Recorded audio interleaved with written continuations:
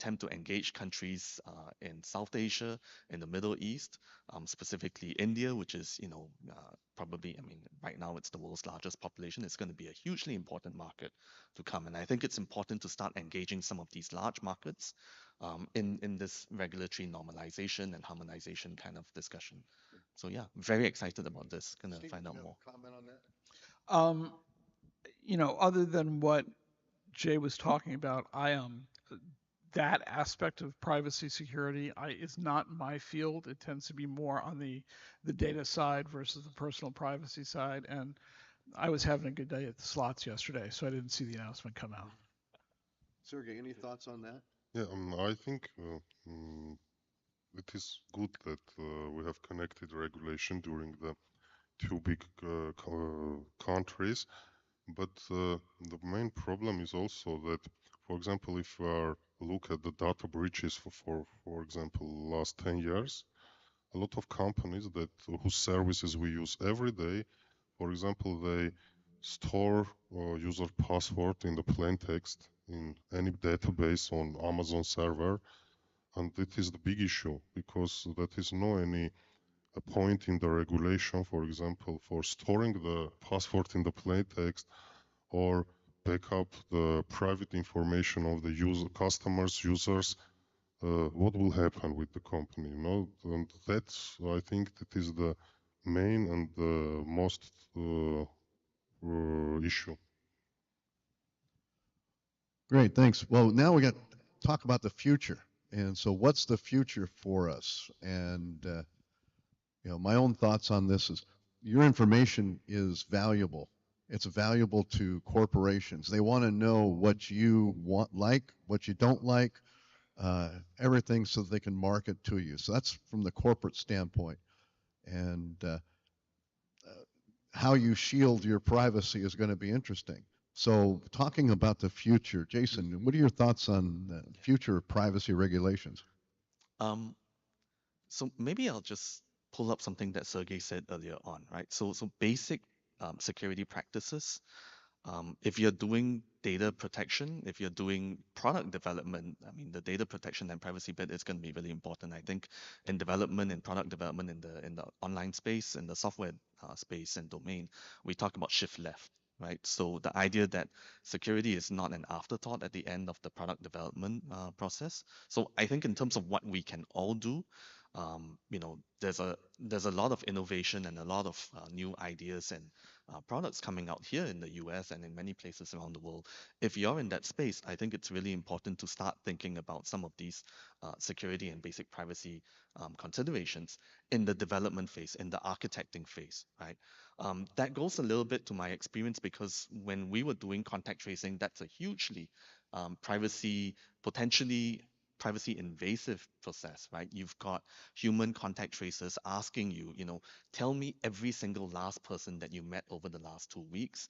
And to a certain extent, the digital app that we built is very similar. But that's where, because, and maybe this was serendipity, because I was also a privacy regulator, when I designed the app, the privacy considerations came in pretty much from day one, right? And that meant, even going to some of my ex-colleagues in the Personal Data Protection Commission in Singapore and saying, look, I'm going to be developing something pretty novel. I need you to walk with me through the consent flow and through the user experience for this and figure out what that consent flow, what the personal data protection safeguards are going to be. And it's going to be core to the protocol that we're going to develop. So I think that's maybe just to broaden it a little bit of that kind of thinking that I think needs to happen. Now, that's if you're involved in the product development space. If you're on the business side, then I think it's also important to get into the conversation and engage with regulators. I'll give you a couple of examples. In Southeast Asia, in the Asian region where I come from, um, around 2017, 2018, you started to see countries like Vietnam, like Indonesia, like India come up with data protection statutes that would essentially limit the, should we say, the ability of companies to process and use data across borders. That would dramatically constrain some of the business opportunities that are available, as well as limit the services that are then made available to consumers around the region. And I think we used to believe, and I hope we still believe, in a globalized and open kind of internet society, pan-global. To a certain extent, I think we're seeing, for geopolitical reasons and and because of other developments, we're starting to see a polarization of attitudes towards globalization, maybe even a balkanization of the internet. And I think it's really important to engage with some of these governments as stakeholders, whether as consumers or as businesses. And there has been an impact because, in the recent years, Indonesia released its data protection regulation in 2022. Vietnam did likewise through what's called Decree 53, as well as their law on cybersecurity. I think India is working on the Digital India Act, and they've also been talking about a data protection bill. We're starting to see signs that the draft text or the promulgated text of some of these pieces of legislation has evolved over the last 6, 7 years. And I think it's important that, enough voices get into that conversation because governments do eventually listen. And that's part of their job. And we are trying to figure out, what the right, milieu and standard for privacy ought to be around the world. Of course, with some recognition that there may be geography specific, allowances or exceptions that need to be made, but within the bounds of, at least the broad consensus on what the principles at play ought to be. I think that's important, and that's definitely a conversation that we can all get involved in. Sergey, what's your thoughts on the future Yeah, of privacy regulations? I want to continue what Jason said, and after then I say what I think about the future. Sorry, I agree with you. The problem is where, for example, life example, several months ago, one fintech startup in Armenia, they come to me and say, please help us to do some regulations. They launched their product in the 4 countries. They had also some revenue from this, but when they want to go to the second step of the venture to bring more money, they said that you have to have some, security and privacy standards. And after then, the startup is nearly 2 years ago. They launched their product.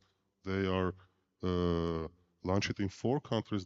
And after then, they begin to think about the security of that product. And it is fintech startup.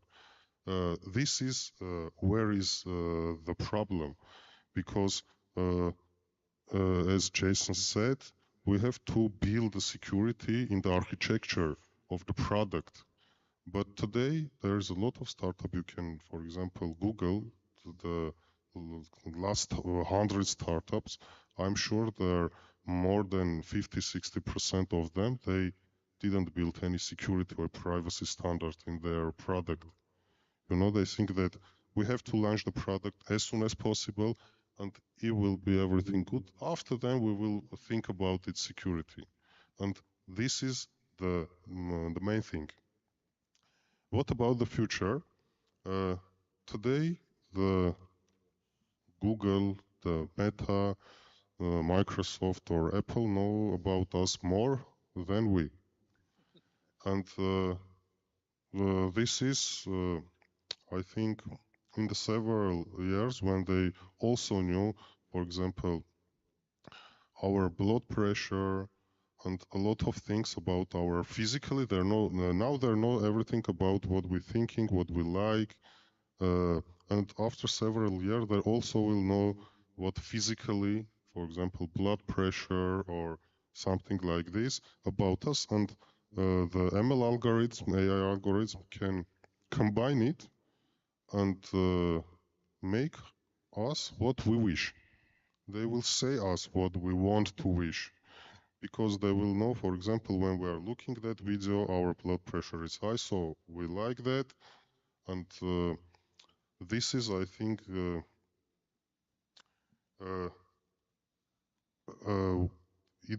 if everything continues as now, we can have a humanitarian problem, liberty and humanitarian crisis, because our wishes will be enforced by the algorithms. I think in several years we'll see it. Thank you. Stephen, what are your thoughts? Well, I wanted to point out, Tom, that not only is your information valuable to corporations, it's valuable to the international network of princes who want to deposit their millions of dollars in your bank account and all those other folks. Your data is very important to them. That's a global perspective, if you will. It's because I live in the academic and the open source world. We see the same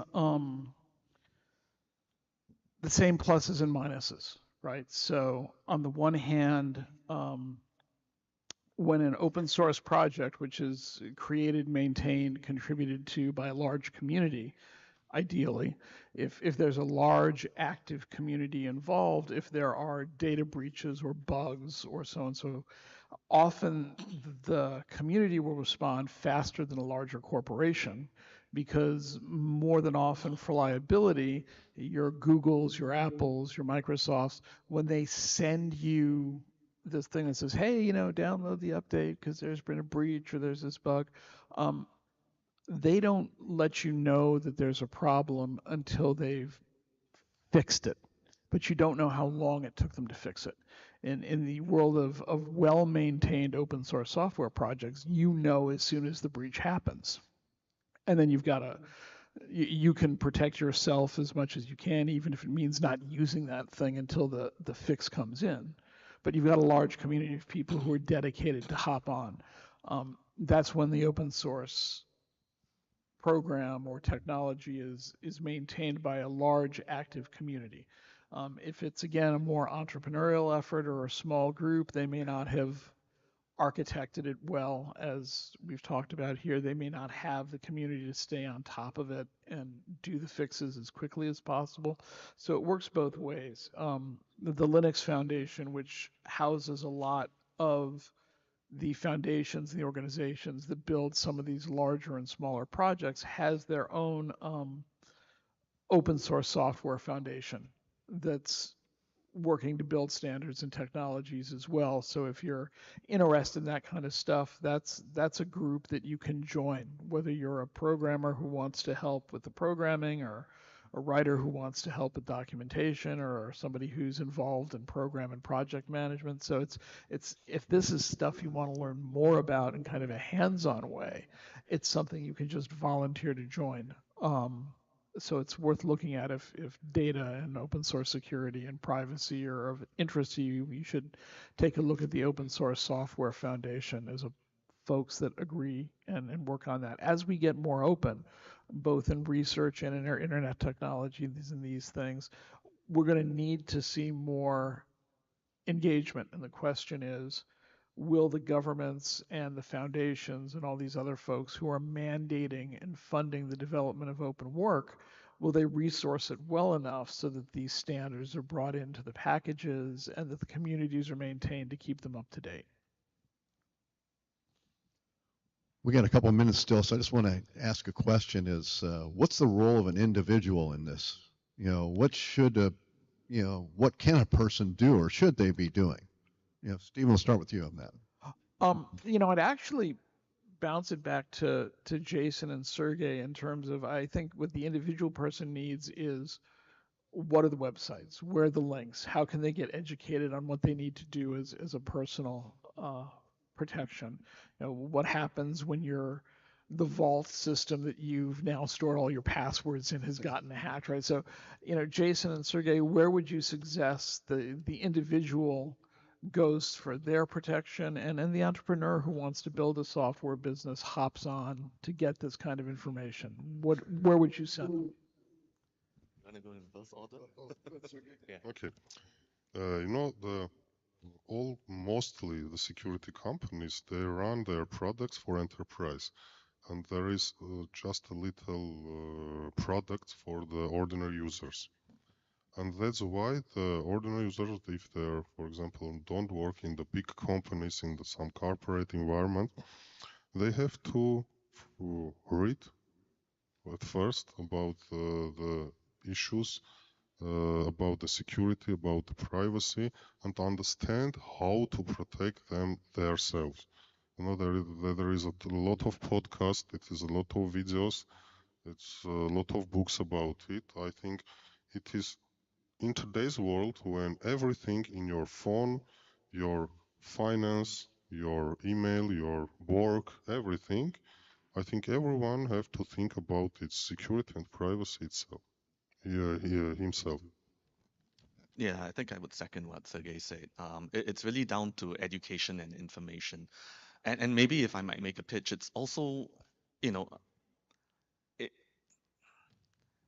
sometimes we think of privacy, and I know some people think of it as a human right, almost as a fundamental human right. Um, but it is not necessarily the case that more private is always better. I mean, in the research context, you're talking about sharing of the source data.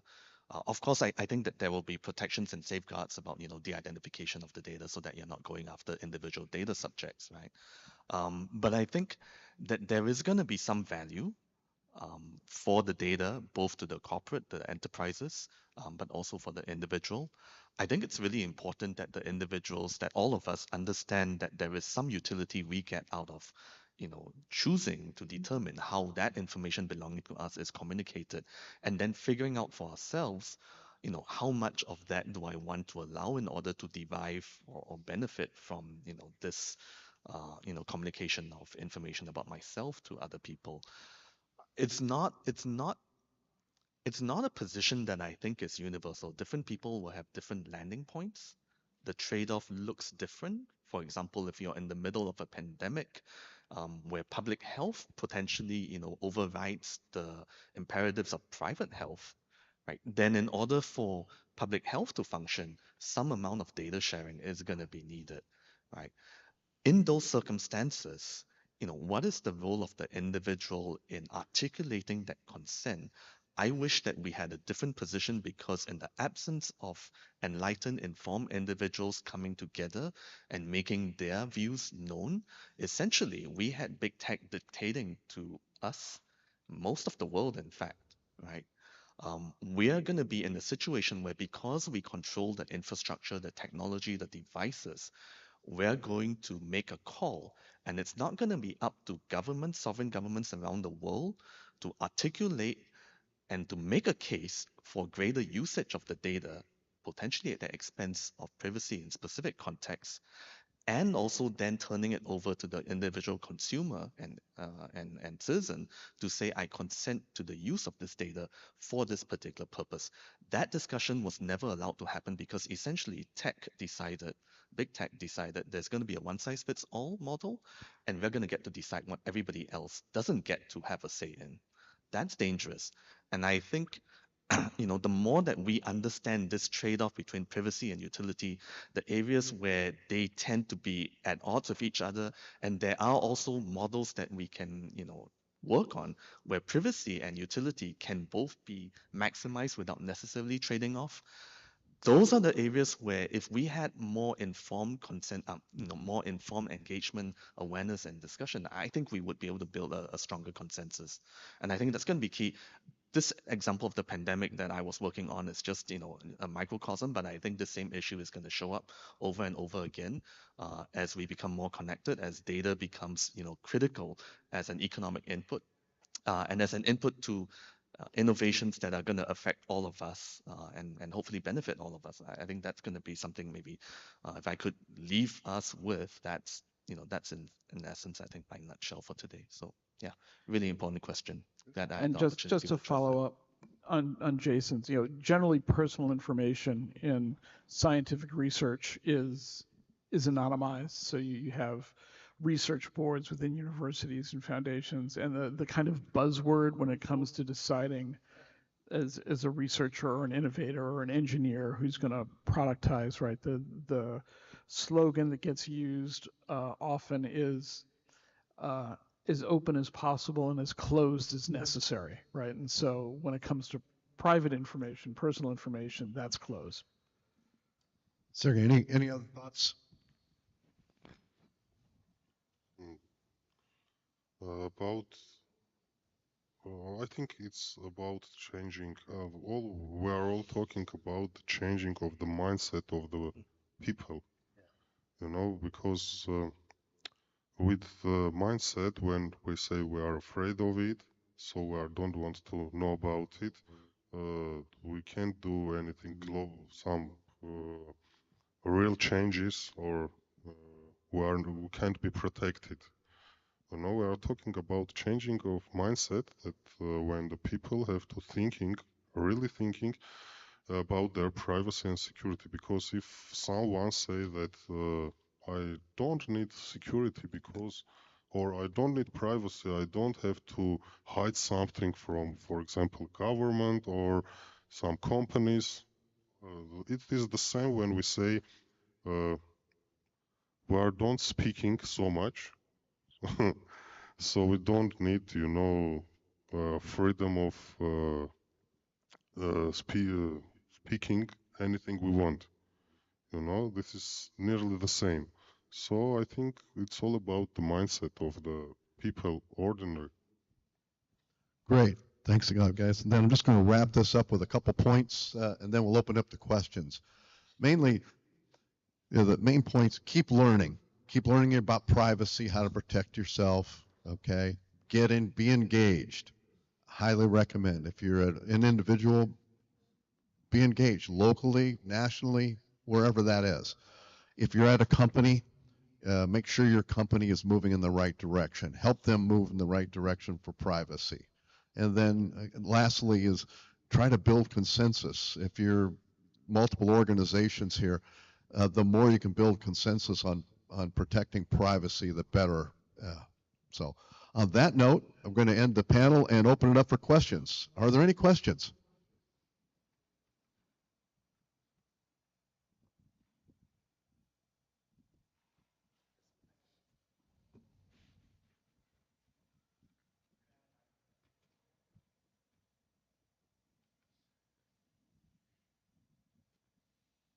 Hi, question is, in startup world, when we start building a brand new product, usually privacy is on the bottom of our concerns because it's all about saving cost. But as the startup grows, there comes a time when we need to put that into place. But at what stage would that transition make sense? If I could start that off, because I'm actually going through that right now with one of the companies I'm advising, and as we build out, it's a social media group, so we're gathering a lot of data on people, and so we're starting off at the beginning as we're building out the app, looking at building privacy into it from the beginning. Maybe if I can just add, and Sergey has talked about this, and Tom just mentioned that important to get the privacy considerations upfront. I'm just going to reframe the issue for you a little bit here, which is if the trust between your startup and the customer is important, right, for continued service engagement, Yeah. then this cannot be an afterthought, right? Yeah, right. So- There are costs beyond the financial cost. Exactly. Right? What's the cost to your customer base if you have blown it? What's the cost to your current entity? Even if you've got liability insurance and you say, oh, well, it's not going to cost me any money. Nobody can sue me. But that's reputational cost to both your current entity and you as a developer or a marketer or whatever as you go down the road, right?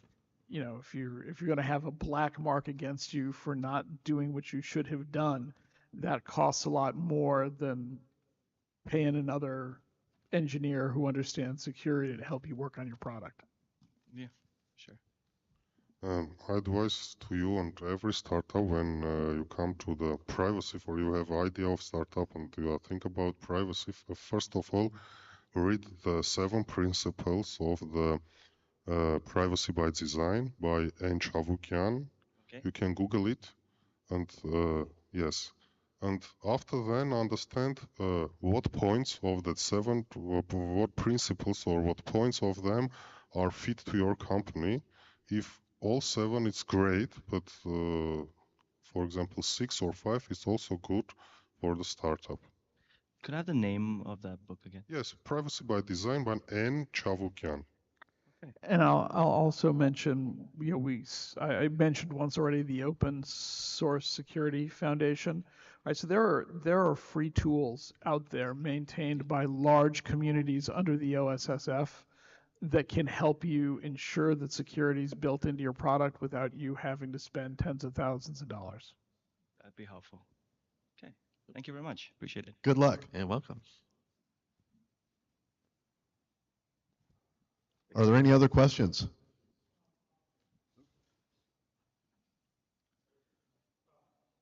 So one of the challenges,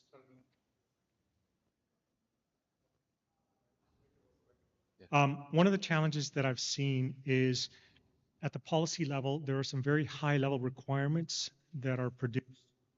The challenge is how do you operationalize this in context? We have a lot of very fast moving soft development practices, things like that. It's to map against the policies, but it now on trying to translate into is something that really the burden is on the company to do that. Are you seeing any movement to bring together operational teams and policymaking teams? Like I know NIST is trying to do some of this stuff. There are some organizations trying this, but you know, if CISA, for example, is giving some clear requirements for small and mid-sized businesses, that's very helpful. But what are you seeing? Anything along those lines? Is there a trend making this operation not just it's a fundamental right, for example, but what do I do with that? Policymakers never consider implementation. That's part of the job. You shall not think about how to actually make this work. Just decide. And I'm going through this now. Luckily, we're still small as that startup, and so we're able to integrate policy into the development and so that's helpful. But as we grow, I can see that being a challenge, and hopefully that doesn't end up in our organization. Okay, so I think in software development, where agile is very much faddish at this point in time, right? And there's one principle within the agile movement where you talk about being very clear about what the function of the person in the team is and what their role is. And the appointment may be quite different from what they actually do. In my former team, we used to run squads of about 10 people or so. And oftentimes the privacy or policy or data protection role is kind of like an unofficial role that gets assigned to somebody in the team, somebody who feels passionate. So I think, in the startup context or in the small business context, you may not need necessarily a full-time person working on it, but somebody who at least has some understanding, has maybe attended a couple of introductory, seminars or workshops. And even if that person can just come in and start thinking about some of these considerations up front, I think it helps because you can never bolt on or retrofit the privacy or security lens into a product after it's been built. I think it needs to go in from the beginning, or at least somebody needs to have at least their eye on the ball. Yeah, 1 minute. Oh, okay. I think, first of all, sometimes the policymakers are not technical people, and technical people don't want to write policies. And this is the question. If we can, during the writing the policies, can we consulting with the technical guys who hate policies? So we can create really good policies which will be implemented very well and works. I think this is the formula. Yeah, I'd also just quickly plug the OSSF again. Hop on there and see what recommendations they have for implementation of policy. Yeah. Okay, sounds good, great. And for folks, if you're interested, there is, I think OWASP just recently released their OpenCRE. It's trying to address the same type of problem as well. Great, thank you, appreciate it. Thank you very much. Appreciate the question. Thank you, everyone. That concludes our panel. Right on time. Right on time.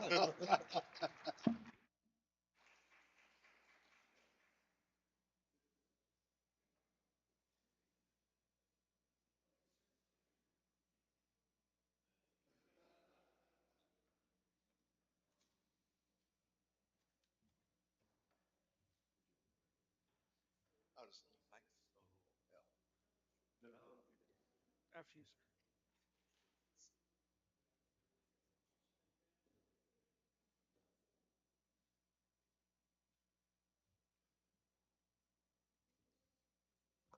Thank you so much for such an amazing discussion. You have opened us up to a whole new perspective on the subject. Speaking of all new perspectives, we have our next speaker, who is Miss Annie Holmes, co-founder of Elevated Levels, to share her insights on the topic, Look Who's Talking, going beyond communication and leveraging preliminary data for technology-driven community empowerment.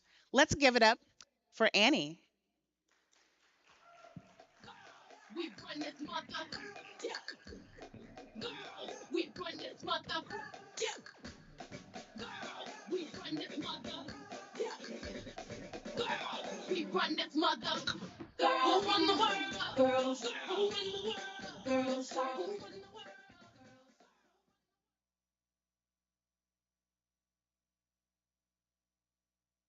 world? In the world.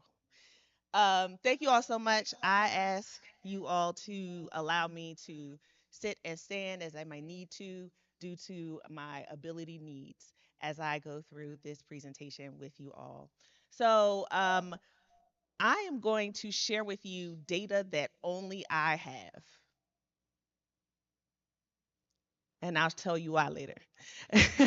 So, as an educator, um, I got to have our agenda right. We got to know what we're going to talk about today so that make sure we hit all of our target areas. So we'll do some introduction. I'll talk to you about the research, some preliminary findings that I think are going to be really interesting and innovative for you all. And this is all coming from the adult learning space. So I ask that you take this learning journey with me for the next 40 minutes. And we are going to engage because I am not just going to sit here and talk to you for 40 minutes because that's boring to me. So we are going to have some fun today. This is me. I just wanted to give you a bit of background about me as to why am I qualified to sit in front of you and have this conversation today. I am a girl from Newark, New Jersey, and I said it right. It's Newark, New Jersey, Newark, Delaware. I said it a bit different. But my parents were blue collar, high school graduates, did not go to college. But they pushed for my education and they sacrificed for my education to the point that my K to 12 education was all private.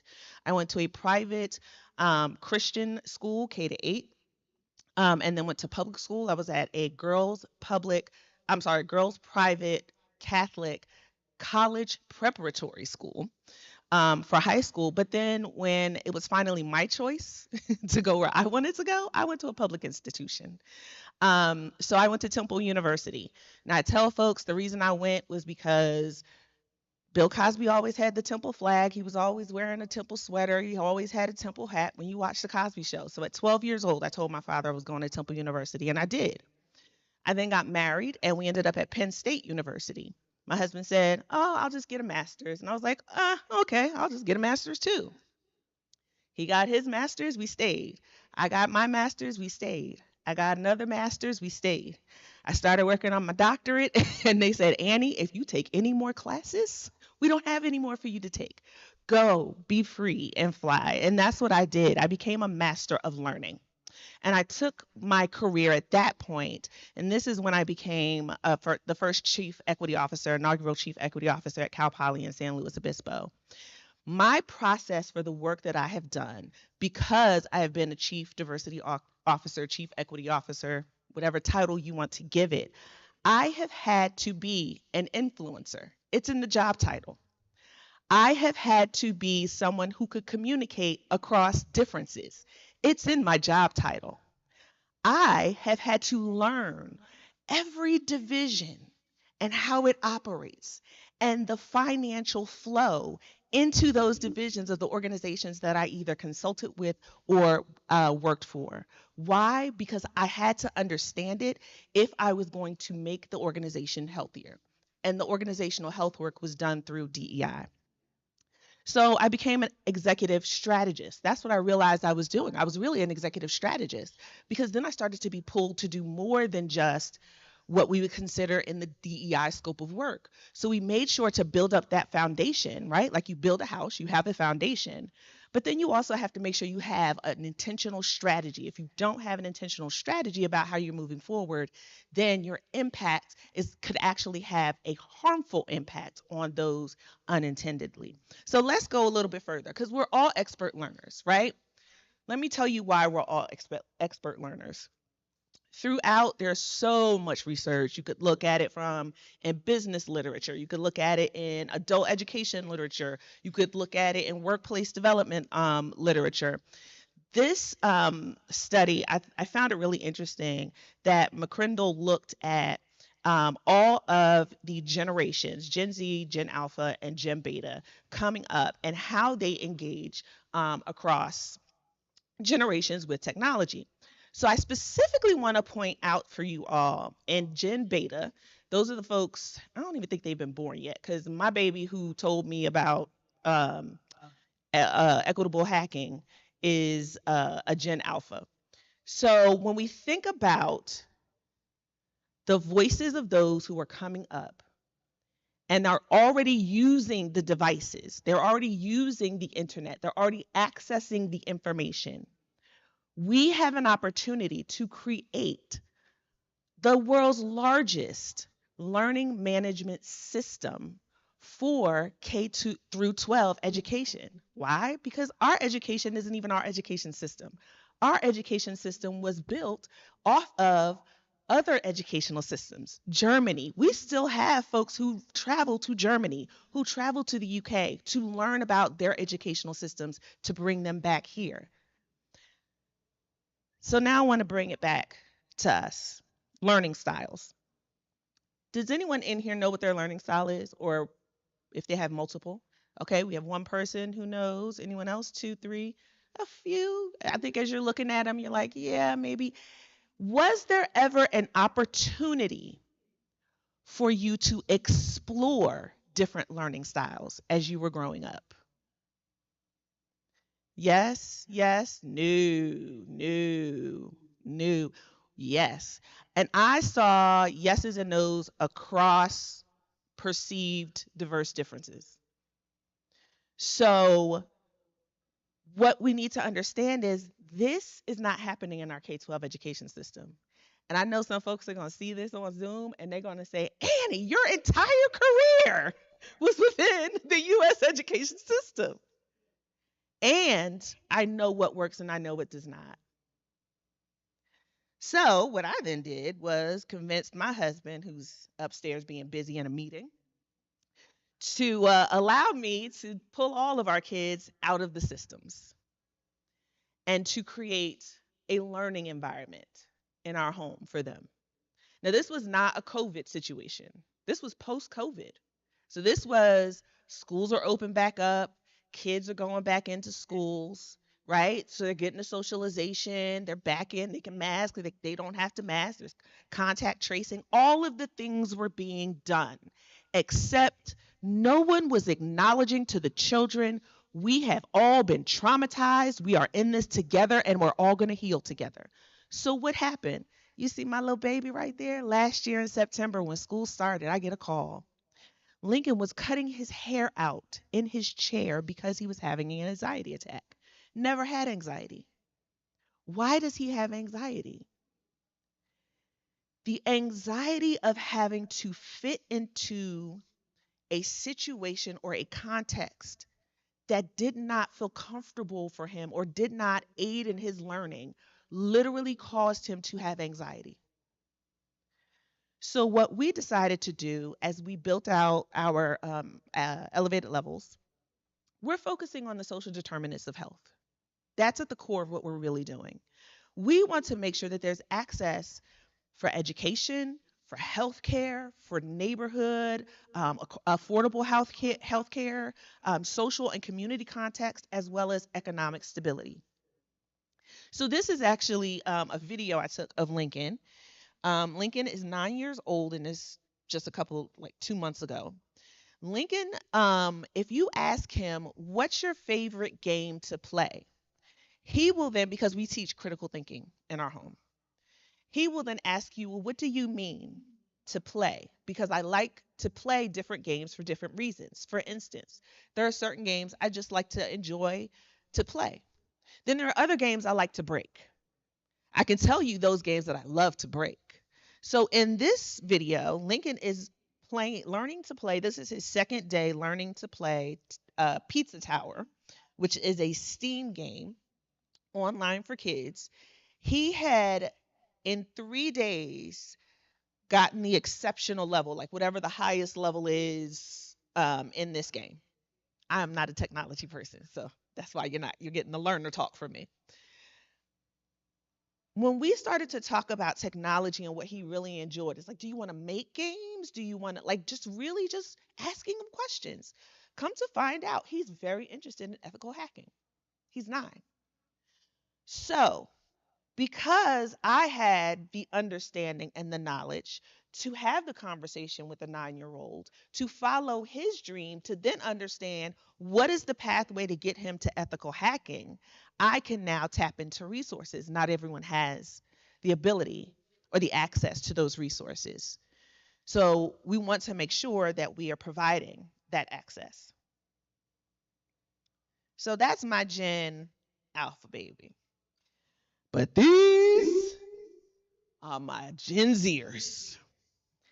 Now these are the 2 dudes that you should have up here doing a keynote. Trey is the blonde on the left. He is my oldest. He is 19. He will be 20 in September. On the right, the tallest, that's Jaden. And these are actual quotes from my children. The internet is the worst thing that happened to our generation. What do you mean by that, boys? Well, so much information came at us so fast, and it's still coming at us so fast, we never learned how to take it in and pace ourselves. I'm a Gen Xer. My phone is over there somewhere. It might get left over there somewhere. My children will never lose their phones. They are going to have them in their hand or in their pocket, right? So having those intergenerational conversations have also been important and invaluable. And this is not the good data that I'm going to give to y'all. So when we dug into that, they said it was just the swiftness, the way the information was coming. It was too much. Then they said, I've learned more from you, mom and dad, and the internet than I ever did from school. Because then once we learned from them that it was too much and it was causing them anxiety, that's when we were able to step in and help them to learn how to manage it. Once they learned how to manage it, we said information, remember, the information that you said is always coming towards you, it's right in your hand. So what do you need to know? What do you need to learn? Who do you need to get in contact with so that you can learn from them? Peer-to-peer relationships, right? And then they said, I wish more people had the opportunity to focus on learning like we do at home. I feel much more prepared for the world because we focus on learning. We don't focus on education. We don't focus on school. Now, our oldest, he is enrolled in college online, but he's doing it his way because now, thankfully, our local college has hybrid programs and they're making sure that they meet the needs of our local community college students. Jaden is enrolled in another school online because he's a performer. He's a dancer. Is Preeti here? Preeti is performing at the World Cultural Festival in DC, September 29th through October 1st. And we found out that yesterday, our son is also performing at the World Cultural Festival. So if you're in DC, September 29th through October 1st, you'll get to see Preeti and me and my family as well. But what we've learned is once we start to take away the core or the root of what the problem is, technology stepped in and actually helped our family engage in learning in very different ways. So let's dive into the research that I want to tell you about. I'm excited to tell you about it. You want to know why I'm excited to tell you about it? Because it's my dissertation research. And I'm the only one that gets to be excited about my dissertation research. Nobody is excited about it but me. So now you're going to get me really, really excited because this is my research. So I get to be excited about it. Okay, so this is preliminary. I am ABD, so I have not finished my doctorate as of yet, but all coursework is done and my proposal is done. And as you can see here, I've already collected some data. So I wanted to be very, very careful here to ensure that I give you as little information as possible so that you are not able to trace my participants. So I did do a qualitative study. I believe that in technology, in the internet space, in the data space, we need to lean more on qualitative analysis. We actually need to lean more on mixed methodology, in my opinion. But I did a qualitative study. I wanted to learn how did people of color, staff of color, learn to navigate a predominantly white institution, which was their workplace. I spoke to 9 staff of color who were working full time at this organization across the board, as far as whether they were first generation person of color or not. Interviews were conducted in person over the course of 2 days during fall 2019. So please note this was pre-COVID, but I will tell you, I don't think anything has changed. Each interview occurred between about 15 minutes to 1 hour. Some folks were pretty right to it, and then other folks were more invested kind of in the work that I was doing. And then interviews consisted of 6 questions about how they learned to navigate a predominantly white workspace. The context that I set for my dissertation is intersectionality. So I know we've all been hearing about CRT. Can someone just yell out, what does CRT actually mean? Anyone? Now, who knows the answer? Critical race theory. It is not a curriculum. Theories are developed in academia. Academic folks have these conversations. How do I know? Because I was one of the folks having the conversations. And then we try to figure out how to go into communities and bring that knowledge into communities. Here's where Annie then had a problem. Because if you think that you can develop the answer to my problem without having a conversation with me first, it's not going to fix my problem because you don't know me. So that's why I lean on intersectionality, because what you see is not all that you get. And it's very important to recognize how people use the internet, the accessibility they have. Accessibility is the biggest issue right now, not just in the US, but globally when it comes to high quality learning to all ages, and then access to opportunities after that. So Paulo Freire, I also build off of his work. His work actually helped. The civil rights movement was built off of Paulo Freire's work. So Paulo Freire he's from, was from Sao Paulo, Brazil. And what he recognized was in order for people to, I spoke about this yesterday, right? In order for people to understand the systems, they have to come together in community and learn them to then understand how they're going to either create other pathways or engage within the system. Now, what I love about Paulo Freire's work is he says you have to be careful. He wrote a book, The Oppressed Becomes the Oppressor. You have to be careful because in the power exchange, oftentimes folks lose touch of those conversations, those communities, and then we don't have those opportunities to have real talk. So the tenure of staff, they range from about 5 years to about 20-something years on staff. There were multiple organizational levels because as we know within organizations, you often see your diversity at the lower pay grades in organizations rather than at the leadership level. So I wanted to make sure that I had a good range within the organizational level. And as you can see, I did take some demographic information. I do have italicized at the bottom white supremacy ideology tenets. That is what I'm currently doing in my dissertation. In my chapter 5 actually, is breaking down and aligning what it would look like to provide the framework that I'm offering and align it with, and if you put it alongside of white supremacy ideology, could we build a system that could actually, through learning, take out white supremacy ideology? Please hear my words correctly. Words mean things. Words mean things. I did not say take out white supremacists. Words mean things. I said take out white supremacy ideology and shifting our thinking. I want to make sure I say that because it's the internet and it lives forever, don't it? Okay, so just really quick, here's the takeaway I really want to give to you all, the preliminary findings. The BIPOC community members learn more about navigating the workplace through non-formal learning environments. None of them, they all stated that the organizational learning and development courses were of no value to them. Why? Because I could go on LinkedIn and do Coursera. I can go, right? Like, access was becoming, you could sit at your desk and do what, learn things.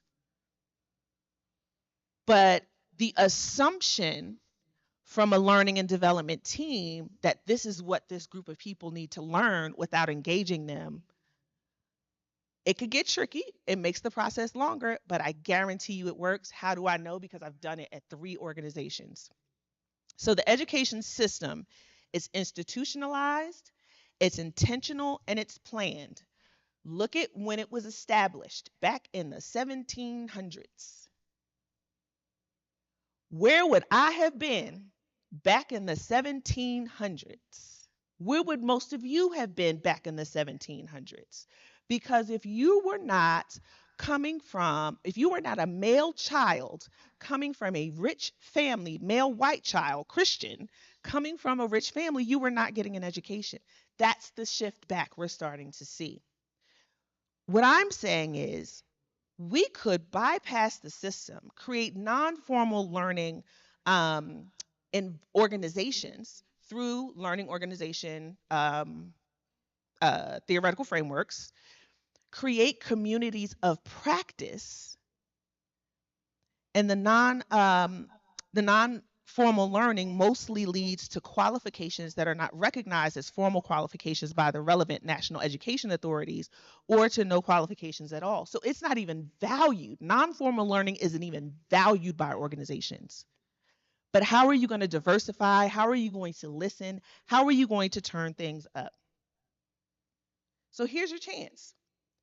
How can technology support in-person community building to foster all learning styles with non-formal learning context? So let's take a look ahead. Because one of the things that I'm concerned about is we're so siloed. I keep forgetting the name of the movie. What's the movie where everybody was overweight and like it was iRobot?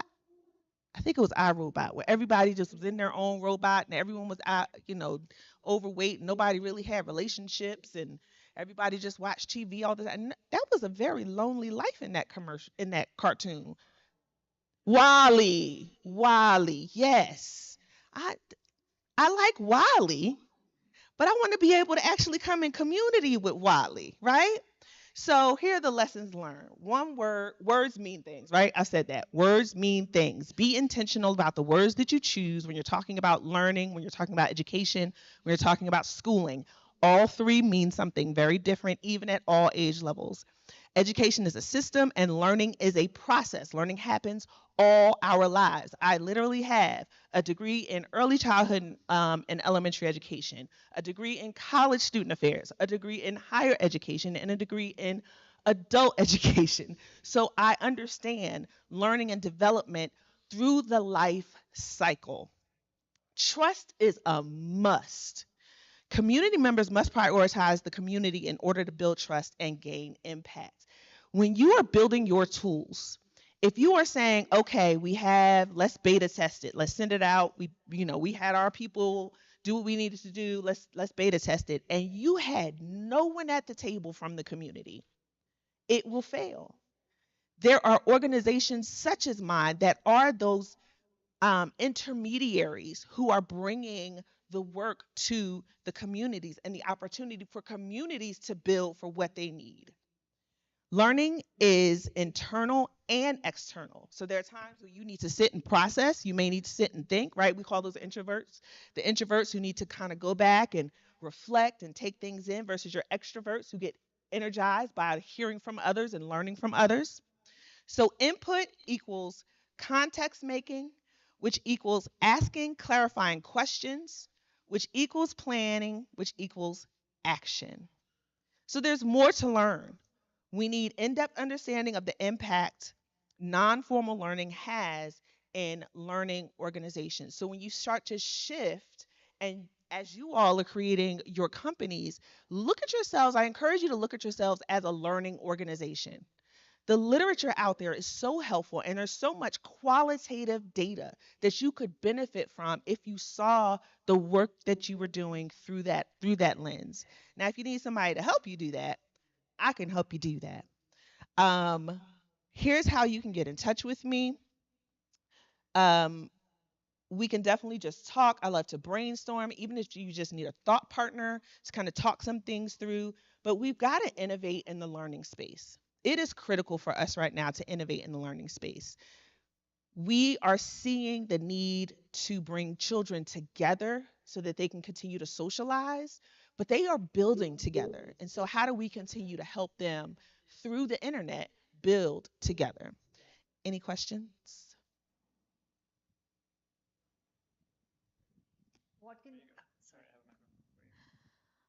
Thank you for that presentation, really eye-opening. What are some things we can do to help, right, from the audience? What are some like one or two things that we should be thinking about? In regards to what context? Making more, inclusive spaces and creating those sort of learning environments. You talked about, how to create that ability to work together. So that's a difficult question to answer. I would say on a personal level, not talking from an organizational health level, but just personally recognizing. So, okay, I'll give you an example. There was some bad news that happened in one of my offices. As the news came out, there were some staff who were really emotional and they were crying. There were other staff that were like, okay, let me just go back to work. And then there were other staff that were like, okay, what are we going to have for lunch? Like they were just giddy. The staff who were crying demonized the staff who wanted to go to lunch because they felt that they were not taking the time to mourn what was happening in the organization.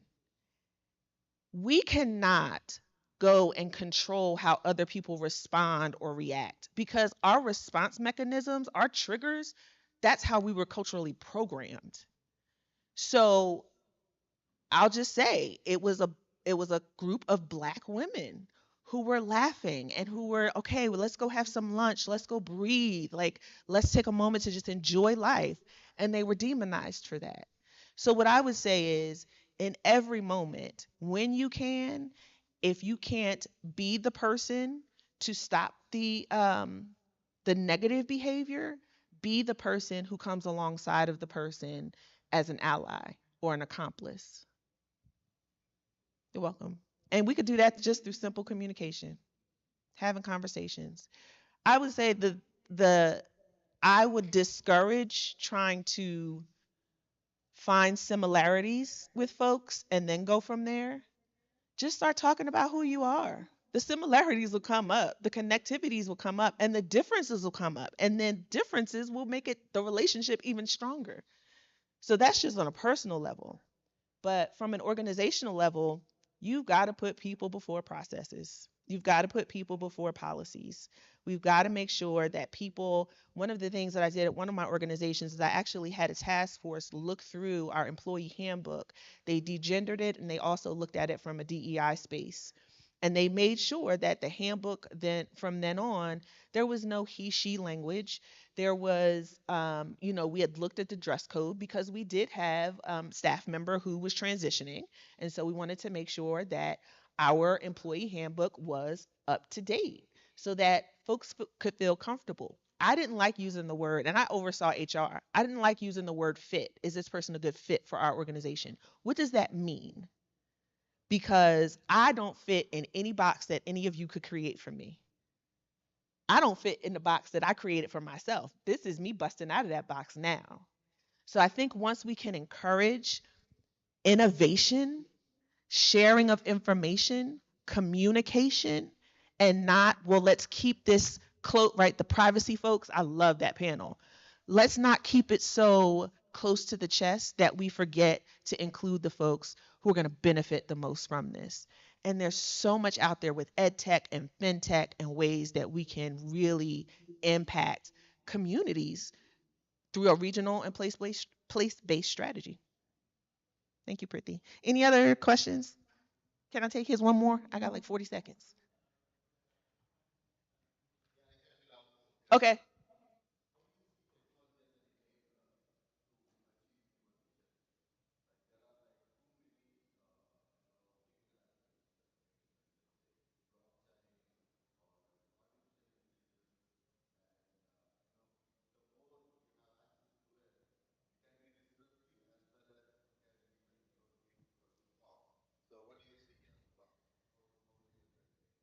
My quick response to that, that's twofold. First of all, we need young Black and brown bodies behind helping to create the AI, helping to create the blockchain, helping to create the cybersecurity. We need their lenses.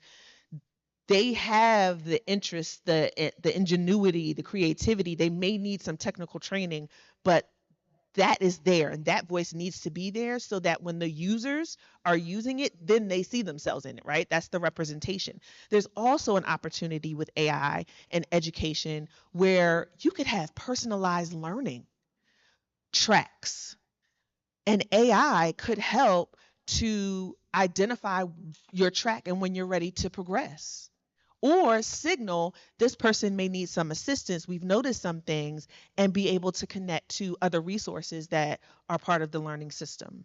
So I think AI actually could be beneficial. My suggestion is bring diversity behind it so that we can help to inform it, like a R&D kind of thing, but through the whole entire process, not just during R&D. Our voices matter. That's why I wore this shirt. I have a voice. My voice matters. Okay, the red light is blinking, so that means I'm done. Thank you all so much for allowing me to come up and share just an inkling of my life and an inkling of my dissertation. I'll be excited when it's finally done and you all get to see the full glory of my work. Thank you all so much.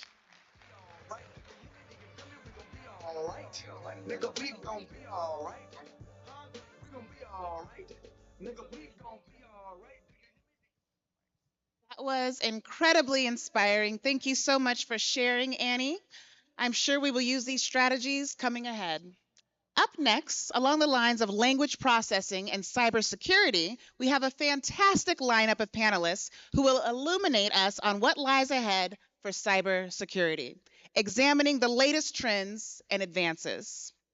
To enlighten us with their expertise, we have Lewis R. Hughes, Chairman and CEO of N0 Technologies, Sean A. Cooper, Director of Government and Public Sector Sales at Team Cymeru, Inc., Ram Sarabru, Fractional CTO and CIO of Tech CXO, and Nader Zaveri, Senior Manager of Incident Response and Remediation at Mandiant, which is part of Google Cloud. Let's hear it for our panelists.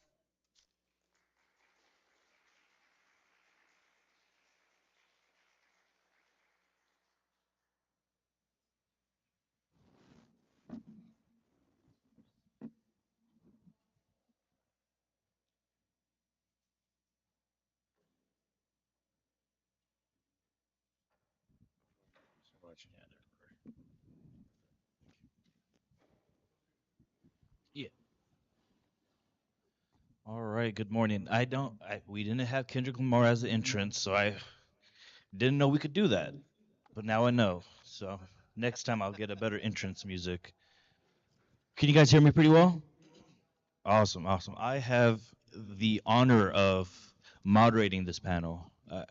Usually I'm on the other side, but very rarely I get a chance to moderate, which I'm really excited about. We have an esteemed panel. I'll do a quick introduction of myself, and then I'll just hand it over to Sean and everyone to be able to introduce themselves so you can get a better understanding of who is in the room. We have some bright minds leading around cybersecurity. So quick intro of myself. I hate talking about myself, but just something we have to do, right?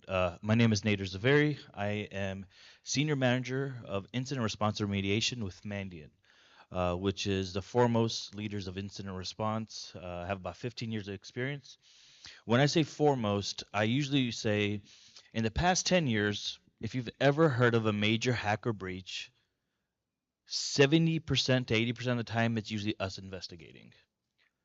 And that's probably a conservative number, but majority of the time we do not, we never say our name. It's the only way you'll hear us in the news is if the client or their legal counsel has given the sign, the right, okay, say, hey, let's go and say we are doing Mandiant is doing the investigation. A lot of times we're the people behind closed doors. When you get breached or hacked, we're the ones to investigate. So this topic is very near and dear to me because I'm part of the incident response team. We're seeing the latest and greatest threats and trends and see what's happening. So being able to host this panel is an honor of mine. And I'll hand the floor over to Sean to introduce himself. Thank you. So Sean Cooper, as you heard, I'm Director of Public Sector Sales for Team Cymru is actually how that's pronounced. It's a Welsh name. I won't go into that further, but what our company does, we are the world's largest collector of malicious and activities over the internet globally that we provide and have historically provided to companies such as Mandiant and Google and the likes, of things that we have seen and tested. Only a few years ago, where they approached myself and a few others to come and bring that to other areas outside of the intelligence agencies where we resided for about 15 years, to bring that to the rest of the world, the civilian side, the private world. And in my role, I work with government agencies worldwide. My team does, and we bring some of that information so that we can address the threat that is ubiquitous globally, and it affects everyone in this room and on the planet, and mostly to a negative extent. So I am fortunate to be a part of this panel as well. It's an interesting subject. It's something that touches every person, as I spoke about. So hopefully it won't be too much of a boogeyman. It'll scare you too much, but it is what it is. So look forward to the conversation. Good morning, everyone. Ram Sarabu, partner with TechCXO. As a company, TechCXO, we are pioneers in the space of on-demand C-level executives. So as a CTO partner, I work with a number of high-growth tech companies where I'm advising as a fractional CTO, and cybersecurity is at the front and center of a lot of these high-growth tech companies. So I'm excited to share some of the trends I'm seeing with my clients and the learnings I've had. I'm a developer by training, so my perspective might be different from other panelists here. I'm Lou Hughes, Chairman and CEO of InZero Technologies. I'm humbled by the qualifications of my respective panel members. As you can tell, I'm a bit older than the group, probably the oldest person in the room at 74. But the only computer language I know was Fortran, which I think goes somewhere before the Old Testament. And I still have an AOL account. I have a Gmail too, but so I am low tech, but I founded a very high tech R&D outfit called InZero, and whereas Mandiant, for example, focuses on detection, remediation, mitigation, our company focuses on prevention. We try to create some technologies that'll prevent you from getting infected in the first place. That's why we call it InZero. Nothing gets in. And we've patented 3 very interesting technologies. One called WorkPlay, which is a highly secure mobile device where one half of your phone is, or your tablet or your PC is dedicated to only what you're doing at work, and the other part is only dedicated to the play side, your personal side. And malware cannot go from one side to the other. Impossible, physically impossible. And it's very clever because you just take an existing smartphone, and with the right combination of code, we convert it into 2 phones. So it's really kind of cool, and it's now being pilot tested by the U.S. government. Then we have another technology called Cloud Safe Passage, and if you got a big company, you get emails, and emails have got viruses in them. The hacker tries to get in that way. And with Cloud Safe Passage, we strip all the malware off your attachments so they won't infect your company in the first place. And it's pretty cool the way it does that. And then finally, we have a very special IoT technology. You know, you see video cameras all around here. Those can be easily hacked and controlled. And there's been all kinds of reports of people doing that. And it's not just in a building. They can do it in a drone. They can do it in a car. And now with the move from 4G to 5G, we're going to see billions of IoT devices being installed all over the planet, and they can all be infected. We have created a technology to make those IoT devices much, much more secure. In fact, the Pentagon arranged a big test, and they invited a bunch of companies, and they had a whole battery of professional hacking teams, over 30 teams, and we were the only company whose device could not be penetrated. They couldn't get into our camera. So it's a small company, but it's got some exciting technologies, and so that keeps me busy. Thank you. Lou wasn't kidding about the AOL email. When we first got it, I saw the AOL email. I was like, what's happening? Am I getting punked? But there's something to say, somebody keeping it loyal to AOL. It's old school, so I loved it. So keeping with Lou, first question, and then we'll have everyone kind of chime in afterwards because he comes kind of from the space. How can organizations use threat intelligence to help secure their environment? Okay. Well, on the threat intelligence side, you know, there are systems that will monitor your enterprise for anomalies, so you'll be using those. The real key now that we're seeing in the industry is a design for. It's got really 3 pillars. It's called design for defense, and then it's called depth and defense, and then a zero threat environment. And basically what you try to do is create a structure so that you are going to have a very robust architecture for your company to prevent it from being infected in the first place, and also minimize the number of places where people can attack you in, and have multiple layers of security. That's the defense in depth part from attacking you. Finally, with the zero trust environment, the last point, what we're really trying to do there is rather than have the traditional firewall, basically, and relying on that to defend your company, you really have to think about something totally different where you actually, if somebody tries to get in your system, you're trying to find out, okay, does that person is he part of our system? Where is he at this time? Does it make sense? What time is it? Does it make sense that he's contacting the company at this time? It's a very complicated but very robust architecture. So that's kind of where people are moving to in this very data-rich environment that we have. Awesome. Anybody else wanted to? Yeah, I'll chime in on. So Threat Intel, which is really part of what my company does, except since we are in the internet, we are actually on the raw intelligence of that. So it's even beyond the threat. We are actually monitoring those activities. So for anybody with a military background, it's called signal.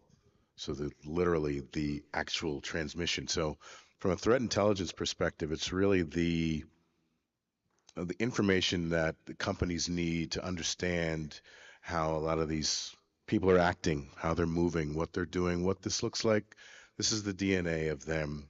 So you know how to react and when to react. Because ideally, really, well, I don't want to say there's nothing you can do, but it's really a matter of if you haven't been attacked and or successfully attacked in your company, it's either ongoing right now and you don't know it, or it's something that you're probably going to have to deal with. So it's really not a matter of if, it's a matter of when. So that threat intel helps with that. Yeah, one additional point I'd love to make is when it comes to threat intelligence, I'm a technologist, and relying on tools, relying on automation, especially when I work with B2B SaaS companies quite a bit. And when developers are writing code right into the development pipelines, if you inject your tooling to actually scan the code, because there are a lot of vulnerabilities that could be introduced into your product without you knowing. So if you use the right tooling, you have the most the basic stuff, like even OWASP top 10 vulnerabilities. So you've got that handy, and you've educated your workforce, then you're miles ahead of what the industry is doing.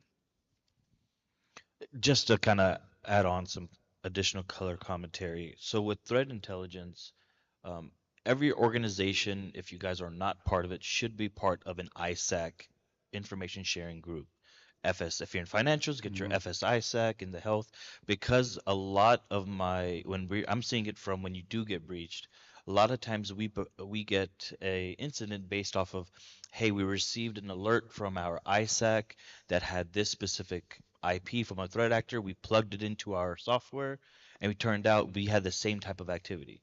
So getting ahead and being able to be part of these information sharing groups, because at the end of the day, I'm working closely with the government, with NIST, which is the JCDC initiative, which is the Joint Public-Private Partnership, where we're going to try to remove the barriers of there's a kind of taboo wanting to say you got hacked. There's no shame in the game. As Sean said, everyone has gotten hacked. It's just a matter of when, or a matter of, heck, you probably didn't even know, right? It's more of, we want to remove that negative connotation, so then people are more free to say, hey, we got hacked, but here's the stuff that we saw the threat actors do, so we can help defend the next guy. And that's going to be the key thing, is being able to share threat intelligence as much as possible. And just to add on, if you got to be on these information sharing groups, and you do it privately, you could have a private organization. Don't want to be chiming in Mandiant threat intelligence. There's a great CrowdStrike, other private organizations. But getting in touch, knowing your FBI contact, who is in your local office, get your local FBI cyber contact. They'll be able to give you the latest and greatest as well. Next question. This is actually for Ram. Seeing as with his being at a partner level, how can you convince the board or other C-level executives to take cybersecurity more seriously? That's a great question. As I said, I work with a number of high-growth tech companies, so I get to work with a wide spectrum on the cybersecurity maturity, especially the companies that I work with that are backed by VC funds or PE funds. They are more sophisticated boards because they know cybersecurity is important. So it's really you walk into this board and they are the ones who are asking for what the cybersecurity posture is, where are you on the maturity cycle, and they want that to be reported. Investments into cybersecurity is never an issue, but on the other hand, on the lower end, where the early stage startups that are so focused on building the product, and where they have the workforce um, who is not as tech savvy. Because I work with, for example, one of the clients I recently started working with, or is a healthcare tech company, and the majority of the company is or nurses and come from clinical background. So the simple stuff like training on phishing emails, how to detect spam, um, becomes a challenge for an organization like that. So you kind of have to plan for a budget, build into your budget planning that cybersecurity is important. And so yeah, but on the lower end of the startups where budgets are limited, um, I'm a big fan of prioritizing where you get the most bang for the buck. Some simple, basic cybersecurity measures like multi-factor authentication. How many here have MFA turned on your bank accounts, financial accounts, emails?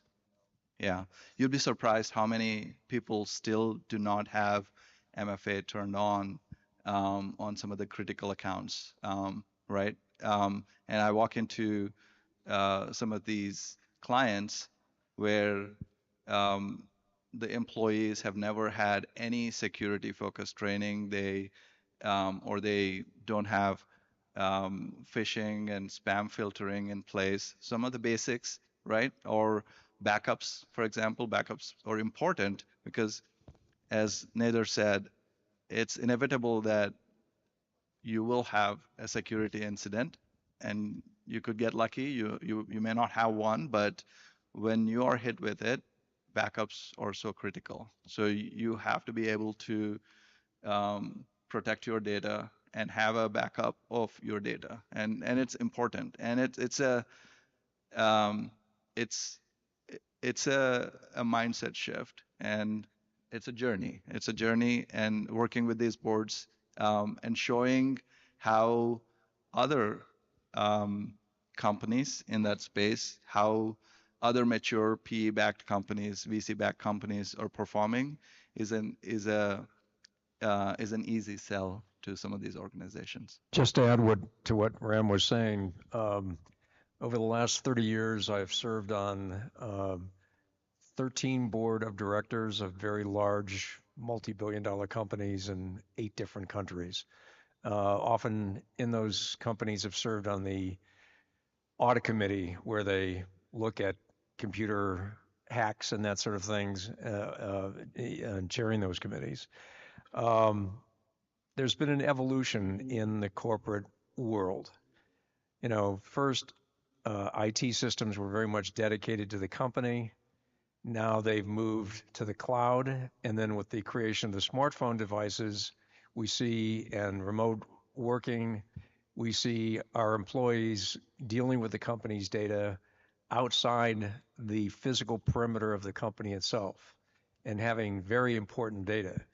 And we've also seen that with the rise of the Internet of Things, that many important parts of our factories or our supply chains or our energy networks are being controlled by these internet-driven devices. And the companies were first slow to recognize how vulnerable they were. It was very much like Sean said, there was a lot of denial. And in fact, if a company comes to me and says, oh, we don't have a problem, that's when all the alarm signals should go off, because they have a problem. They have a huge problem and they don't even know it.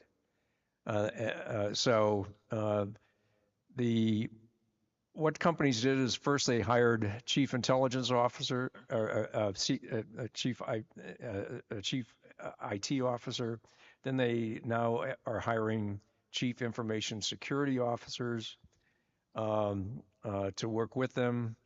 And so that's an important development. But IT security is very, very much a boardroom topic of discussion because people know that if they have a major failure inside the company or in their products or the services or systems that they provide to other companies, their liabilities are huge.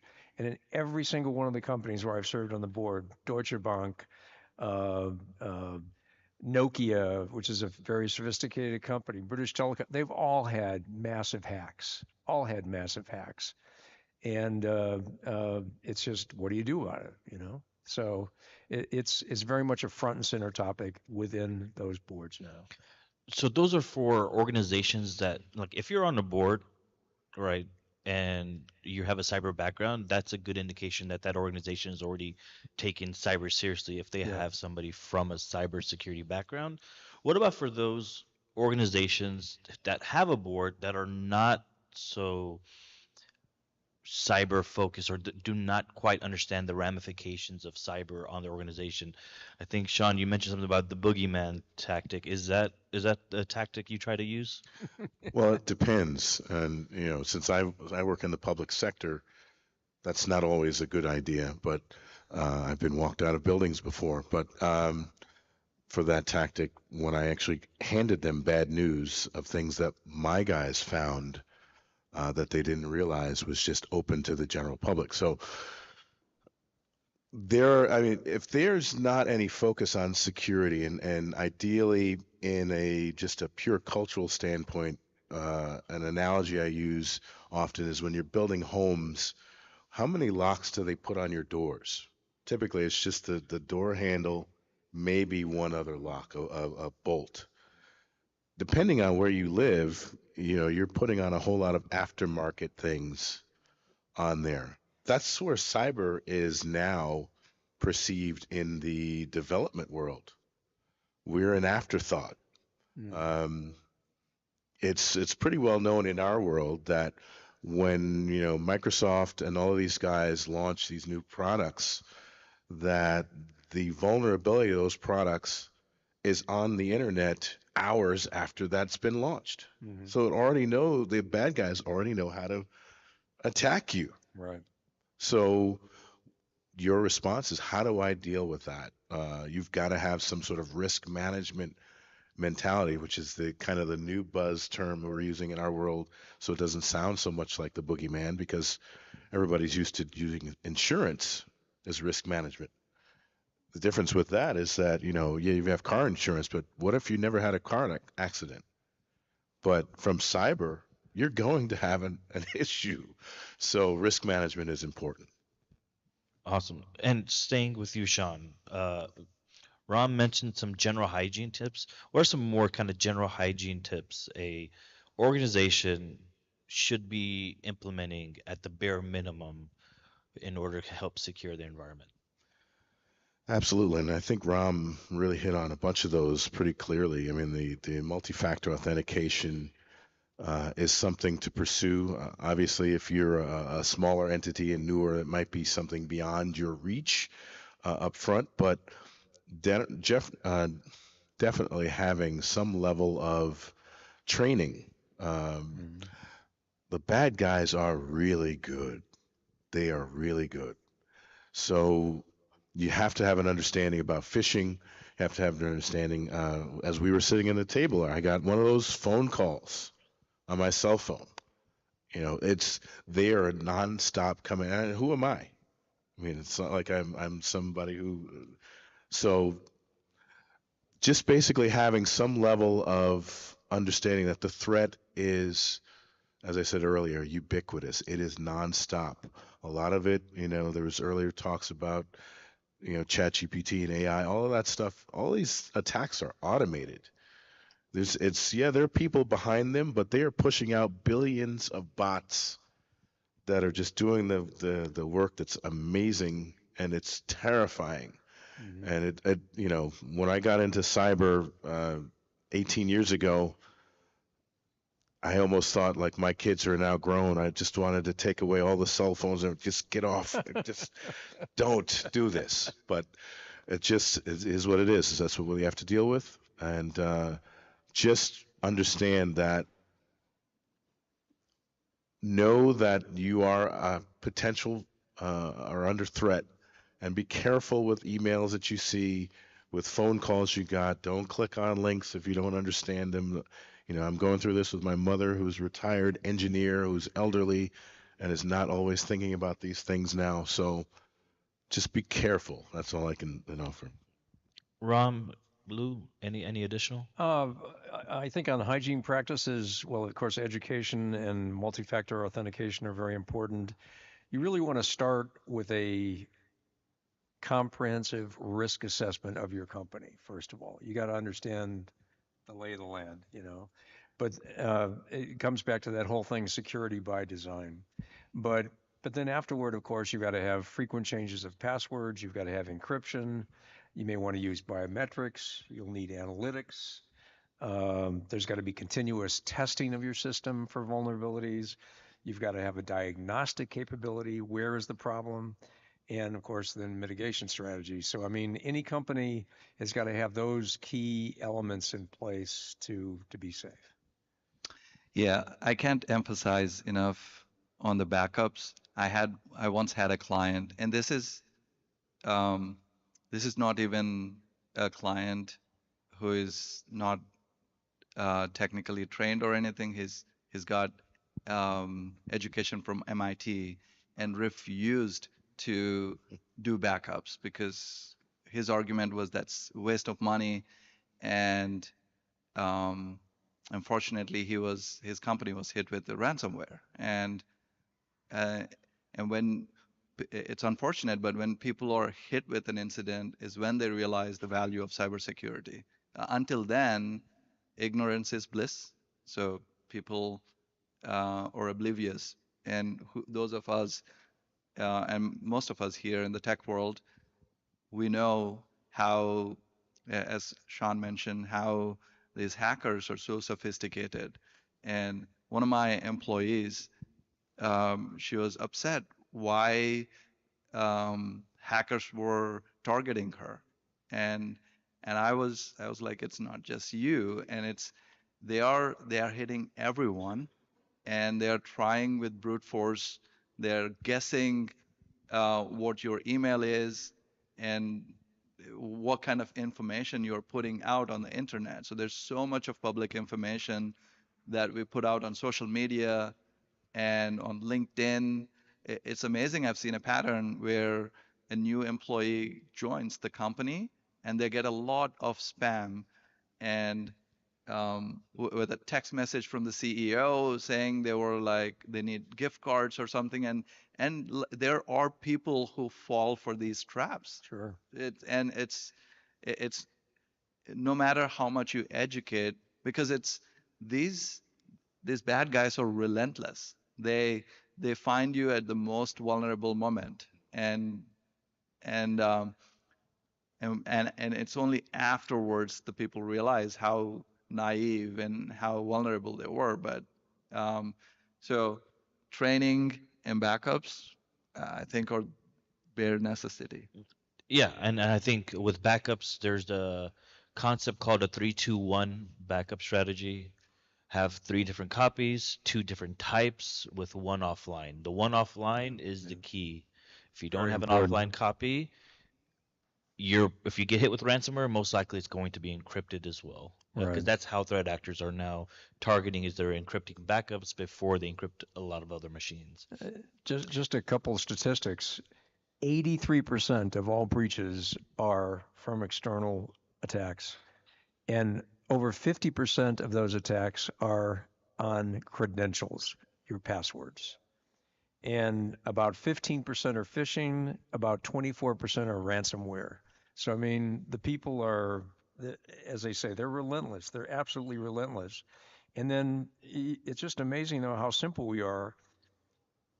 There was a survey that said that 71% of employees store sensitive work passwords on their personal phone, which we know has no security. That's how this stuff gets out. Yeah. 66% of employees use their personal texting apps for work use. So, I mean, when you've got numbers like that, you're just creating a field of opportunity for these guys to steal your credentials, and that's exactly what's happening. Yeah, and That's how they definitely, get in. yeah, no, that's great stats as well. And one of the things to look at when you are looking at credentials, your credential has probably already been breached by a previous breach. Oh yeah. There's a thing called haveibeenpwned.com. Make sure that if you are ingesting threat intelligence, ingest the Have I Been Pwned database and assess those passwords when you're doing a pen test, when you are having a third party, assess your passwords against that type of database. Yeah. Because they're just taking that, or they're using credential harvesting techniques, or essentially getting things like a red line sealer, which is a way of getting things from the dark web, a tool to get threats. Uh, One thing we mentioned multi-factor authentication, uh, MFA or 2FA. I will mention this. Not all MFA is equal. So ensuring that you have a proper strong MFA. Now, what is strong MFA and what is weak? What is weak is the weakest form would probably be an SMS text.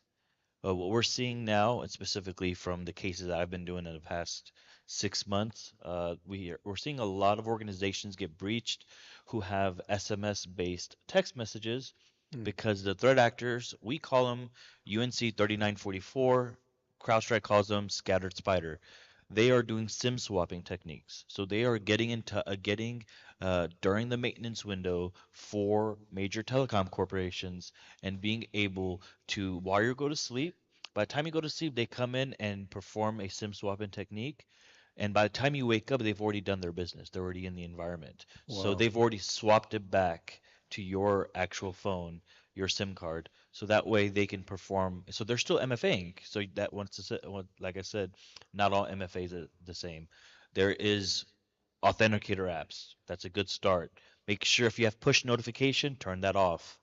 A lot of organizations will just the way it works is they have push notifications because it's a lot more friendly for everyone to utilize, but it's going to be friendly for a threat actor. They'll just what is called MFA fatigue. They'll just keep putting the push notifications until somebody just hits the approve. And they just need one approval to then get in and perform their business. So ensuring that you have strong authentication, you have what is called number matching. With Azure has something called Azure MFA with number matching, which not only puts in with the Azure Authenticator app, you also have to input in additional numbers, and you can see where that MFA request is coming from because they geolocate the request. And then there's something called FIDO2 keys, which is a YubiKey that is attached to you attach it to your computer, and that is the strongest. It's called phishing resistant type. So Cool. definitely MFA, but ensuring what types of MFA is strong versus weak, and ensuring that you are performing kind of the strongest of them.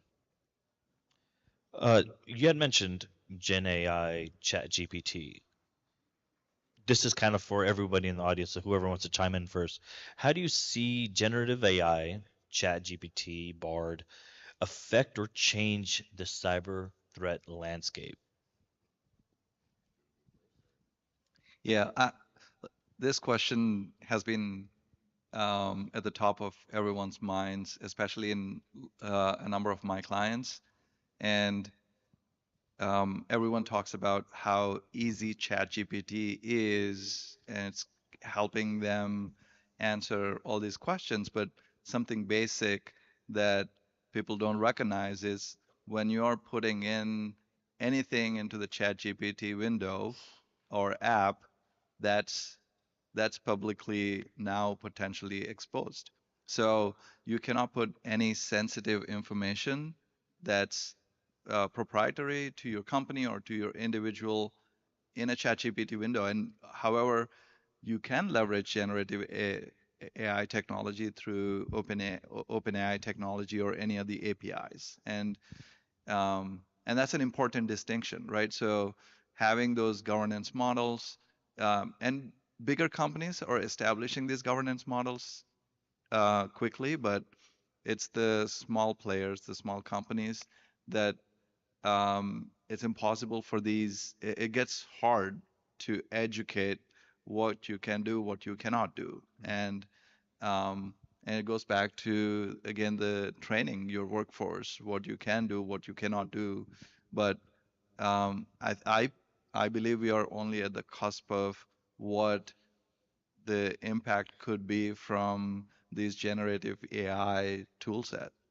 Yeah. So one of the things I've seen good organizations do, there's basically two major approaches. One is block the entire capability for your computer's corporate assets to get to ChatGPT to Bard. Right, Wow. that's a more drastic approach. But if you have a corporate policy, you have to have a governance model. Your corporate policy must state that. Or at the bare minimum, what you can probably do right now as an organization, Monday morning or Friday or whenever you get back to work, have at least a notification come up. If somebody accesses chat.openai.com, a notification pops up that please do not add any corporate sensitive information or materials. That's the bare minimum you can do. It's not that hard from a technology standpoint. It's not going to be resistant from a general user base, and something that you'll be able to at least just remind people when they are getting into chat gpt and bard and other types of that, they are able to ensure that they're not putting private, they're putting what we like to call dummy data in order to extract their specific. But what I'm seeing now, right, we haven't seen an influx of chat gpt based attacks, but what we know is ChatGPT can create what is called phishing campaigns, pretty automatically. In the beginning, if you asked it to create a malware or ransomware, it was doing that. They kind of changed that after the first month, and everyone was realizing, oh wow, that's probably not a good thing to do, to give people the carte blanche capability who have no coding, because creating ransomware requires, that is already a filter by design, right? You have to have a certain level of knowledge to create that. Now you're giving every Tom, Dick, and Harry the capability of creating a malware and ransomware. That's not a good thing. But there's ways out of it, right? I've seen a lot of from the Twitter sphere where people can basically convince the algorithm, the chat GPT or whatever you're using, to create it without explicitly stating it. So that's another thing. So that is one thing that we're seeing a lot, is the automatedness, the ease of access of the things that require, not your general script kiddie to be able to perform, but kind of the higher echelon of hackers. Any additional kind of points? No, I would just say it's complicated. Everybody cannot drive or fly a plane. So to a certain extent, that is what you're giving people the keys to. Obviously, if you had done that, you'd have a whole lot of crashes, aviation fatality. So I'm still the jury's out in my world. My company doesn't allow it, but it's something that we're all just watching. So when you say your company, when organizations are not allowing it, are they saying a corporate policy? Are they putting technical controls in place? What do you feel like there's governance control we talked about, which is policy, which is just the paper policy, right? You just put it on your policy. There's going to be no generative AI based type of sites that are going to be used with corporate assets. Is there also technical controls in place by organizations that you're seeing? Well, there's a little bit of all of the above. There was a lot of different ideas, as most people did, who said, hey, this could really simplify a lot of things that we do that are so manually intensive, that we could minimize. And then we all had that same conversation. Well, what if somebody gets a hold of this? This is some of our IP. How does that get out into the public? We just don't want to have that. So we really have just basically shut the door on it, and we're just sort of peering through the blinds and watching how this thing evolves. Yeah, and I think people should realize the data that ChatGPT and other generative AI platforms are getting is our data, right? Same thing with artists. That's why generative AI art is a big problem for those in the creative field like generative AI images. How can it's being trained on actual people's IP? And that's kind of some of the ethical concerns where the data you are putting in. So the good thing is ChatGPT is based off of September 21st. So all data added to September 21st, but it's going to get connected to the internet pretty soon. Bard is connected to the internet. So it's going to continuously try to train its model. And, one thing I think we talked about a little bit earlier is generative AI has a bias. There's a racial component bias, heavy, especially AI images, heavy on the racial component bias. There's bias on the because at the end of the day, it's getting information from the internet and then trying to train that. So if it's bad information on the internet, it's going to train on bad information. So that's why a lot of organizations want to take a more hard line approach with their assets being able to touch. We have about 5 minutes. And I know we wanted to kind of uh, get the audience questions. So if there are any questions from the audience, I want to definitely give everyone their capability. I think we have mic skin passed around, or you want to just put in the middle. Yeah, let's put in the middle.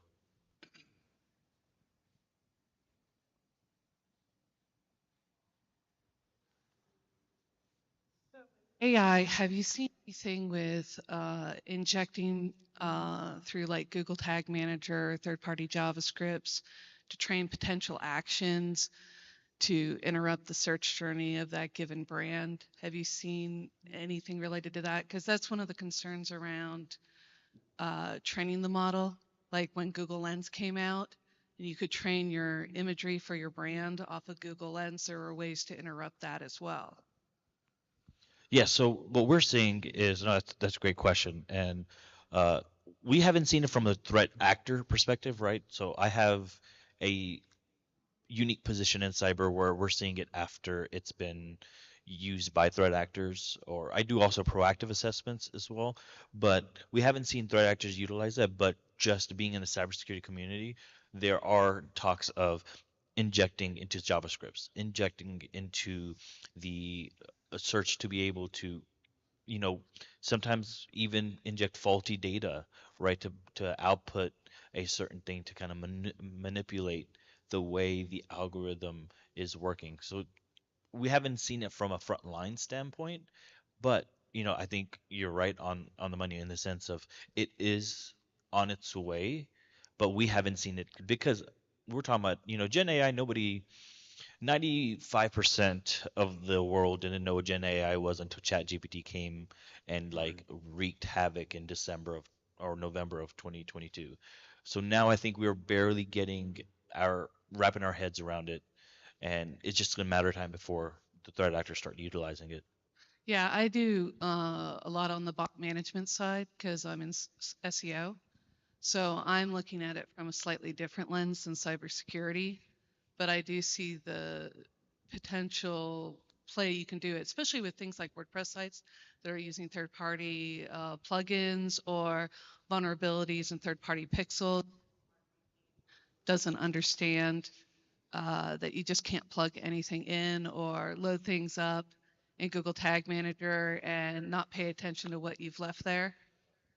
Yeah, definitely. And WordPress has a new vulnerability every week. Yeah. Seems like it that has to be fixed. I think there's another question. Yep. Louis, Sean, Ram, did an excellent job. Appreciate for all the insights. For managers, IT leaders on the C-suite level, looking to protect their companies in the form of ransomware insurance. Could you provide some guidance on where to start, maybe some best practices? At least from my understanding, what companies are doing now is it's not an a la carte option, and they try and bundle it with all the other bells and whistles, like conducting the pen test. So any insight on how the policies are underwritten and even where to start? So I work very closely with insurance providers just because the nature of what we do. If you don't have cyber insurance, you definitely want to get that. And actually, what I've been hearing, just because we talk with a lot of cyber insurance providers, if you have an older policy, you probably got a great deal because those policies are going straight through the roof. Because I've heard from multiple cyber insurance companies, they are losing money because they did not quite grasp ransomware would have been that heavy. If you look at maybe 2018, 2019 is when you started seeing some more ransomware, and then 2019, 2020, it's when it just blew up.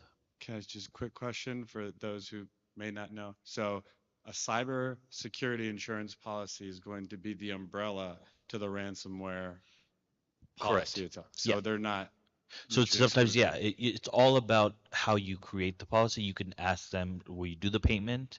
Also, one thing what we notice is during a investigation, do they provide their list of forensic approved folks?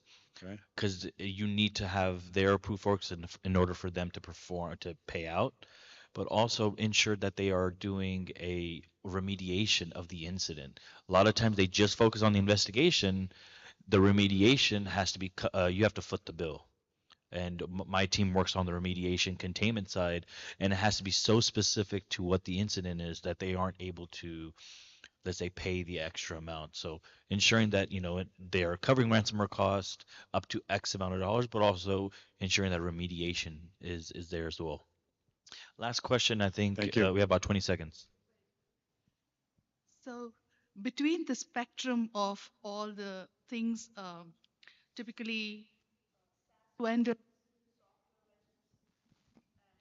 IT departments can do, do you advocate like extremes like each of these actually have an in-house purple team? Or what would you say how important it is for example, Microsoft Policy Analyzer, those kind of protective blue team approaches? And I mean, would you just say just why not all of these people just have their own purple teams, red, blue, everything? For each SaaS-based product, I think that may be a little bit overkill with having a purple team, but understanding SaaS-based threats and having an internal corporate purple team that can then perform those types of attacks and see if there's that. I think that might be, Ram was talking about prioritization, right? You want to be able to ensure the priority of the organization makes the most sense, where, you don't want to look at individual vendors. You want to look at what we call TTPs, tools, techniques, and procedures of how threat actors. That will then help you understand the basic threats and trends and all that. So basically, IT departments should. Yeah, the organization should have with a good purple team, you should have your blue team and if you have a pen testing team, or just get a third party to do your purple team, and usually that's the best bet. And I believe that is it. Thank you, everyone. Thank you.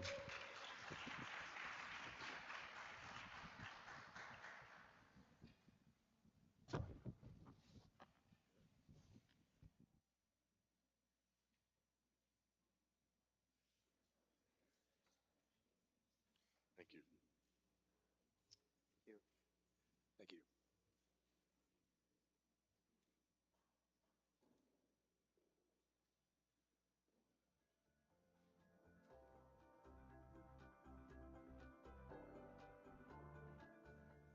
Thank you so much for such an engaging discussion. I'm sure you have filled us all with a lot of ideas to take back and employ in our tech ventures. Whether you are a data scientist, analyst, or business professional interested in predictive analytics, our next panel discussion will provide valuable insights into leveraging machine learning to unlock the full potential of your predictive models. We have an expert panel of speakers who will share their views on how machine learning can take your predictive analytics to the next level. Let's hear it for Bill Moher, Principal Advisor at Intensity Analytics, Yoel Cluck, Chief Product Officer at DeepL, Tyja Dickerson, Co-founder of Contract IQ, Himanshu Sharma, Chief Information Officer at AMSYS Group, and Satish I'm sorry, Satish Ramakrishnan, founder and CEO of theCUBE. Take the stage, please.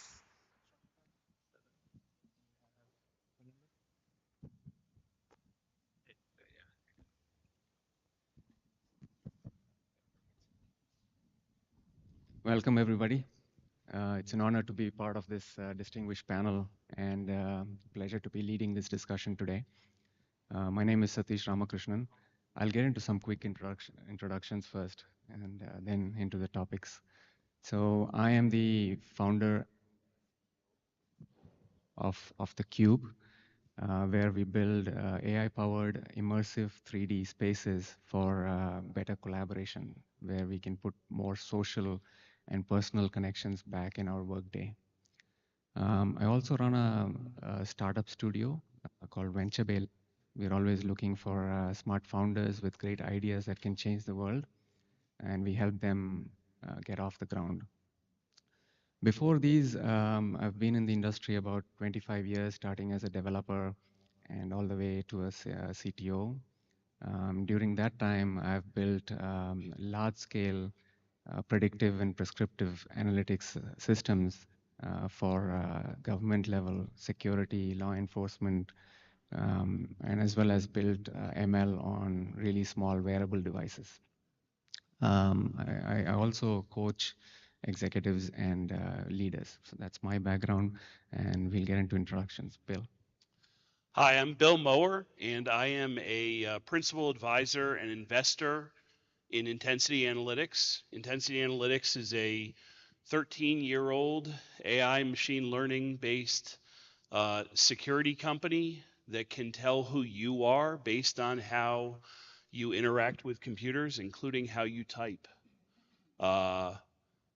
I have been in the technology industry for 25 years. I'm a software engineer by training, but moved over into the marketing and sales world as a consultant for very large and very small startups. And I'm happy to be here and happy to talk to you guys about why AI and machine learning is a tremendous opportunity for this country and the world, and how it is going to change our lives all for the better. And I'm happy to be on this distinguished panel and happy to talk more on this exciting subject. Thank you. Joel. Hi, everybody. My name is Joel Kluk. I have a degree in data science. I also have a degree in creative problem solving. So I like to joke around to say that I have a degree for each side of my brain.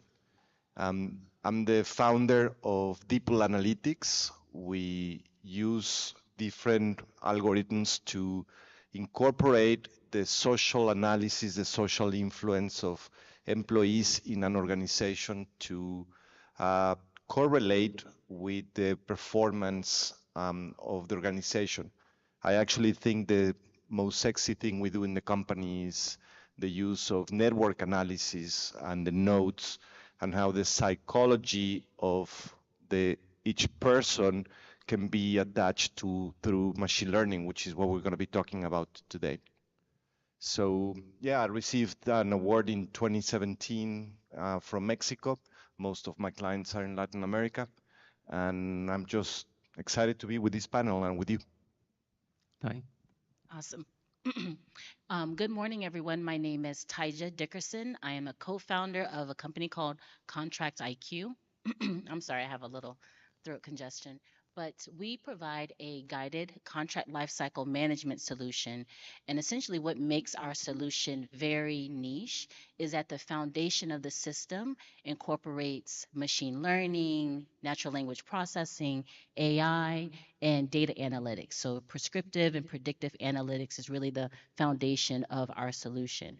And so what we do is we actually help enterprise companies primarily with their contracts, being able to gain insights and making proper strategic decisions based off of the data that they have within our solution.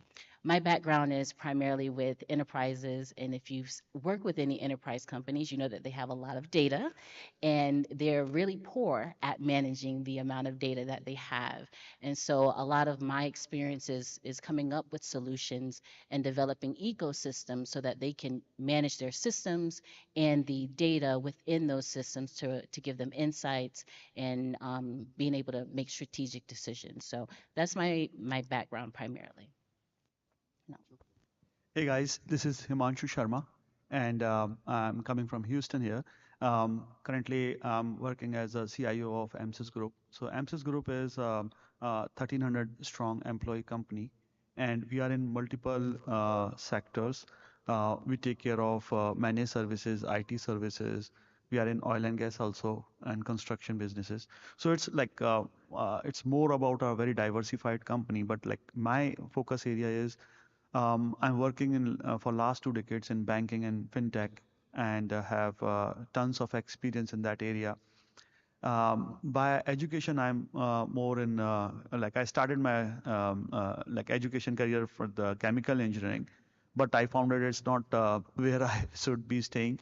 And during that time, I start doing a lot of programming. And back in 2002, when ANN, the artificial neural network, was first like we are finding some practical uses of that. I've implemented that in chemical fluid flow, and it took me like months to train the model. And at that time, Pentium 4 is the best one. It's not on like those models don't run on GPUs. Like we have to use CPU for that. Extremely slow processing. And after 20 years now, all that can be done with your watch also, right? It's so much computational power has been created, and I think that computational power is causing that revolution in AI. AI is there for a very long time. Like machine learning is there. All these mathematical models are there, and I've seen them, use them. After 20 years, what I feel that it is lot is already there in the market. What you have to do is understand what product and features are there, and then leverage it for building solutions in different sectors. Like because we are solving the problems and the challenges, more of the technical people, they want to use a technology rather than solve a problem. So that is my big learning after 20 years. It took me that long to understand that, but definitely now see a lot of big things happening, right? People are calling it like AI will change the world, same as internet has changed it. So let's see where we go from here. Thank you, guys. So that's a lot of knowledge and experience right here on the stage. So let's start harnessing that here. I was at the panel here yesterday about AI. Now we will see a lot of overlaps, but at the same time, we'll try to keep it more focused on ML and how that is propelling predictive analytics forward. But before that, let us get into some definitions. People always ask me, what is AI? What is ML? What is the difference? Aren't they the same? I just thought it was AI ML. Right? So we'll just start with getting some definitions out of the way. Let's start with Bill. Sure. So I think the first thing to talk about is that all of these technologies sort of fit into two general categories.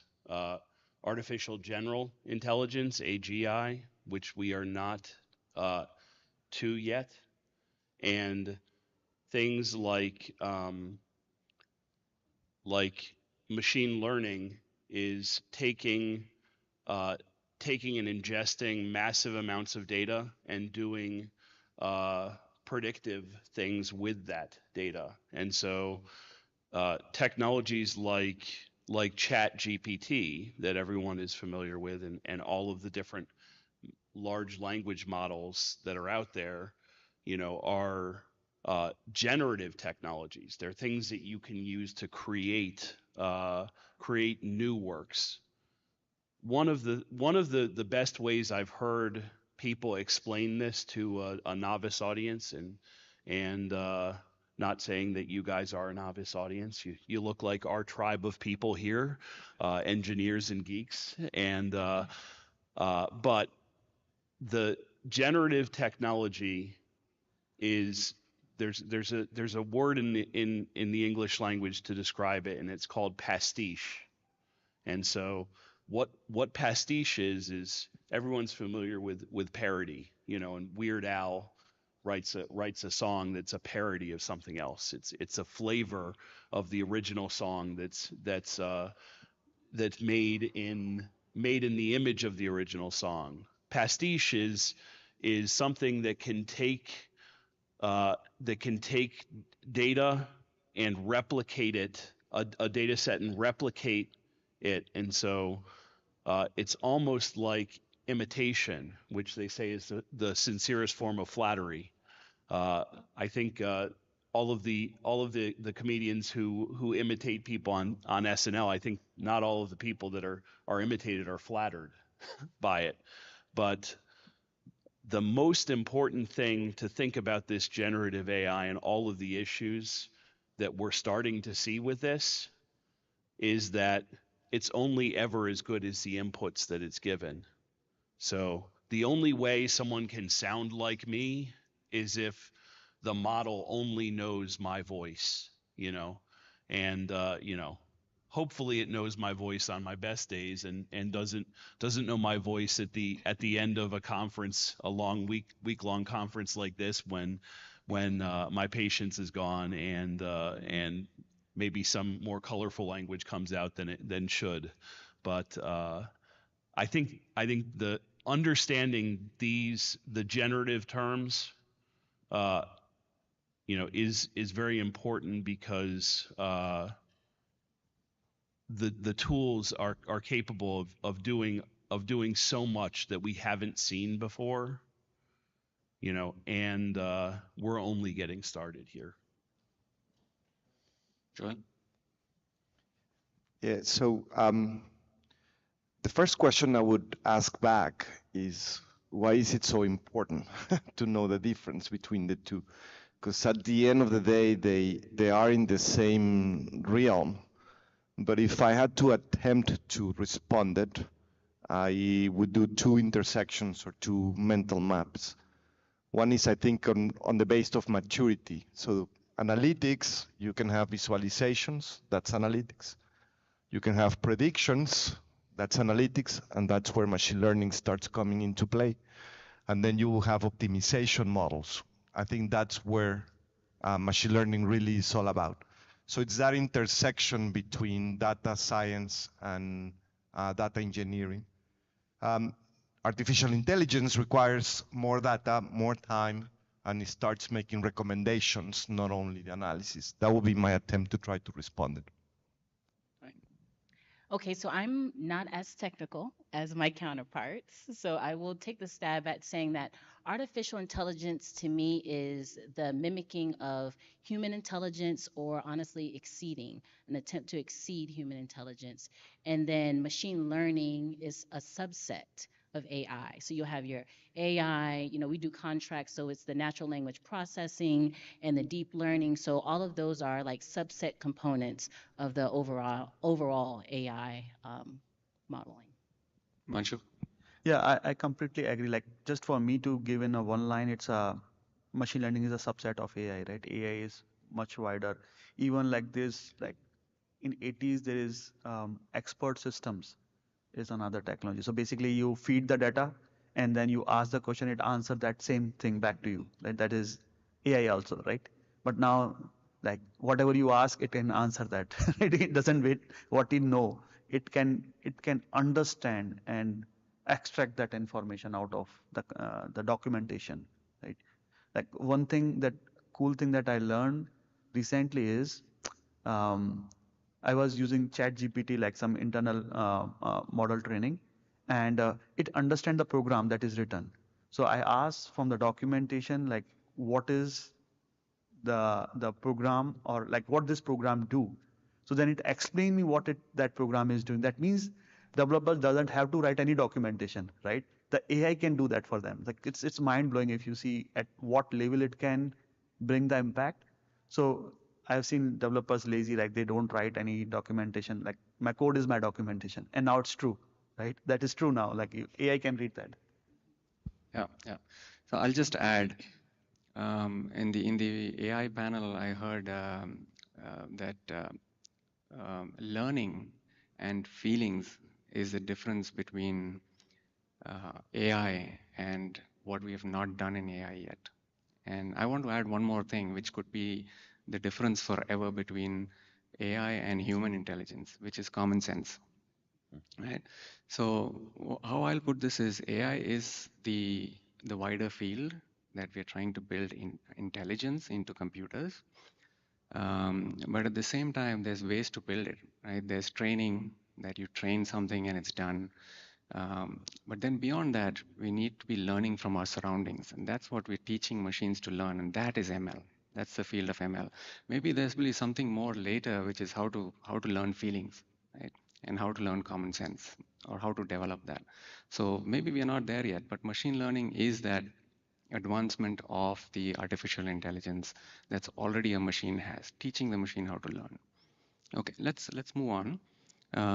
Tai, I'll start with you.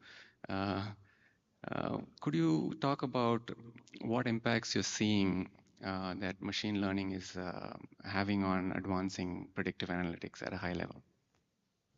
I would say the field of risk management. And I think that when we look back at the pandemic, that was really an eye opener that really the predictive analytics that we had been using in terms of predicting future events wasn't sufficient because it was only based on historical data.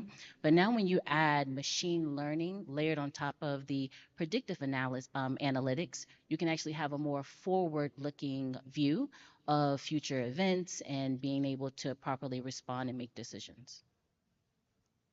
Anybody else? Anything to add? I will build up on Tai's comment, and I think the pandemic, as you mentioned, gave us a good lesson. Since it proved that technology was ready. So I'll bring up the question, were we ready? Were the humans ready for it? And I think that's one element on this question, on this topic that'll be interesting. How about us as users of machine learning? Are we ready for what it comes? Anybody else? I would add that there's been a lot of talk about, our readiness and protecting things like jobs, and when I hear comments like this, I start to think about the first industrial revolution, and where were the people screaming to protect the elevator operators' jobs?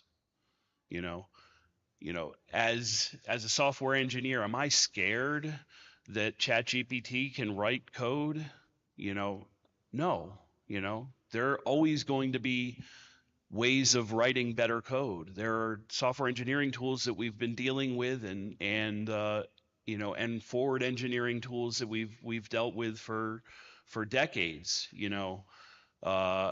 Is this going to displace all of these jobs? Heck no. It's going to make new jobs. In the United States of America, 40 years ago, we had less than 24 yoga instructors in the United States of America, and now there are whole cities filled with yoga instructors. There'll be AI yoga instructors in the future? Yeah, and absolutely. And there's an opportunity for smaller gyms who can't afford an expensive yoga instructor, maybe to enhance their offerings with AI and machine learning. So is that taking away jobs? It's not taking away jobs. It's just changing the landscape of jobs and allowing new jobs to be created. That's right. Himanshu, you want Yeah, I want to add one fun fact is, you say are we ready? Our humans are ready. Maybe we have to think about it, whether we are ready or not, but our next generation, like the kids that are there, they are definitely ready, right? I see that my initial thought is AI will make us as human dumb, but it is making them more intelligent. They can use those tools much faster than we can. So it's definitely we have to have higher hopes with our next generation, right?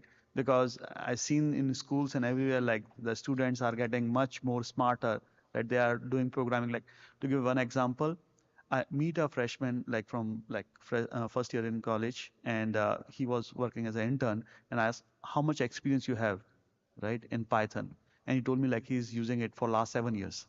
So it's different word now.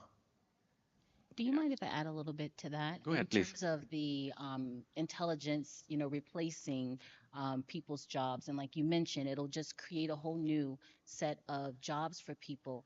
And the way that I see AI is really bridging the knowledge gap, right? Now you have a certain level of expertise that you can actually make available to a broader workforce, whereas now today that expertise is really siloed in like the top 10% of most organizations. Now you have that available to the entire team, and imagine the capability and the empowerment that gives to these individuals now that they don't really have today. So I'm very excited about AI, and I think that if people change their view of the value that it'll actually bring to the workforce, we'll be more adaptable to it coming in and changing. Yeah, great points there. I think the point about taking away jobs is very important because people worry about it. And what I say is when all of these past revolutions happened, we felt the same. Especially with mobile phones, we thought a lot of jobs will go away and all of that, but it created whole new industries. It created ways to make things better, right? So like the yoga instructors, as an example, I think AI can help fields do things much better. And we as humans are still the inspiration for AI. So we'll be the coaches. We'll be what AI will learn from. So there's never going away of humans, right? But because that's what we're trying to build. All right, moving on. So let's move into some real world examples or applications where machine learning is being used for predictive analytics. Himanshu, let's start with you on this. Yeah, sure. This is one of my favorite topic is like how we are leveraging the technology. Um, and in financial, the value that financial domain brings is like if there is a technology and you can use it rightly, it can immediately generate multifold returns, right? So think about like using AI in stock market, like definitely value addition. I'm coming from a payment background, so like this I've seen like personally in last 5 years. When we onboard any customer, there's so much processing, and banks have this branch where the a person comes, fill the forms. Sometimes like we simplify that instead of forms, what we do, like we provide them a web form, right? They enter that information. And fast forward, like I don't want to bore you with what all we have done, but now you just enter your last 4 digit of SSN, right? And probably a phone number that is also not required, and it knows you, right? System knows everything about you, right? Just from basic information that you are providing, and your onboarding is done. Like the bank knows so much about, and again, it's like a lot privacy information is there, but then there are ways in which we can control that. But it knows so much about a customer than what we know past 5 years back, right? So a lot of processes have been improved, and things move slow in banking. But the key is like faster you move the money, faster you can make profits, right? So think about like if you are transferring money and it take you 3 days, right? What if you do in just like 1 minute, right? You make 3 days of profit, and if that profit you can multiply that multifold, you definitely generate value. So there are other domains also in which you can see the value, but finance industry is where like you can see immediate value and like lot of investment coming. And technology is hungry for investment. That is the key part, right? So one example that I have seen, I was thinking of about that idea long back, like when we do a transaction, like when you swipe a card on a POS device, right? You will see that something is rotating, it's going back to the server, getting some information, and doing all that backend calculation to make sure that you have the funds, right? And this merchant is valid because network, the Visa and Master have all the risk on their hand, right? So if the payment has some kind of a fraud, they have to cover. They are the insurance provider. Um, but if it take more than 6 seconds, then it is auto approve, right? So I cannot control my system if something take, like if the network is slow by any means or anything, the payment has to be done. So think about the chances of fraud, and that all slow down everything. So what if we have a system which can predict, like somebody swiping the card, and instead of doing all that judgment at the time, instead it can predict that this card, this person at this point is not possible, right? Immediately reject that transaction. So I was thinking about it, but now I find an actual company who is doing that, right? So it's more like with AI, the things are like whatever you are thinking, somebody is doing it. So the key is find that person who already implemented it. The ideas are there, but the cost of implementing with AI is also a big challenge because it need a lot of data scientists, which are something very expensive, right? Resources. So it's an expensive thing, but once it start providing that value to business, it immediately get a lot of attention. KYC is another thing. Like what I've seen now, like you know so much about a person. Like before, earlier, like you have to get all the documentation upload and everything. Now there's nothing. Like you just provide the basic information. If it's business banking, you just provide IN, or if it's a person SSN, and based on the basic information, you can get all the, even the mobile providers are now linked in the system in which they can track the device also. And from the device, we know exactly, you can like do a lot of, uh, uh, like you can tweak the device, but even after that tweaking the device, there are ways in which they can identify that this is the right person or the wrong person. And all this is done, all this intelligence built over a period of time. And now all this is now coming into a real solution in banking, right? So with that, like, So of course, banking protecting your financial information, all that is important. I'll just say one field that I have been part of is protecting human lives. Right? So building security solutions that can even give a 5-minute heads up on some threat that is happening in a country is really, really valuable. So that is another field. So in the interest of time, we'll move on to the next topic. And all of these does not come without challenges and limitations. So let's talk about what challenges and limitations companies face when trying to use ML for predictive analytics. And let's start with Bill. Okay, so one of the first ones I want to get out there, which I know if anyone in this room has been adopting machine learning, is you have to plan for what to do with outlier data. And so in the case of my company, we can understand who you are based on how you type. And so through artificial intelligence and machine learning, we know your your neuromusculature on a keyboard, and but that doesn't help us if, let's say, when you're typing your password, somebody comes up and taps you on the shoulder and interrupts you. So we need to know what to do in that situation.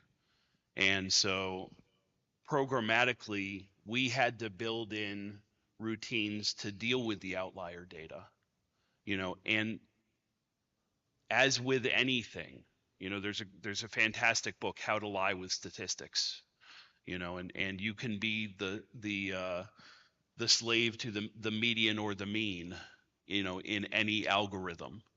And planning in advance for what to do when outlier data and how to classify that, whether to throw it out or whether to integrate it, is critical. And in doing predictions, your predictions are only ever going to be as good as the users and the profiles that you group your users into, be it demographic or be it sociologic or be it personas, whatever your categories are, you've got to make sure that your categories are broad enough to capture the real world. And guess what? The real world changes. You know, whether it's the pandemic affecting how people had to learn how to work from home, or how people had to learn how to put up with their wife and kids when they were seeing them 24/7. You know, the real world can throw roadblocks at people, you know, and you have to build that into all of these machine learning models. You know, you have to build in the cost of gas, and thinking about how inflation affects decisions. You know, when when eggs cost $3 more than they did 2 weeks ago, you're probably going to buy cereal for your kids. You're not going to buy as many eggs, you know? And so the real world is something that can change, and you have to build that into these models. And if you don't, a model that might have been good when you built it, you know, I always warn people that the trouble with building these models is that if you don't build in a process to continuously update them, you know, and to invalidate them when they need to be invalidated, your model is obsolete by the time you're ready to roll it out. And so the smart way of doing these things is to instrument your solution with technology that can allow you to make these changes as you need to. And if you don't plan for these changes, you are planning to fail. Anything to add, anybody?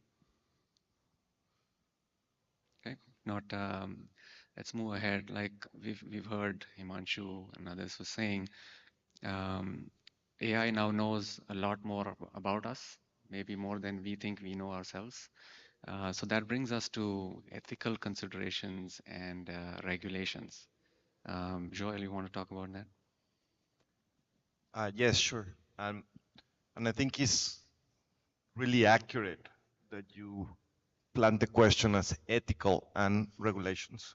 So I'm going to try to approach it first from the ethical side of it. I remember a professor at school that when he was giving us the principles of data science, two of them come into mind with this question. One is trusting God, not in the data. And the second is that no model is perfect, but some are more useful than others. So when we think about ethical, I think there is a self-responsibility on how we apply it. We use it to predict human behavior. And I always insist, and my team, you know, they get crazy by me pushing the point so much, that is not prediction. Can human behavior be predicted? I don't know. I don't know what Dai is going to do tomorrow. There's no way to predict that at 5 p.m. But we humans, you know, she's going to be here. What? I can predict she's going to be here. But we humans are a species of patterns, and the patterns can be observed, and those patterns can be incorporated into a model, as long as we take into consideration the ethical part of using those patterns in the model. So we apply, you know, psychology into this, so the attribution error. So it's not only about R-square or different ways to measure the validity of the model, but also the human side of observing those models that can make it very, very powerful. And instead of predicting, we call it probability, is a propensity of a behavior. And I think that's where the ethical side can become very cool. Anyone wants to talk about regulation? So I'll add something, and I'll add this as a means of telling a story. And I want to tell this story because these lessons that we are learning by failures, you know, may, when you lay them out, sound awful, and they do. You know, we make, when we make mistakes, we fail greatly. You know, and the IRS had a biometric measure for submitting taxes because they were trying to prevent this large-scale tax fraud that was happening, where bots from overseas were requesting refunds for people. You know, I don't know if anyone here was unfortunately scooped up in that. I had some friends that were, and it was a tremendous hassle for them. They didn't receive the check, and then they had to rebuild their financial life. But when the IRS did a facial recognition solution with machine learning, their model did not accurately represent people of color. And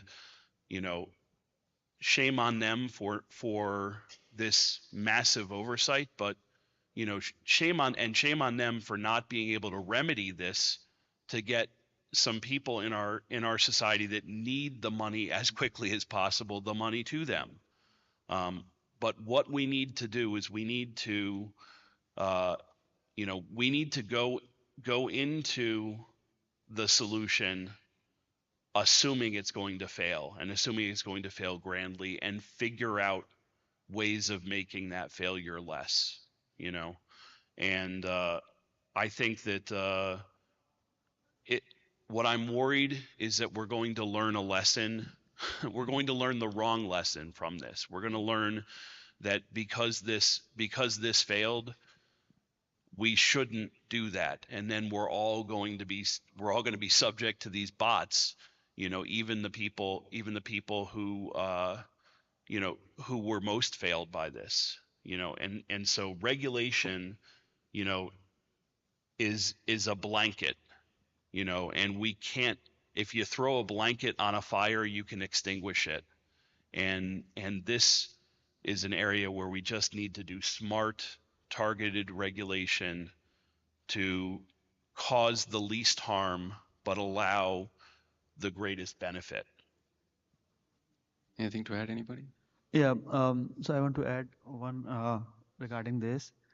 So one other industry which is heavily using machine learning and investing a lot is social media, right?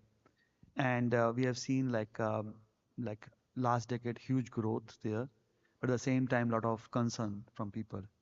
And so there's one example that I always remember. This is a documentary in Netflix about a lady she was using Tinder, right? And it's in European Union. So she had a breakup at midnight, and then she taken a cab, and when she was going back to home, the Tinder start popping. So think about Tinder knows that you are having a breakup, and it can predict that in an hour time. So think about how much data they have and how much accurate the models are created, which can predict things in your life, right? And then she start her legal fight against them. She initially thought this is cool, everything is there, but then she start rethinking why this all happened, and then she start that legal fight. And after a long fight, Tinder provide her a documentation with all the information about her. And although these companies are more everything is digital, but the information is provided in form of paper, so she cannot search that easily. And that is 4,000 pages document that is provided to her. They know that much about you. So it's definitely need to control, right? And controls are coming, but there are multiple ways, and technology advance to create better technology. That's always the case. First, it goes into hands where people generate money out of it, but then people realize there are challenges, and then there are rules and regulations created that will bring new technology, right, which will solve those issues. Definitely a better future. One last story, very, very quickly, because I think this drives the point home. Predictive analytics, Target was using predictive analytics to send expectant mothers a set of coupons so that they could get very early, neonatal vitamins and diapers and things to welcome a baby, and recommended that they set up a baby registry. They started doing that based on predictive analytics, and that was how this young woman's father found out she was pregnant. And so you have to look at whether or not that is a way that we're actually helping we're helping people, or are we using this data and turning it into a marketing weapon? I would just reflect on their show Netflix Black Mirror. I'm sure there is White Mirror as well. So it's up to us. Bill, I've heard that story. I hope she didn't find out that way. Well, I mean, it might be beneficial. I think there are people who just don't know. But we've all heard the stories of women who are expecting, having crazy appetites for food that you wouldn't put together, and maybe when you get your bill at a restaurant, it might say, consider buying a pregnancy test, because maybe your order doesn't look like what it looks like every week with us, and there might be another reason. So I don't want to negatively say that it's a tool. It's only a tool that marketers can use for their own benefit and to the detriment of their customers. There are ways that having this large data set available to us can be a godsend and make us aware of things that perhaps we're not listening to our bodies as well as the data might reflect. Do you mind if I jump in really quick behind that, since you were mentioning the dating app? Could you imagine the predictive analytics being able to just say, I mean, even though you guys like each other, the data doesn't show that you would actually be a match? How you could really get through the long, drawn out process of dating people you're not really going to be matched with, or reach the outcome that you actually want to have. So I'll I just agree. I think this is all fun because when we think about regulations and ethics, we go into what we want to avoid. Yeah. But I would invite the group to also think ethically what we can accomplish, because there is so much benefit that can come from an ethical use of machine learning. So I'll just summarize. Regulations will come, but let's not wait for that. As developers, let's build responsibly, and as users, and be safe. Let's move on to some questions from the audience. Anyone? Hey there. Thank you to each and every one of you. That was deeply insightful. So we talk about everything from the enterprise down to the retail level with an example like Tinder. However, if we look at the approach, and what I really loved what you guys discussed is having a structured governance model in how we manage predictive analysis and OpenAI. We tied it back to some macro conditions, regulatory environment. I love the example of the psychology that goes into it.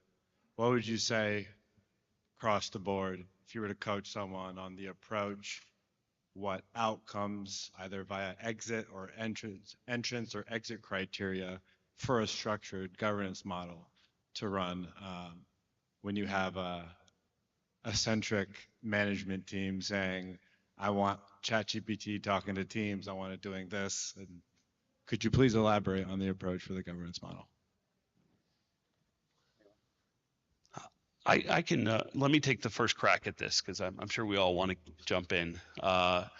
What I would say is that, like anything, testing with a small subset of your users can give you nuggets of gold very early on, and so you might not want to roll out a potentially company changing algorithm to your best customers first. Can I add one more point Sure. while you continue to really, spread the wisdom here? I think one of the critical success factors which you were identifying was the heck with the waterfall approach. This must be agile. And so from that approach, it's like managing multi-tenant cloud and SaaS, right? It's got to be iterative, which I think you're going Yeah. with that way, right? So could you speak to kind of that agile approach versus, you know, the companies who may make the mistake and say, let's go all in with waterfall? Yeah, I think, you know, with machine learning, one of the critical things you've got to do is you've got to manage the versioning of your model, and you've got to manage the forking of your model, meaning when you change big attributes and they might have big downstream effects. But because you can't know ahead of time what the effects are going to be, and this is something where, you know, I think what the best practices that I've seen, the companies that are most successful in this bring together multiple disciplines within their company, you know, and it's not just a tyranny of legal and HR and some of these, you know, you know, I'm a developer, so I call these other departments the departments of know first, you know, and so I think getting together everyone and getting on the same page of the risk and rewards that you're willing to take is fundamental to how you execute on good governance. We are time. I think we all will be around if you have questions to ask us offline. Thank you so much. Okay, I want to just close out quickly on what is the future looking like, and how can people get involved, and just your closeout statements. So, you know, I'm ultimately optimistic about the future. Like, you know, one of the things I've been telling people is I think that artificial intelligence and machine learning technologies are going to be more important and transformative for society than harnessing fire, the invention of the wheel, and the internal combustion engine combined. We're going to do things we never thought we could do with these technologies and with the creative minds here and you know and out there. I don't share this cynical view of the world that Elon Musk and even Bill Gates sometimes espouse.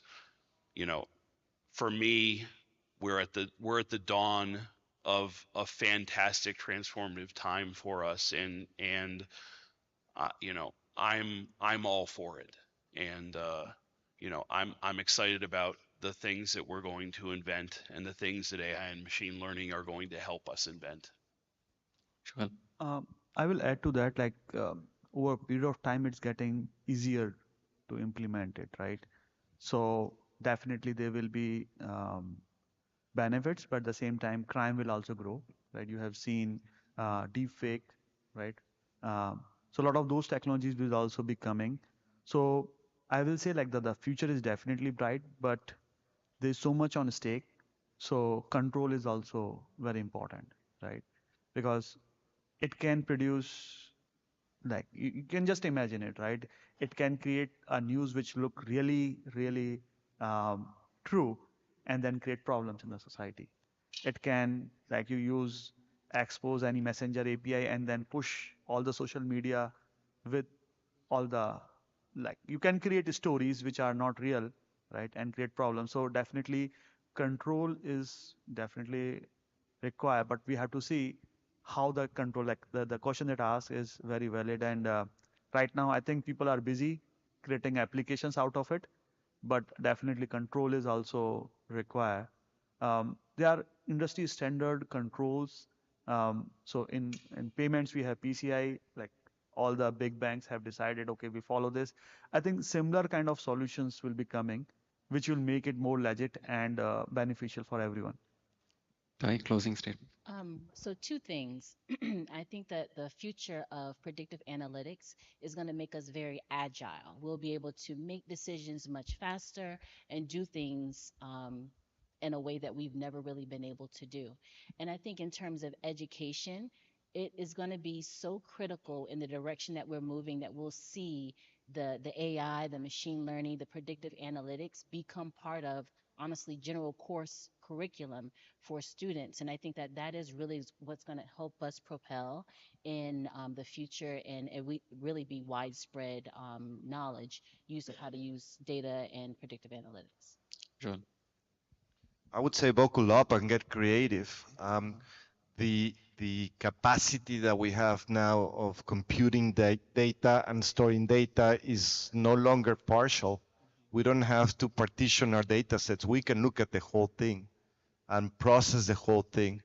So this is, in my opinion, it's going to become systemic. It's not one section or one group of individuals or just organizational. It's going to become systemic. So, so there's huge potential of ML takes to the next level, but at the same time, we have to get over the challenges that we discussed and also keep it responsible and ethical. So thank you, panelists, for these wonderful insights and thoughtful discussion, and thank you all for joining.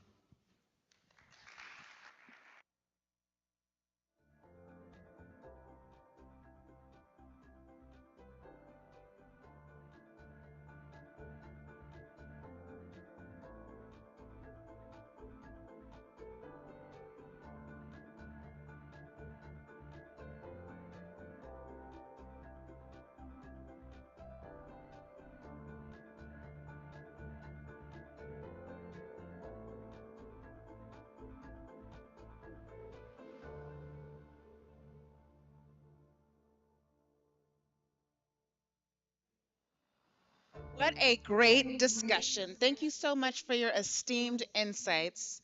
Now, in just a few moments, we will be starting Showstoppers as soon as some of the other seminars end and we let everyone in. So just bear with us for just a moment and we'll get started for you. Thank you.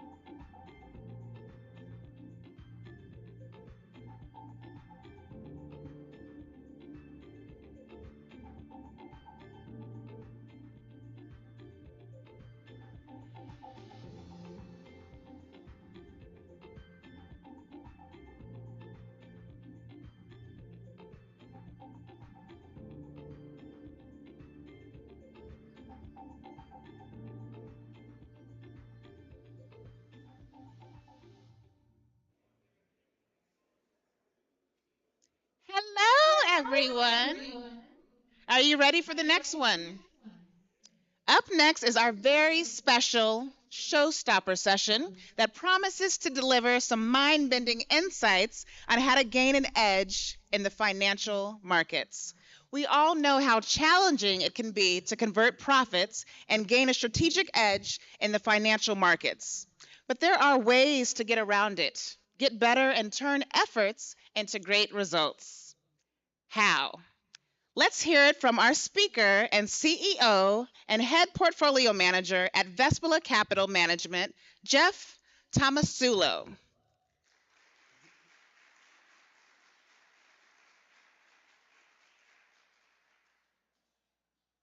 Hey, thank you so much for all showing up. The last time I spoke, and this is how you know financial education and the stock market scares the you-know-what out of people, because I was at a conference of 1,600 people of real estate, 30 people showed up. So I'm very excited to be able to share with you guys today what I have learned over the last 27 years. Now, I only have 30 minutes to try to share that. So I'm going to speak quickly because I know what I share with you today, if you apply it, can change your financial lives. But before we do that, I want to ask you guys a question. And if anybody gets this question correct, I'm going to give you $100. Sounds pretty good, right? Is that all right? All right, right? It's getting lunchtime. I know everybody's hungry, but hopefully $100 will make up for it. So there is a tool that not every, but most extremely wealthy people have used to create their wealth. The first person that I see that answers that question will get the $100. What is that tool? Nope. No. No, come on, let's go. Wait, what? Close. What? I didn't hear him. What did he say? Hard work, that's true, but no, there's a leveraging. Who did it? Right there, leverage. Think about that. Wow, that was really good. What's your name? Bob. Awesome, good job. Bob gets $100. Now, leverage is a dirty word on Wall Street, especially to a lot of retail investors, right? They don't want you to use leverage. Why? Because leverage, if you don't have the right education, right, you don't have the proper knowledge on how to use leverage, it's like an atomic bomb. It could destroy you. But if you have the right education, you have the right team around you, the right mentors, right? We heard about mentors at this conference already. And you have someone supporting you, leverage can transform your life. So I'm going to talk to you, and I forgot my little clicker here. Hopefully I know how to use this. I'm going to play a little video of me real quick. So you guys, if it comes up, if it doesn't, we're going to skip it. But there it is, so you guys get a little idea of who I am. Oh, it did not work, did it?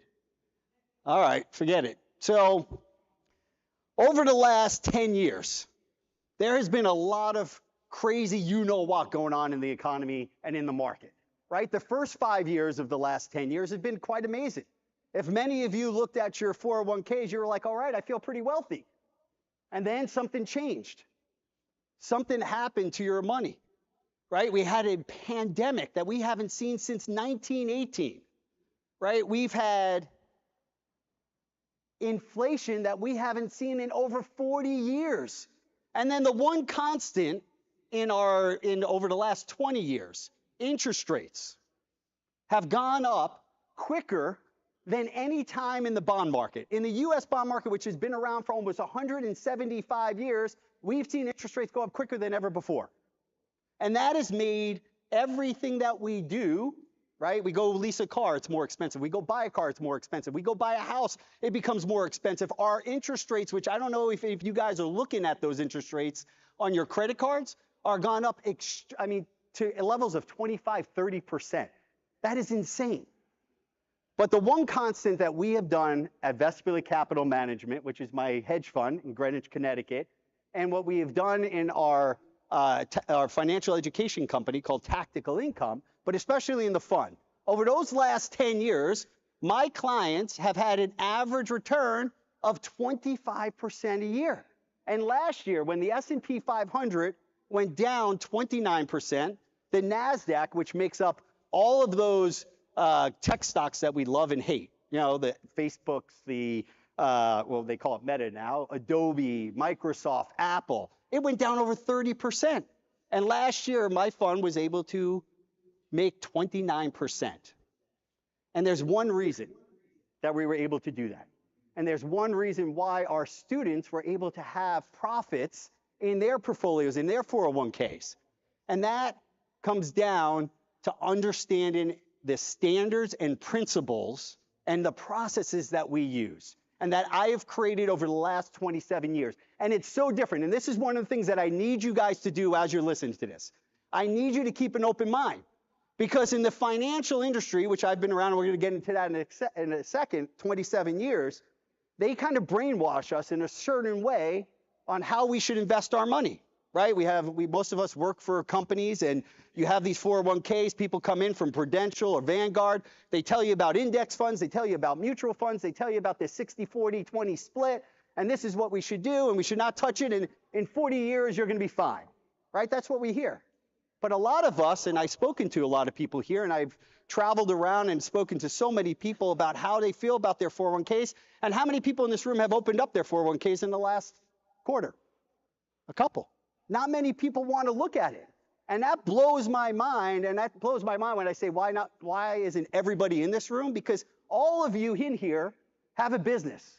You're trying to, or you're salespeople, you're trying to sell something, you're trying to grow a business, you're trying to make money.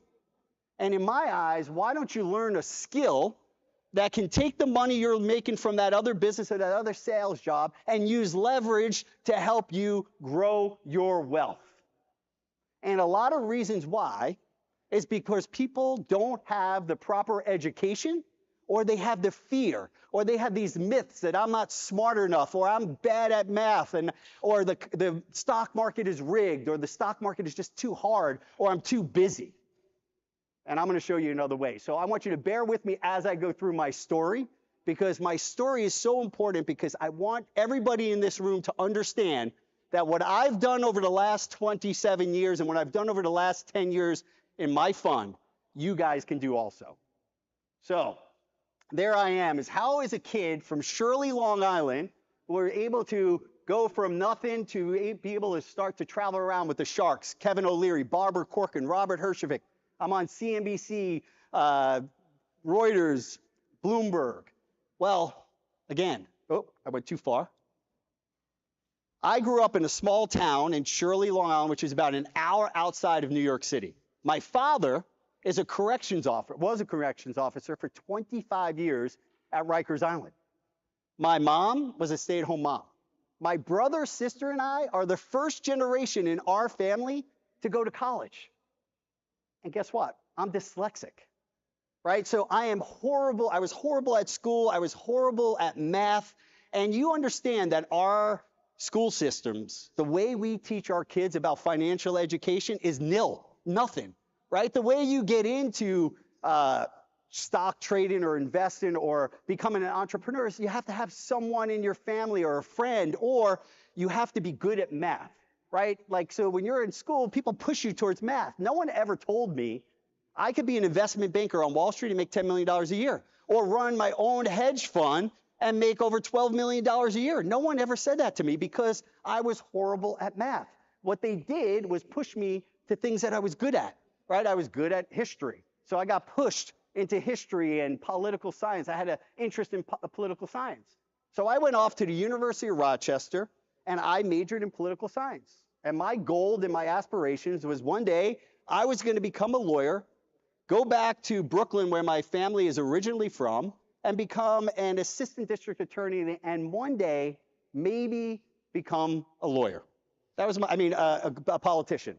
So what I ended up doing, which happens a lot in life, I met a girl in college whose brother happened to be a head trader on Wall Street. So I took my first job in DC, making $17,500 as an assistant to a lobbyist. I was going to study, retake the LSAT, and then go to law school. So I got accepted to a bunch of law schools in New York City and Washington, D.C., but I was going a year later. So this girl would fly down from New York City.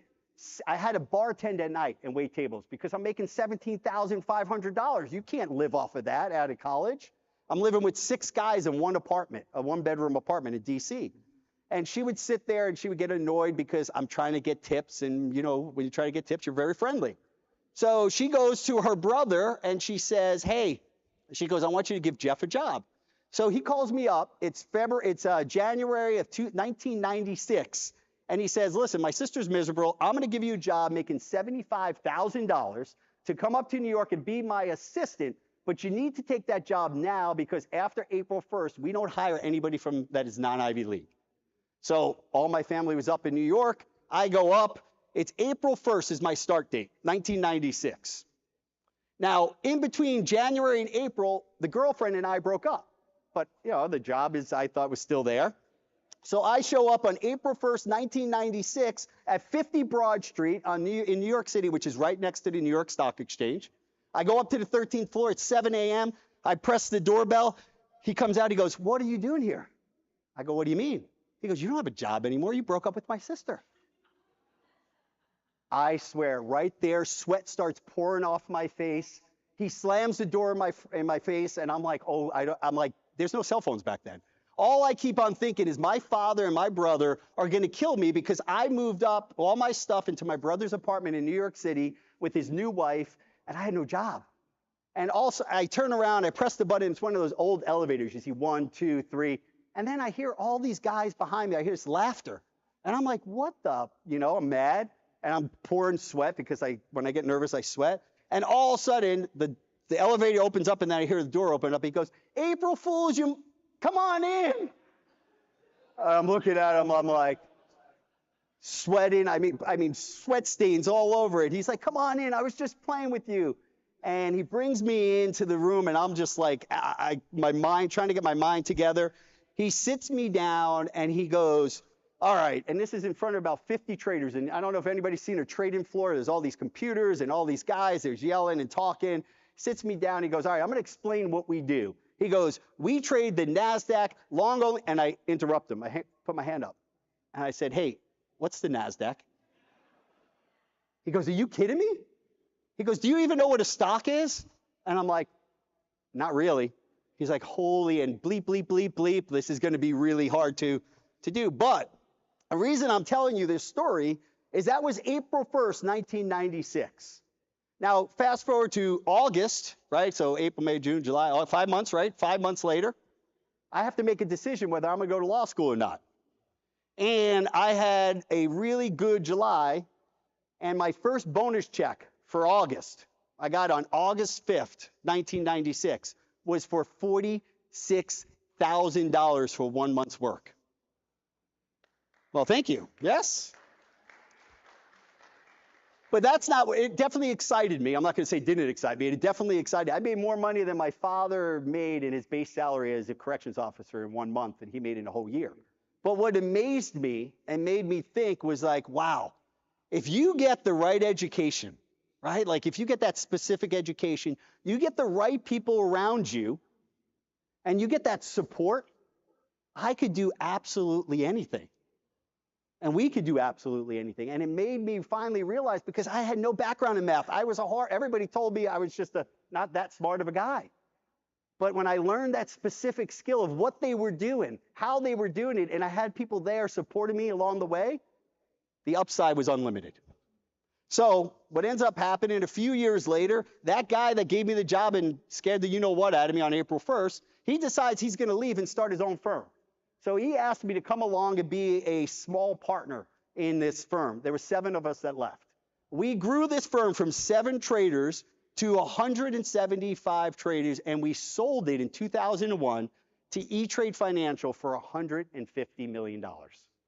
I was 20, thank you, yes. At 28 years old, it was freaking amazing, right? I thought I was king, you know what, right? And because I was an athlete and I was very driven, I set all these goals. I had 8 figures in my checking account. And I wanted to turn that 8 figures into 9, right? That's just the logical thing. And I set a plan out. I wanted to do it in 10 years. And what I did in 3 years completely amazes me to this day. I invested in multifamily development projects. I invested in the next $1 trillion industry, which is health and wellness, which we have health thing here, which everybody knows.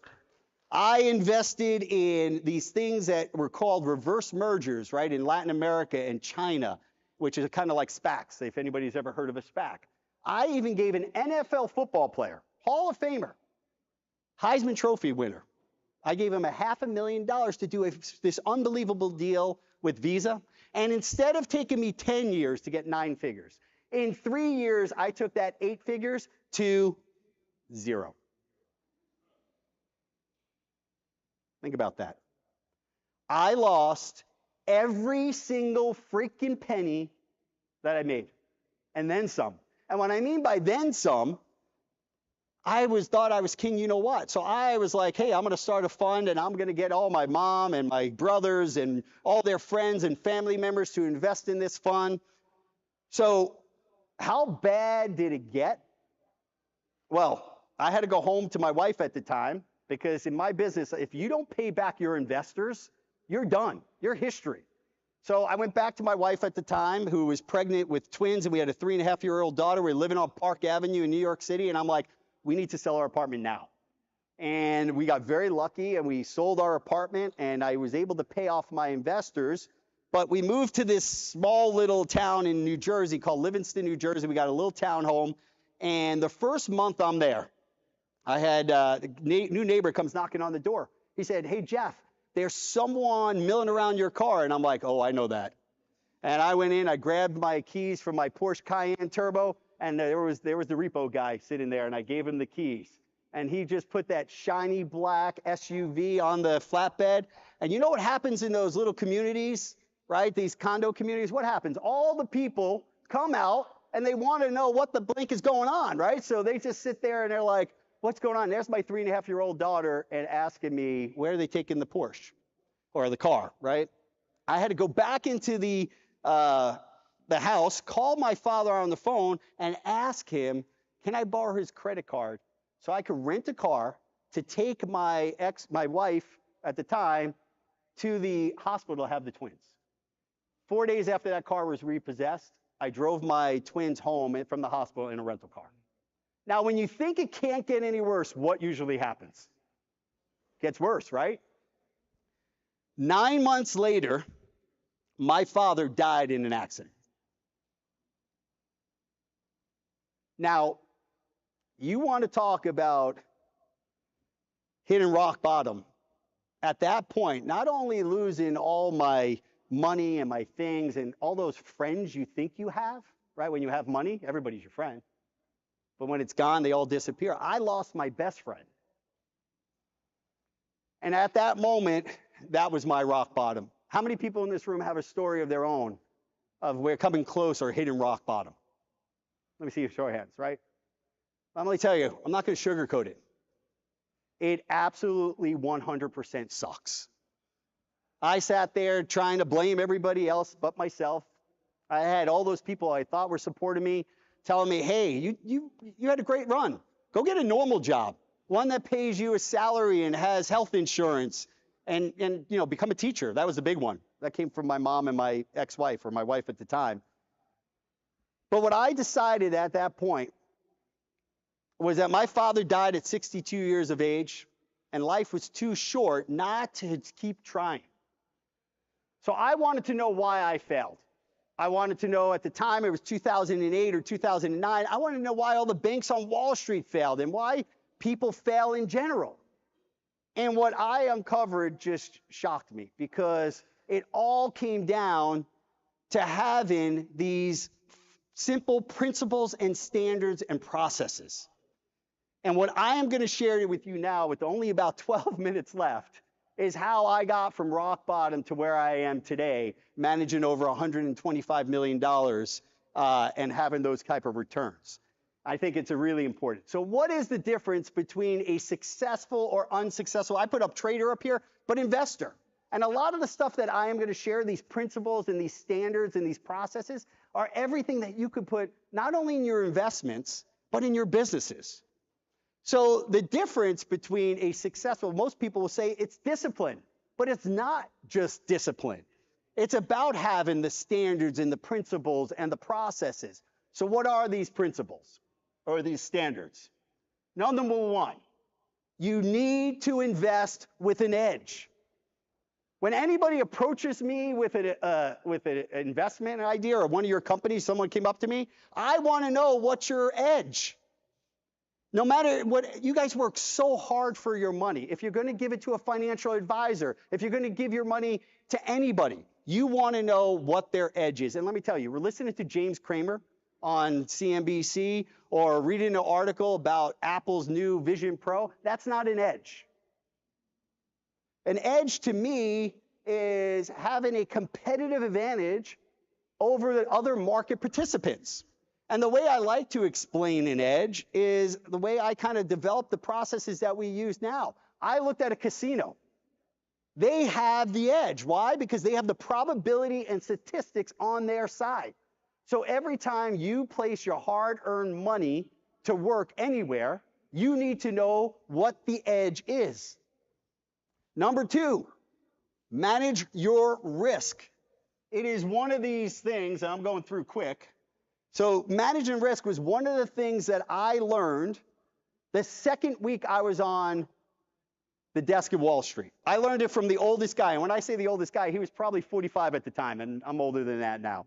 And he said to me, Jeff, if you want to be successful on Wall Street or anything when in investments, he goes, you need this in your mind before you do anything. And that is, if you take care of the downside, the upside will take care of itself. Think about that. If you're going to write down anything for me right there, if you take care of the downside, the upside will take care of itself. So you have to have an edge and you have to manage your risk. Now, the way we teach our students and the way I use the strategies in my hedge fund, now I'm going to get into stuff that is going to seem awkward to you, right? You're going to hear options, you're going to hear futures, you're going to hear stocks. It's all right, and it's fine to be uncomfortable with those words, right? Because when I walk in to order Starbucks for my 3 daughters, and they sent me in there for the first time. You ever go into Starbucks and order something? It is like macadoodle this and a grande large that, and it's really complicated. But after doing it 5, 6, 7, 10 times, now I can have a nice conversation with the barista and know her name and order those. So when you're hearing me talk about this stuff, don't get scared. Understand where we're coming from, right? So one way we gain an edge, going back to the edge, is we start everybody with options to gain our edge. And the reason why we start people with options is it's because it's based on math. And it's something that it's not my gut feeling. It's something that Jeff Tomasulu did not come up with. This is something that is truly based on math and gives you the probability and statistics. They put the odds in your favor to be the casino. And I'm going to give you an example on why we use options instead of you have an investment idea. You're like, hey, I could either buy this stock, I can invest in this stock or this mutual fund, or I cannot. And the reason why we use options, especially in smaller accounts, in $10,000 accounts, $20,000 accounts, $50,000 accounts, it allows you to make money efficiently. And I want you guys to think like professionals, and professionals think with efficiency. So when you look at this, this is an example between what a stock, if I was going to make a decision to buy a stock or use an option trade. So this is a real trade that we put on. Right here, a stock trade would have cost me $2,060. If I bought an option trade, it cost me $2,100. Apples to apples, right? The stock goes up, we profited $460, 22%. The option trade, one contract, which equals about 100 shares of stock, we were able to profit $1,600. That's a 76% return. So when you're thinking about, hey, how am I going to invest my money? You want to do it efficiently. What is the most efficient way to do that? By buying a stock or buying an option? We show you that buying an option is much more efficient. Now, people would argue, well, you said an option contract is 100 shares of stock. This is when you think about how big your accounts are. $20,000 account, a $10,000, a $5,000 account. If I wanted to buy 100 shares of a firm, whatever that day was, it would have cost me $10,300 to get 100 shares. If I use an option contract, it would have cost me $2,100. When you think about managing your risk, how much do you want, if worst case scenario, you lose everything, would you rather lose $10,000 or would you rather lose $2,100? You have to think about risk and efficiency and your edge, right? Same thing, you make $2,300, it's a 22% profit, 76%, $1,600.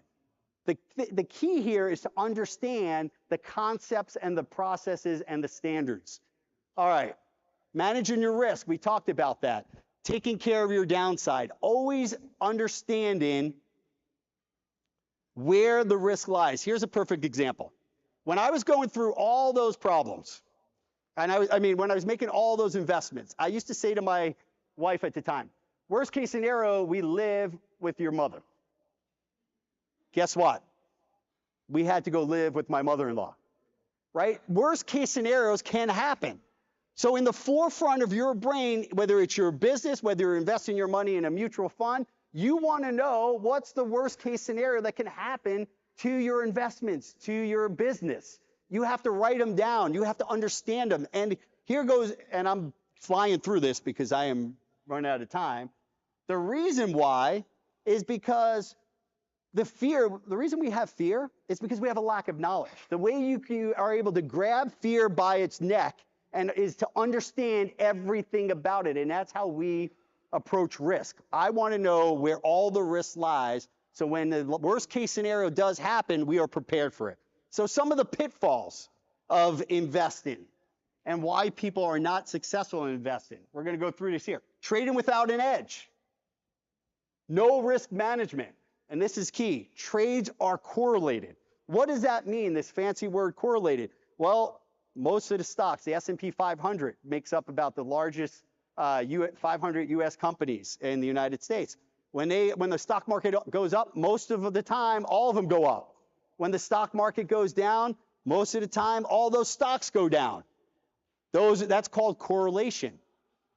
Too many people are correlated in your portfolios. If you went and looked at your 401k statements, I will guarantee that most of you own Apple, Microsoft, all these big tech companies. They are very correlated. So when you ask yourself, why did I lose money last year in my 401ks? It's because you were very correlated. And we're going to get into that in a second. Not having a proven, repeatable process. I can't tell you, when I talk to business owners, when I ask them their process, they can't even tell me their process. If you can't tell me and you can't explain it, it is not repeatable. And especially if you're going to invest in the markets, you want someone that has a repeatable, proven repeatable process. You don't want to be a one-hit wonder. How many people in here can tell me who Scott Mitchell is? You can. Wow, that's impressive. Scott Mitchell was a famous quarterback, but everybody in here can tell me who Tom Brady is. Right? Rebecca Black, Taylor Swift, right? Everybody knows who's Taylor Swift. Not many people know who Rebecca Black is, right? Right? Tom Cruise and Judd Nelson. Judd Nelson was a famous actor back in the 80s, right? Had a couple of good ones. You do not want to do that, even in your business. This is part of your edge. And then managing your emotions, they do not manage their emotions well, and the lack of quality mentorship. And I heard someone speaking at this conference about mentorship, and this is something that people don't want to do. They don't want to pay for it. Sometimes you need to pay to have a really good team around you. And when I look back at the mistakes that I made back, in 2005, 6, and 7, that led me to lose all that money, I didn't have the right accountants. I didn't have the right lawyers. I was so darn cheap to hire consultants to help me protect my wealth. And sometimes you have to do it. So I got 2 minutes left here. I want to go over the 3 principles that have made me super successful in my fund. And this is trading non-correlated, having a proven, repeatable process, and managing your emotions. So let me just flip through here. Trading non-correlated. Now, this is a picture of Warren Buffett, who always talks about risk, right? But the one guy that had changed my life happened in 1998, and it was Ray Dalio. Ray Dalio said, find me 13 non-correlated assets, and I will find you someone who is consistent at making money in the markets. Well, what is non-correlation? We told you what correlation is. So let me show you this. This was what I was talking about. What correlation is. You have the S&P 500, which was those 500 stocks. You have MasterCard, McDonald's, Procter & Gamble, Home Depot, IBM. They're all, look at that. They all go up and they all go down. That is how you lose money when the stock market drops 20% or 30%. How do we stop that? Well, here's one, oil and Tesla. Sometimes it goes up together, sometimes they don't, but they're pretty non-correlated, right? Here's one that's really big, the S&P 500 and wheat, completely non-correlated. You want to be able to have non-correlated assets in your portfolio so you can make money whether the stock market goes up, down, or sideways. The next one is to have a repeatable, proven repeatable process. This is why we focus on math. Now, this isn't coming from a guy who has no background in math, who couldn't even figure out, but what we have today is computers, right? We've come up with, and one of the reasons E-Trade bought my company back in 2001 was our software. Now with computer software, all this mathematical formulas that are so complicated now can be put in graphs, and it could be put on scales, which I'll show you an algorithm that we created that is on 0 to 10. And all you need to do is have the knowledge to interpret that, and you can make powerful decisions on your investments. That's what, when you are able to put math around the strategies, you become much more repeatable. And then the last one, right, is to have I forgot about this. This is when you have a repeatable process, you can see how well this turns out. These are real trades that we've made. We've sent out to our students, and we have actually made in my hedge fund. You can see 26% in 4 days, 45% in 10 days. That is why we are successful. It's not the numbers that are so nice to have, which they are. It is about having a proven, repeatable process. This is the vol meter that this is one of the tools that I created, the algorithm. And I want to show you real quick. So these are some examples, 20% in 40 days, 3% in 15 days. Here's something that's really key. Those numbers sound great, but you can also have the right idea and still lose money if you don't have a proven, repeatable process, right? So understanding and having people to be able to teach you the right tactics to use and the right strategies to use. How bad is it when sometimes you know something's going to happen, but you use the wrong strategy and you lose money? There's nothing more frustrating than that, to do that. So last year, we have this service that we give to our students, because this is the way I learn, is that we send out our trade alerts. So every time I place an option trade, I send it to our students. So when people are like, oh, I hear all this all the time about options, how are you successful? Well, we keep track, right? We keep data. And here's it. Last year, we sent out, which I think 109 trades, 98 of them were successful. We had an 89.91 hit ratio last year to our students. And I'm showing you that number because it is impressive. But what I like about it, this is how we teach our students, right? We show them, we teach them, and we support them. There's nothing worse than going on the internet and learning something and then having no one really explain the intricacies of it. And the way I learned how to trade was I sat behind someone for 30 days and I saw them get in and get out. They talked to me about that. And that's why we send out trade alerts. It's not so you can try to make money. It's for you to learn and to make your learning curve a lot quicker. Now, I'm out of time here. But the last thing I really wanted to bring up was managing your emotions. We hear about why people don't I told you why people don't get involved in the stock market. It's the fear. It's this emotion. Or even when you're in the stock market, how many people have made a trade in the stock market? Anybody in here? Let me tell you, when you place a trade, how many times you look at your phone when it's starting to go against you, right? Like you're like, oh my gosh, right? And you have this because in all reality, we don't know what a stock is going to do. We don't know if it's going to go up or down. People like to tell you they do, but they're full of shit. They really don't. And that's why you're looking at your phone all the time, right? Because you're like, oh my God, it's the uncertainty. Well, let me tell you something. Having non-correlation, these principles, right? And let me just go through the standard principles. When you trade with an edge, when you manage your risk, when you have a trade non-correlated, when you have a proven repeatable process, those emotions now become your superpower instead of your kryptonite. You eliminate all those emotions because you have a proven, repeatable process, because you have the standards.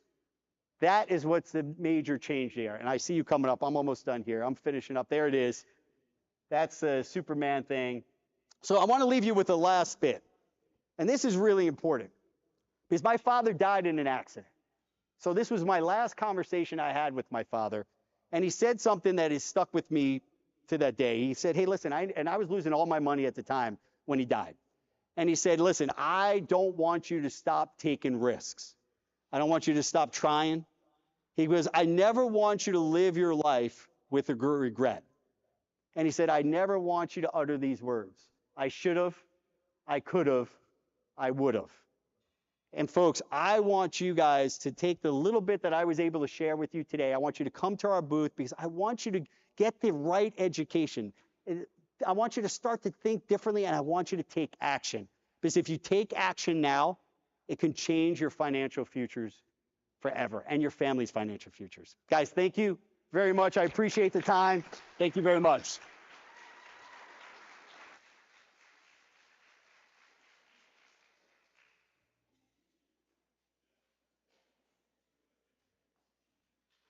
Wow, what an incredible, incredible, and motivating session. I enjoyed the stories, the expertise.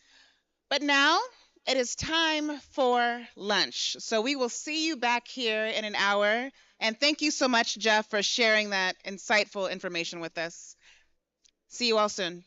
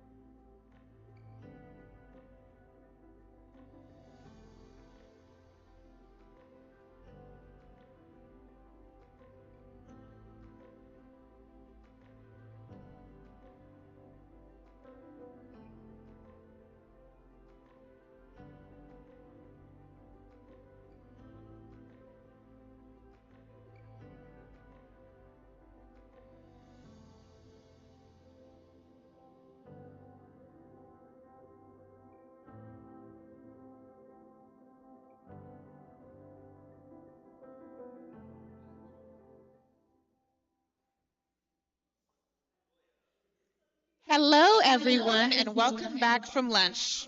We are back with more exciting conversations at the Internet 2.0 conference. I hope you're all feeling energized and ready to get back into the thrilling conversations. Let's shift gears a bit and get into our next panel discussion titled From Automation to Collaboration: How AI is Reshaping Jobs and Skills. Let's hear all the information and insights from our panelists. Sai Santhanarakrishnan, Senior Privacy Risk Manager at Amazon. David Shi, founder of CodeJ Inc. And we have Sanjeev Kumar, Business and Technology Head, Healthcare Life Sciences, Emphasis Corp. Please give it up for all of the speakers, everyone.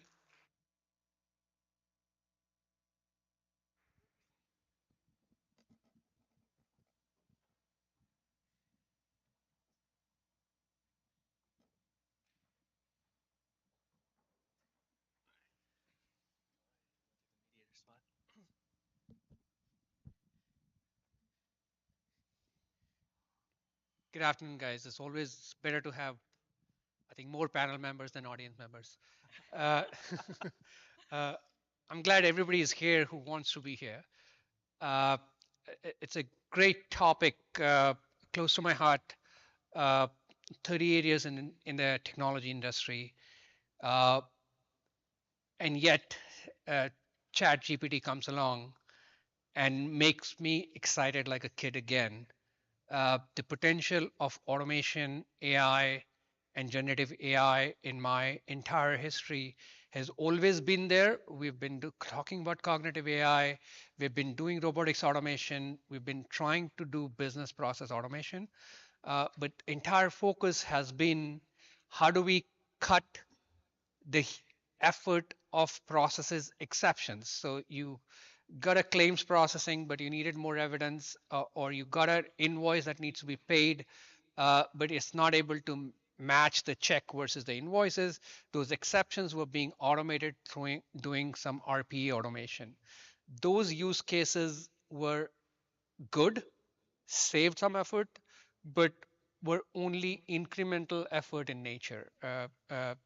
Whereas what GPT does, or GPT-4 or generative AI or LLM models are helping us do is add cognitive ability as well as decision-making process and create businesses themselves. So the entire focus now moves from automation to collaborate.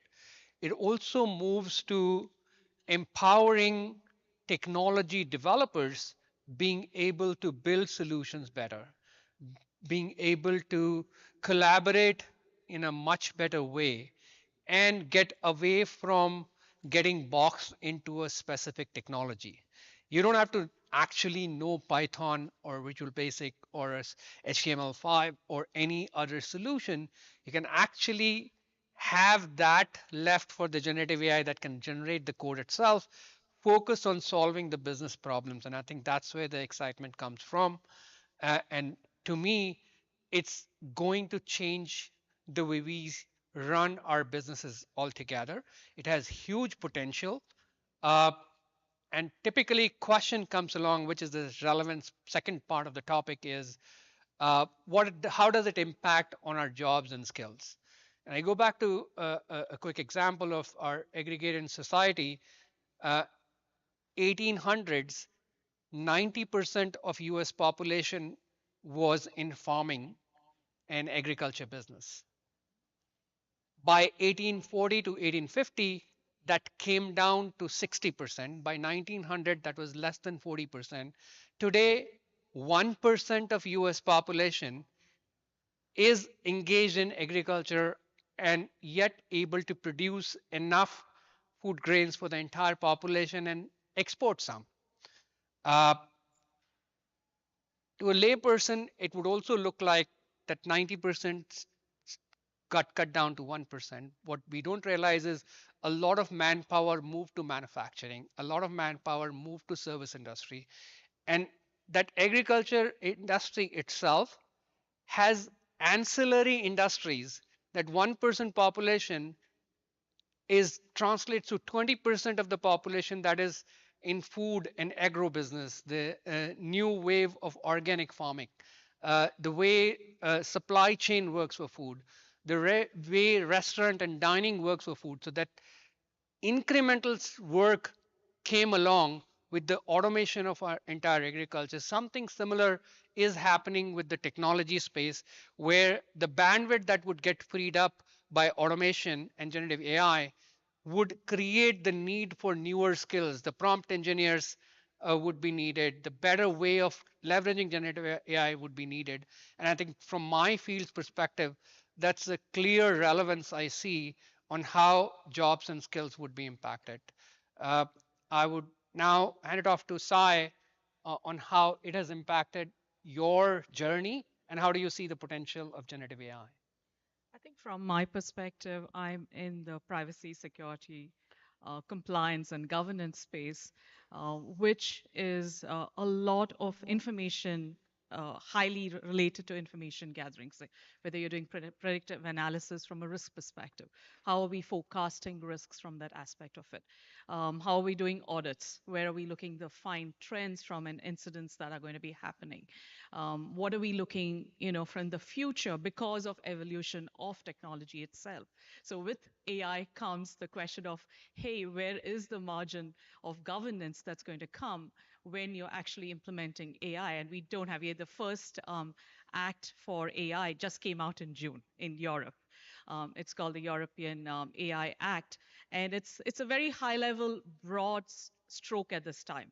At this point of time, how are we looking at copyrights? How are we looking at intellectual property? Where does the liability lie?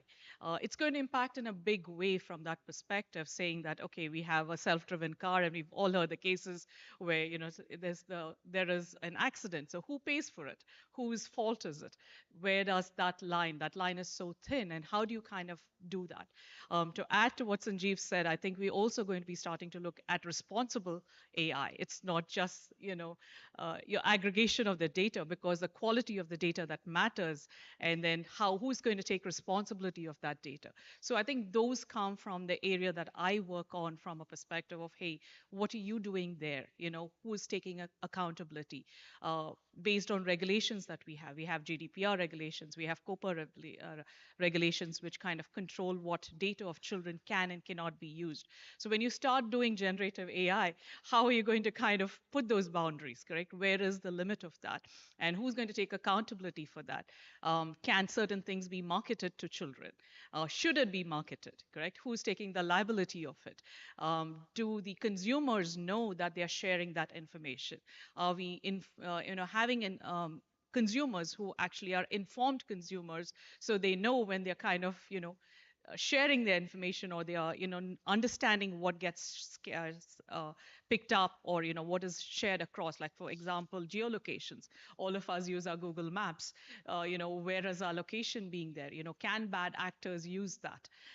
We are talking about e-health in a lot of ways. So there is a lot of private information and of an individual, PII, that gets surfaced. And if that is now getting data scrapped, and AI is starting to use it for analysis and predictability, what gets shared? How is it being shared? Who gets hands onto the data? So looking at it from that perspective, I think AI is going to be a very interesting field for us. But where I've started seeing some of the efforts is, like we were talking a little earlier, like testing of new products coming into play. We have the QA role that all of us are quite familiar with bringing in.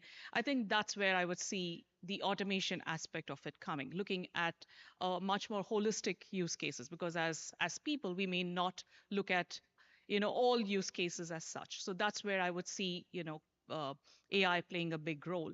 Audit, because we're looking at audit reports and trying to make sense of it. So I would look at that from that aspect of saying, hey, what should be picked up and what should be surfaced to our leadership? What is the ROI on return when you're trying to launch products? And where is a segment? It could be based on regional segments, what we're trying to do. How is that kind of playing a role? And especially when it comes to regulation, because regulation is so broadly done in depends on region you are. What EU has is different from what US has versus what Asia Pac has. We have state level regulations here. You have the Massachusetts regulation versus California regulation. So how are we kind of trying to comply with that? So given that, that's a huge broad brush today, as as an individual or as a small segment within an organization trying to keep up with that. I think that's where I see a lot of automation and AI coming to play, both generative as well as us looking at data itself. But also it comes from an enforcement perspective, correct? From a compliance enforcement, the responsible AI aspect that I was talking about, I think is going to take a big role. Thanks, Sai. And I think she knows a bit about security and AI, although she's not in an official capacity to speak about Alexa and AWS or Amazon, but we all have it in our household. And the impact of AI is visible. I can set my lights, timers while my dog is alone at home. I can actually see the same thing actually reflected into all walks of life that we lead. Every product that we see is harnessing that energy.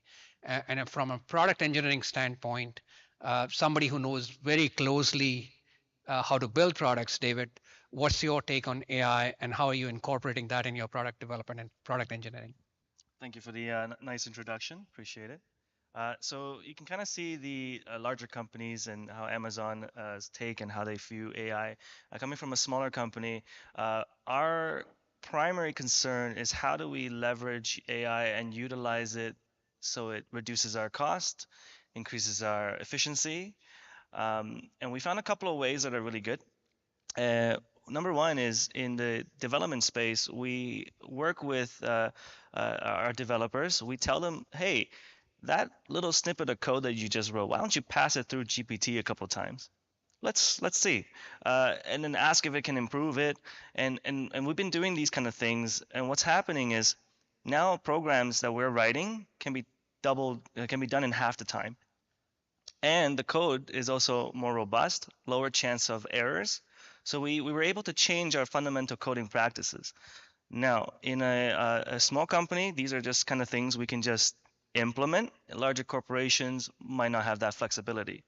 Now, what does that mean? It means if you are in a small business world right now, if you are thinking of startups, you have all these tools that you can start using right away, faster than anybody else, to get you ahead of others.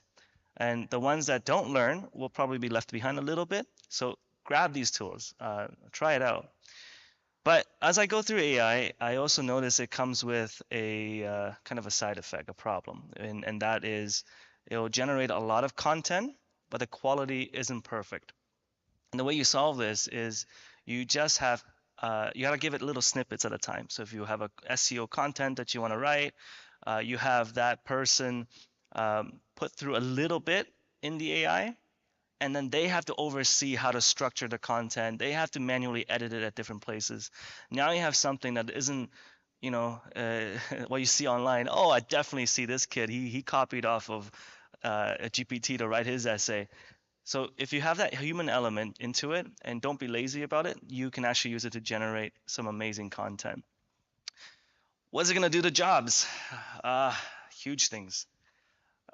We are in a part of the world right now, kind of like the Industrial Revolution that was mentioned, where this new technology comes in. It's going to replace some jobs. And the key ones that I think it's going to change are desk jobs that are low to medium skill level, because these ones can be automated. You can have one higher skill level person run 3 or 4 people's jobs in the same time.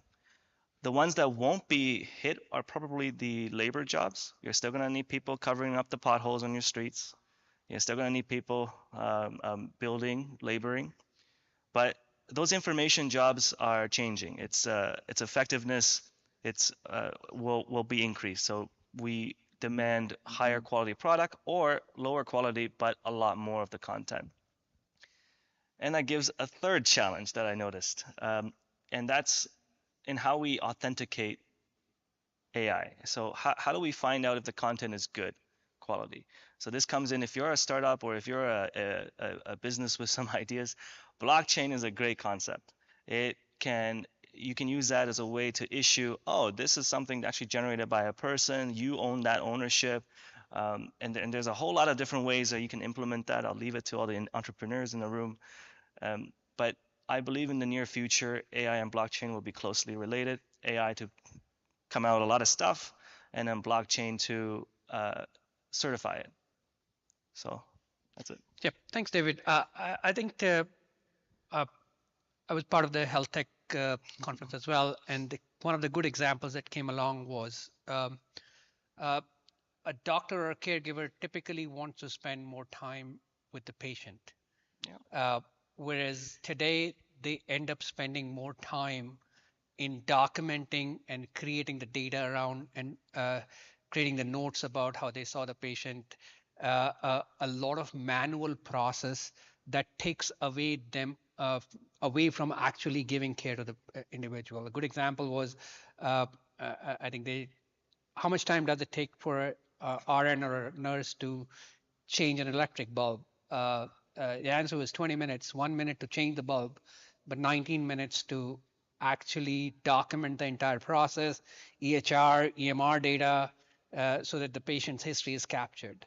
Now, generative AI or AI processes actually can save that human effort that is required to document, primarily because there's no sequential process. A good example was Taylor joined, he's not on the panel right now. Our last conference call that we had, he joined with a bot that could document all the minutes of the meeting while everybody was on the meeting. We don't actually have to have a manual secretary to note down all the minutes of the meeting.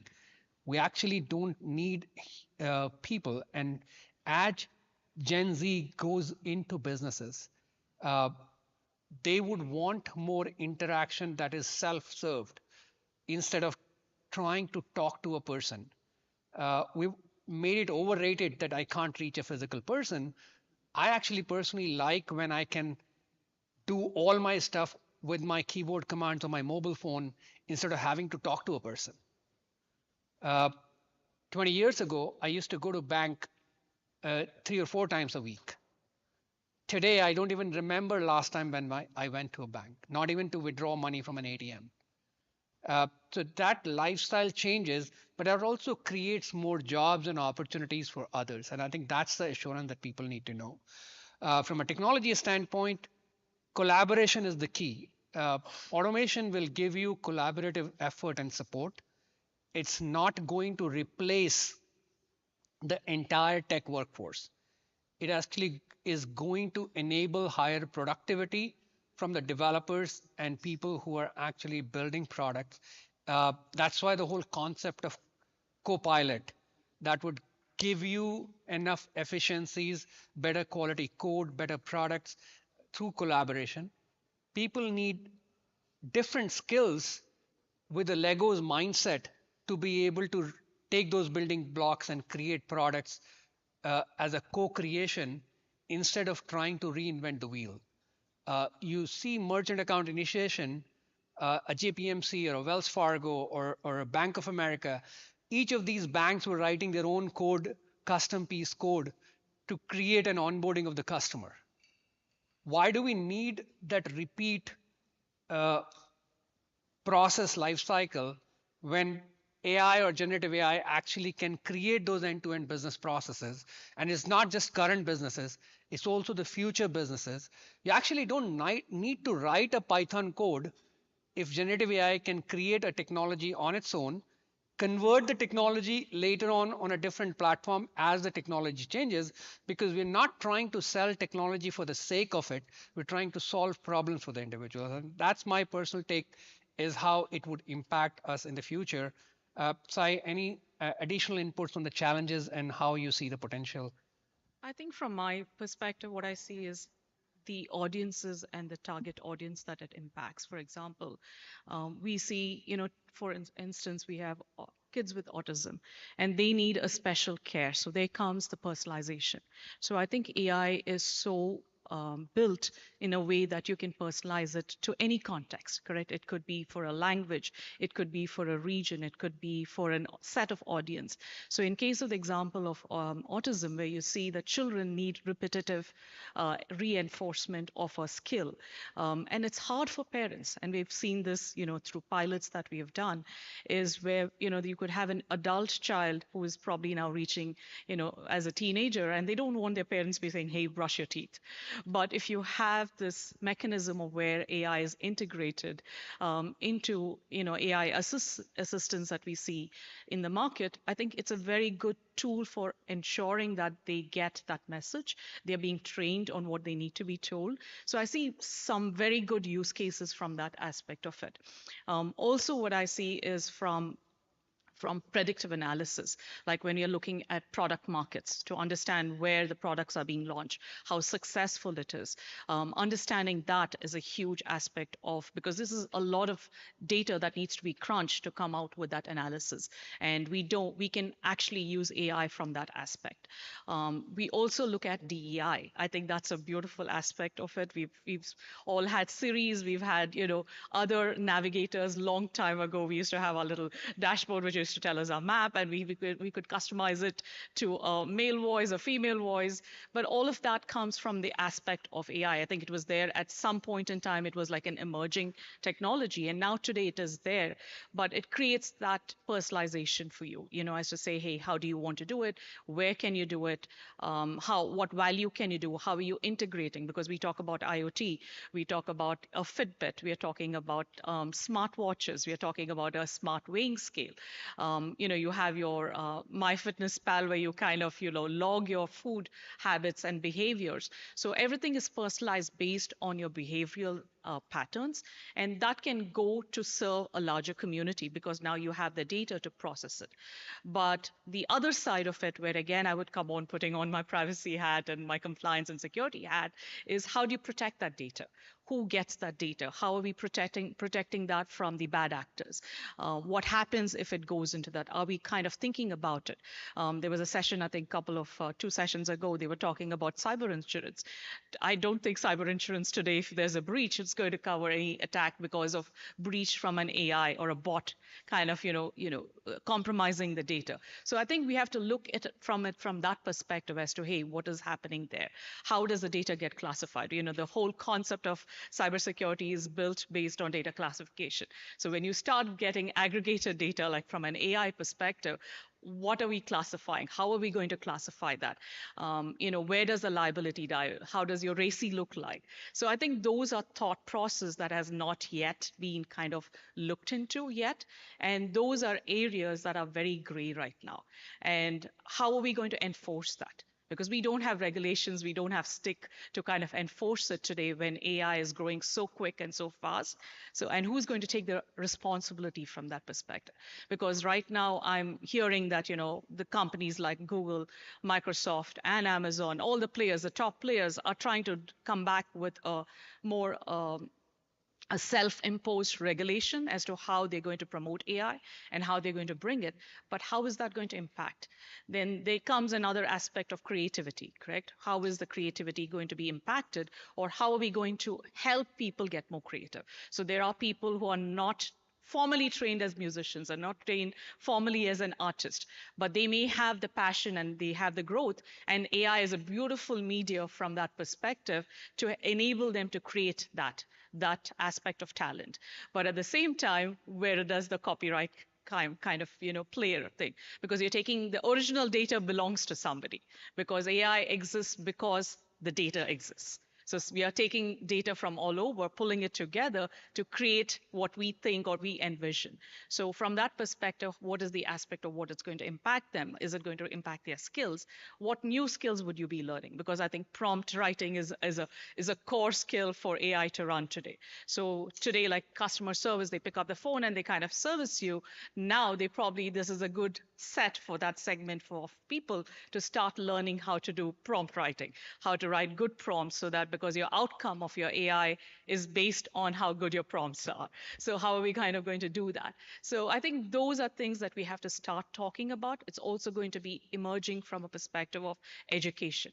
Like, we are talking about AI compliance. What does that mean? Who's going to train you? Who's going to set the, norms for it? Where is the framework going to come from? Those things are, again, very gray, very early right now. But I think those are areas, if you're looking at new profession to get into, or, cross-training yourself. Because if you've been an auditor, if you've been a risk manager, if you've done governance, so these are all the aspects that you can, cross-train yourself and move into the AI space while using your core skills that you have from a professional perspective. So I think those are things that I would definitely recommend people to start considering, rather than saying, hey, we're going to lose our job, we're going to take away things. But I think these are new opportunities that are going to come into the market, and it's there to stay. So I think with that, I'll let David kind of say what he's seeing. So I as think the next David, generation. talk more about the bias in the data, as well as how global you see the impact of AI in various countries outside of US as well. Oh, this is a big one. Globally, I think so a lot of companies nowadays are outsourcing work to other places. So a common one is our like virtual assistants, ghostwriters, and so on. So it's going to a lot of these low-priced consultants and people you work with overseas can easily be replaced by AI. So AI ensures a minimum quality on everything you do. Some of the ghostwriters that stay will become much better because they can incorporate their work with AI together, and they become triple productive. It's insane. So in that regard, the global market is going to change quite dramatically, and I already see it in the virtual assistants that I've been trying to hire. Being able to use AI prompts is not even a option; it's a mandatory requirement for them to work with me. If they don't know how to write prompts, they're out. Like that's it. Because I know where the market's headed, and we have to kind of capture that. Now let's talk about the how you can use AI. I think that's a good question for everybody. Like, well, what can you do? What are some key things that you can learn right now? If you're not on ChatGPT all the time, what can you do so it can really help you out? First thing is get really, really good at asking questions. You need to be so good at asking questions because the AI can only answer what you ask. And you'll find that a lot of people I work with, I find that their question asking skills are not great. They're not articulate enough. And then as a result, AI produces subpar results. So AI will give you exactly what it thinks you need. When what it thinks that you need is also what the general populace also thinks you need. So what happens is a lot of the AI users will become very articulate. They'll be able to explain themselves very well because ultimately you're explaining to the AI what you want. And then we hear a lot about prompt engineering. So this is everybody mentioned that. What is that really? It's just us writing the proper questions for the AI. That's it. It's really simple. And it's a key skill, not really well taught out there, but the people that do know it are like just raking it in. So one thing to observe is 5 years ago, when AI wasn't as stable, when we had back in our old machine learning patterns. Back then, it was all about training, and then it takes you days to train a model so it works out. And then if new data come in, it's not a fast, instant result. It takes a long time, and then you do that, you get models where there's prompts. But now it's instant. You can just tell GPT, I want it to behave this way, it will behave that way. It doesn't need any training. So the whole training part, we turn it into prompts that we get instantaneously. It also helps in our day-to-day lives. So as a person, let's say you have a question. Sometimes I don't really want to ask Google what I need. I can ask the AI what I need. Hey, I'm looking to do this. What do you think is the best way to do it? It literally will list you out all the A to Z's, what to do. Hey, I have a website. I want to rank higher on Google. What can I do? You literally ask them that question and it's good to go. Oh, but it doesn't have my website data. You can actually paste some of it in there and it can give you a recommendation. It's insane. So learn to ask these questions, and I think you'll be able to utilize this powerful technology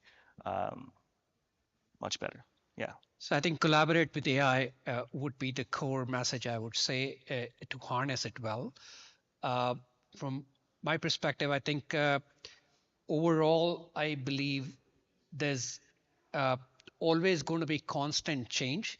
Yeah. People who stay curious, people who stay in sync with what can be the potential of this new wave of technology would benefit from it. ML is a good example. AI ML models that we built in our labs needed large scale processing speed, millions and millions of rows of data to train the model.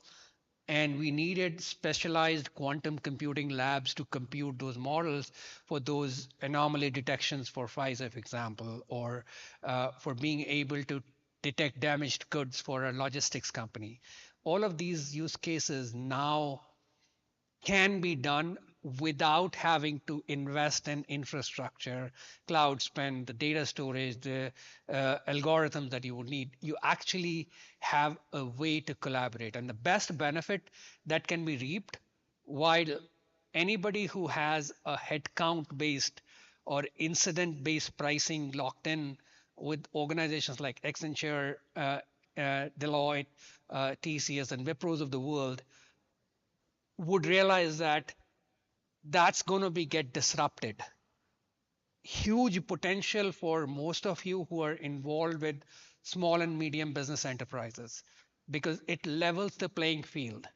The data vantage point that JPMC would have or Bank of America would have would be equal to a regional bank because of access to generative AI. And the rules engine that would be available would be really, I would say, reaching out, democratizing the whole process. It will also impact the globally. A good example is countries like India, Nigeria, or African countries skipped the entire laptop and desktop generation. They moved straight away from no computers to mobile age, leapfrog the entire generation.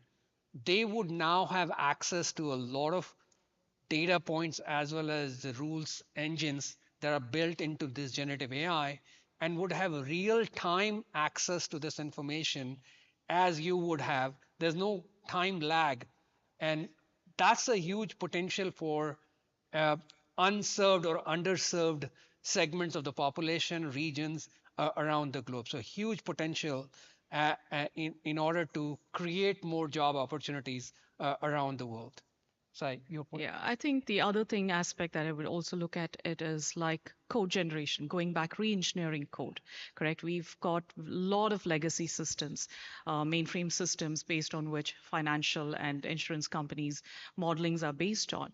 And a lot of it has not moved to the adopting the new technologies is primarily because we have never documented the code. So, the business rules and behind that. So today, this is something that you can really, think about reusing or, re-engineering code using AI technology, because I think that it will play a big role from that aspect. And it also comes with the cost saving, because these older generation legacy systems do have a lot of cost associated with it.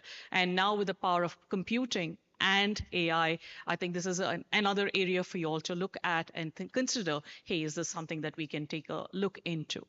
The other where I see a lot of AI inputs coming in is cross-functional industry use. Like, from each industry, how are we looking? Like, we are not siloed now anymore. Like, technology is not a vertical in itself.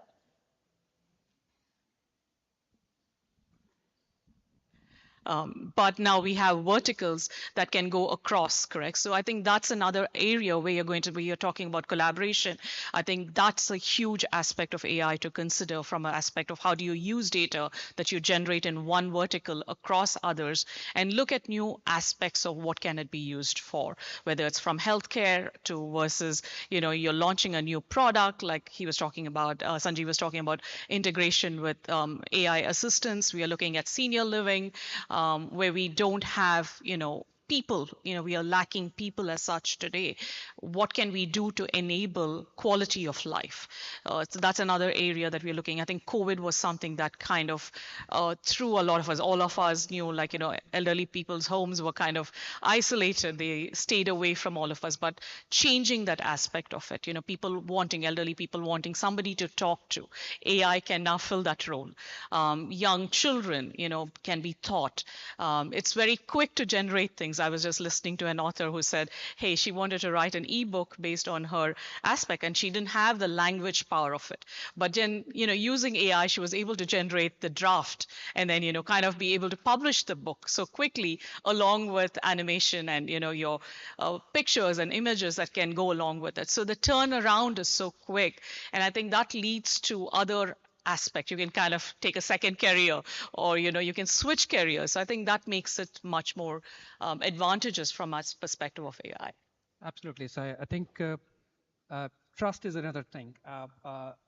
We need to trust the AI and generative AI more because it's way more evidence driven. A typical doctor's memory, for example, would recollect whatever they've read or whatever recent cases they remember. But a generative AI, which is evidence-based recommendation, can actually look at billions of additional data points that that specific physician did not have access to, and be able to create a recommendation that is more relevant. In fact, one of my fellow panelists in an earlier talk, Brian, mentioned that he hates the word artificial in AI. There's nothing artificial about the generative AI or the intelligence that it provides. It's more evidence and data driven. It's not a fabricated data that is generating those decisioning models. So we need to trust it a little bit more. It gets a lot more in the news if a driverless car meets with an accident. Whereas what we fail to understand is the rate of accidents by a driverless car are less or more than human errors. That's the basic sanity check that you need to always do for yourself, is build that trust, but always believe that data would also come with its biases. And that's where the right way of asking questions, making sure the data models that you build are inclusive of all the data and rules engines, the demographics that you can actually access, and avoid medical field trials just based on white heterosexual population, and be able to broaden your scopes that can also be enabled by these AI solutions. Your lab work, your field tests, the drug trials, that can all, with these modeling exercises, be fast-tracked. And we've seen a good example of similar process that happened during COVID vaccine discovery process. It wouldn't have been as fast if we would have gone the traditional way of drug approval process. So it actually makes a lot more positive impact. I go back to, it would be much easier for a small and medium business to launch entire IT and technology setup as they open the business compared to the previous world where they would have taken 18 to 24 months to set up their IT infrastructure. You can now do that in weeks instead of years. If you are trying to create a new business or start a new business, this is the best time and this is the best technology to make it happen for you. I think we just have 7-8 minutes open to any questions.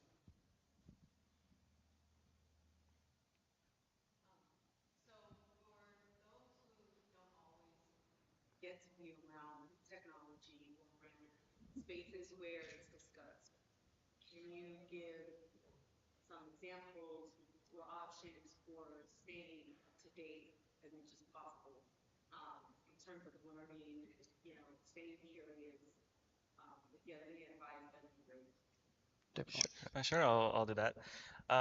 If you want the most up-to-date information, it's never released first in the news. So news usually get it last. By the time you hear it there, it's probably the end of the bandwagon. The first place I see things show up publicly anyway is on GitHub. So and that's why the programmers all got it first, is because we see, oh, this new thing came out, could do all this cool stuff, very cool. And we play with it, and then we build products on top of it. But let's say you're an average day Joe, how do you do that? And you're not tech savvy. Well, you can ask the AI, what's the new thing? A key thing in a 3.5 versus the 4.0 model is the 4.0 actually uses real data that's out there. Now they are a little bit dated, so you can ask the 4.0 or 3.5 model, where do I find this information? And then you keep bookmarks on those. So that's the best way to keep in touch. It's a little bit messy because there's so much information, but that's how we organize it. Thanks, David. Can you come on to the mic? Yeah. Hello? Oh, yeah. Thank you very much. Wonderful presentation from all three of you. So my question, on several occasions, you kind of mentioned that AI may be like the new industrial revolution. And you mentioned that in 1800s, 90% was agriculture compared to 1%. But that opened up a 20% of the current workforce. How do you see that? It's happening much faster now. What would you say to people who feel this is like doomsday and it's going to, in the short term, create like chaos? I don't think that it's doomsday as such, but I think it's a perspective of what we need to change. For example, you look at warehouses, correct, where we have Amazon is a very good example of it. So there were things where we were kind of cataloging, we were doing asset management, we're looking at product inventory. So that's where we are right now using AI for response times, correct, as where it is. We are using AI for moving huge amount of things which was physical labor intensive. So I think that's where I see a lot of change happening, and there is associated training that comes along with it. It's not just that somebody's on the field is just thrown into it, but at the end of the day, AI still doesn't have emotions, correct? So the human aspect of it is still driven by the human. So like when David was saying, we are doing the double checks. You're looking at what the outcome of the AI model is. I think that's where we are talking about, because when we look at the new regulation also, we are putting that at least the initial aspect of it is how is emotions being interpreted? Is it the right way? Is it coming out? So similarly, we are doing that to take away, I think, monotonous jobs that are intensive and that lead to burnout. I think that's where you see the replacement. So I think all organizations realize that, and there is an associated training that comes along with it. Or how do we kind of make our workforce get there? So I would see it as more an advancement to those people, whereas literally taking away their jobs, because you still need somebody, because the person who's trained in a warehouse, they really know their workflow so well. So that cannot replace what AI machine can do, or the logic can do behind that, because somebody has to kind of get to that logic at some point in time. So the data patterns and everything that's there has to be kind of pre-built from where AI takes the data to kind of come out with it. So there is a lot of interaction, and I think these people would then become the subject matter experts there. So that's where I would see, you kind of look at yourself, be able to speak about it, be able to communicate about it, because the features that you're building, somebody like a customer service replacement for a AI assistant is somebody who has done customer service for probably 20 years. So the experience that they have when somebody is having a bad day, AI is not going to be able to replace that, because what happens is when a customer service says, they're probably going to say, hey, hello, ma'am, how are you feeling? Are you having a good day? So we have to kind of train that, and that knowledge is going to come from people who've been on the ground. So I think we'll have to kind of correlate that and maybe even communicate that to folks. Can I add And I a think quick thing on that one? Yeah, go ahead. Yeah, so appreciate it. In the next 10 years or so, there's going to be a rough transition period. It's going to be difficult for lower IQ people working desk jobs. So these people are going to have to be smarter. There's no solution off the top of my head that can cater to these people right now. But overall, the population will get smarter. Just like the older, industrial revolution, everybody got more intelligent. So that's the path that's gonna, it's gonna stabilize there. But in the transition period, there might be a little bit of, job pain. I think I've got a slightly different take. It'll probably make low IQ people look more smarter because they've used the chat GPT. Why do I need to go to Ernst & Young when I can create a research paper on my own?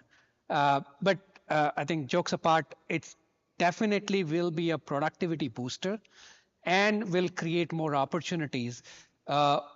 Anybody who doesn't want to learn or change will be replaced.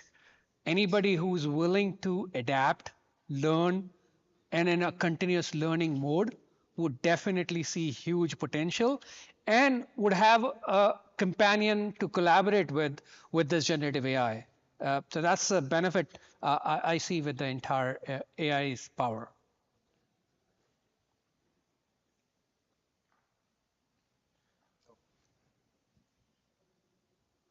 Do you ever think that AI could be used to malicious intent, such as? Yes. Yeah, 100%. Yeah, we haven't gotten there, but go ahead. Such as someone manipulating its variables through talking to the AI in order to give out personal information? That's where awareness comes into play, like anywhere else that we're talking about bad actors and actresses. So in that way, we are looking at it. For example, somebody could be scraping your voice, correct, and sending you a message saying, "Hey, I'm a friend of yours. I'm in trouble, and can you send me some money," for instance, correct? So those can happen. So that's where we were talking about the regulations, the framework as to how data can be used and where data can be used, what kind of data can be used, how can the audience be targeted. So definitely. So you've seen it in the space of cybersecurity. You've already seen it. The malicious actors are already a step ahead of your regular consumers. So this is something I would say everybody has to be taken into account, even as consumers, correct? It's an awareness from across the globe. It's just not the corporates, it's just not people who are creating the AI solution, but as consumers, you will have to become educated consumers. Thank you, guys. We're out of time. The next panel is waiting. Thank you a lot. You've been a great audience and couldn't be more excited. Thank you, Philip. Thank you. Thank you, Thanks, Sai. everyone. Thank you. Thank you. Bye.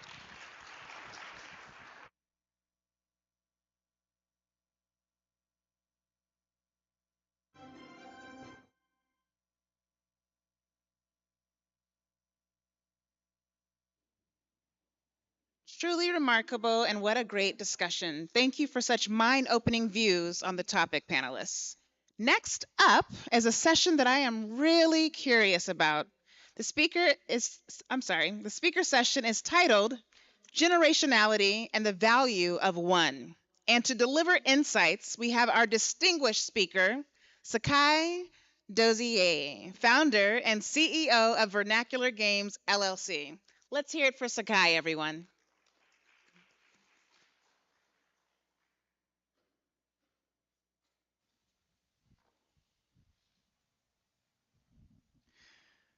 Well, hello, everyone. My name is Sakai Dozier, as I was recently introduced. And why don't we just get right into it? I'm going to be speaking a little bit about a comparison between the old style of doing work and the more current format that I see proliferated, at least in the gaming industry. So let's start with that old format. The guild of days of old. The way that these things would really normally go is that you'd have a master tradesman, someone who wanted to ply his trade, and he'd form the guild. But he wouldn't have enough hands to actually do that trade on his own. So he would scour the villages and towns nearby and find journeymen, people of middling to relatively high skill, people that he could teach to do the work. And they would come to work under him because they knew that he could give them the ability to do this work better, that he could impart to them the ability to eventually make their own guild. But even then, there wouldn't be enough hands to actually complete the work. And so the journeyman would go out into those towns and cities again and find apprentices. Now, these people wouldn't necessarily have all of the skills, but they would have heart and hands to put to the work. And again, the promise was that when they came in, they would learn how to do this work and be a little bit paid while they're doing it, of course. They need to eat, right? And possibly move up to the journeyman level. And then from there, move up to master. Now, this format has continued for many, many moons. We still have this in the blue collar space. We use those terms, master, journeyman, and apprentice. But I would say that there's a comparative format that we can use to associate it with our modern tech company. Now, the lattice work of the modern tech company is pretty complicated, but I'm going to break it down into 3 portions for the purposes of this speech. Again, it will be the boss, the employee, and the contractor. And the main difference between the two is motivation. The guild is motivated by doing a thing. But the modern tech company, and I'm not going to say all of them, I think actually many of the ones represented here have a very different motivation. But the modern tech company is motivated primarily by financials, monetary gain. So how does this drill down? Well, let's start with the boss versus the guild master. Now, as stated, the guild master made the guild to ply a trade. What that means is that he is very familiar with the trade that he's doing. He knows what he is about. He has to, because he's got to be able to train the people underneath him. That's the incentive. That's what brings them in, is the knowledge that he can impart. Additionally, because he knows what he's doing, he knows the value of their work. He knows when they've gone up, when they've leveled up. And to keep them on board, he has to pay them what they're worth. Contrast this with the boss. Now, the first thing with the boss, and this isn't all bosses, but generally speaking, because the focus is on money, he doesn't actually have to know anything about the trade that he's managing. He just needs to know how to get money, how to manage it, how to save it, how to make sure that at the end of the day, the dividend is greater. So this has a negative connotation with his interaction with those beneath him, specifically his employees. Because firstly, since he doesn't necessarily know what he's doing, he needs people to already know how to do it. So that means he has to get somebody who's fully formed. But because he doesn't want to spend too much money, he's going to undercut them. He's going to try and pay as little as he wants to make sure that at the end of the day, he's making as much money as possible. But it goes even further, because the longer the employee is there, the more money is spent. And at any point where he needs to make sure that the shareholders are happy and he wants to save some money, well, that's when the layoffs come. But let's step in a little bit further. Let's look at the employee. What's the connotation here? Now, the employee is very aware of the situation he's in, where the boss is like, well, I don't know if I'm going to keep you around. Maybe I will, maybe I won't. So the employee knows that there's no loyalty there. So there's no reason for them to do their best work. Moreover, there's nothing for them to learn from the boss because the boss got them fully formed. So there's no incentive for them to stick around. So that means they're going to do the most efficient thing. They're going to do as little work as possible for the greatest amount of result. This might result in them, being on site, playing Hearthstone for a very, very long period of time while not actually doing any work. But additionally, they are also, because they are aware of the situation, the other thing that comes with this is that they know that the boss is going to be resistant to giving them any raises. They know that if they go to the boss, they're like, well, hey, I've been doing a really good job. I've been doing awesome work. Will you give me a raise? And in the back of their mind, they're saying, oh, I know you're already undercutting me. Come on, pay me what I'm worth. Come on. But with that said, this makes for a very negative space for the employee. And this trickles down to the contractor, who, frankly, I think they get the worst part of this whole thing. Now, following kind of the model in the guild's age where the journeyman would find the apprentices, there are certain companies where the employees would be responsible for actually hiring the contractors. This isn't always the case, but for many places, that's the way it is. So the employee, knowing that it's coming out of their budget, they're also going to undercut the contractors, but there's another thing as well. Now, the employee is doing the work, or half doing the work while he's there, and he wants to make sure that the boss doesn't notice that he's not doing all of the work. So that means the contractor cannot be allowed to excel. The contractor cannot be allowed to actually do as much work as possible. So that means giving them, well, forgive the phrase, bitch work. Basically, no-name jobs that it's like pushing the button on an Xbox multiple times a day, 10 times a week to see if it breaks. Giving them that kind of work. It's just to fill the hours to make sure that the annotation of the money is there. But it goes a step further because they're already losing money on hiring the contractor to do the work, and they don't want to keep losing that money. So that means as soon as they are able, they're willing to cut off the contract. And they don't really have any allegiance to the contractor, so they don't have to tell them when that's going to happen. They could promise that it's going to be for 9 months, but in reality, it's actually only 2. And then they're just back out on the job market. For the contractor, this means that their resume is a mess. Just 15 jobs over the course of 2 years, never got to stick around for more than 2 weeks.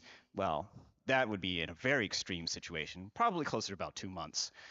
And no experience to show for it because they were never given tasks that they could actually learn. So with this very bleak perspective, the thing from this is that I saw this in a lot of tech companies, particularly in the gaming space, where you would have those very passionate CEOs who started the companies and they would trade out for businessmen, primaries, who were way more concerned about the financials, making the money, making sure the shareholders are happy. And so that would result in a lack of innovation because the employees were no longer motivated. They were no longer thinking about making good games. And moreover, the very direction of the games would change to more monetization focus, where now we're really more about, well, how do we get them to pay more? How do we get them to pay more constantly? Do we really need it to be that fun? No, we want them to keep going at the game. So we'll make them pay for the fun as much as we possibly can. Now, don't get me wrong. I like making money as much as the next guy, but it is important to understand that what you're creating is art, and it is far more valuable, and I would say there's a better dividend for creating greater art than necessarily creating simply super monetizable, forgive me, art.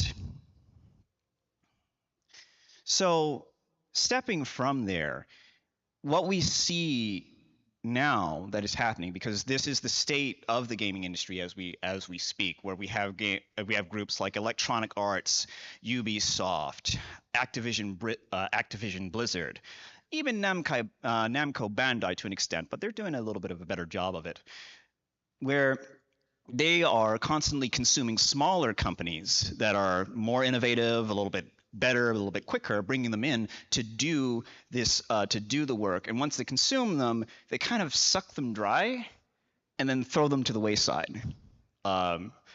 Oftentimes, people lovingly refer to Electronic Arts as Unicronic Arts in reference to the Transformers planet-eating giant robot.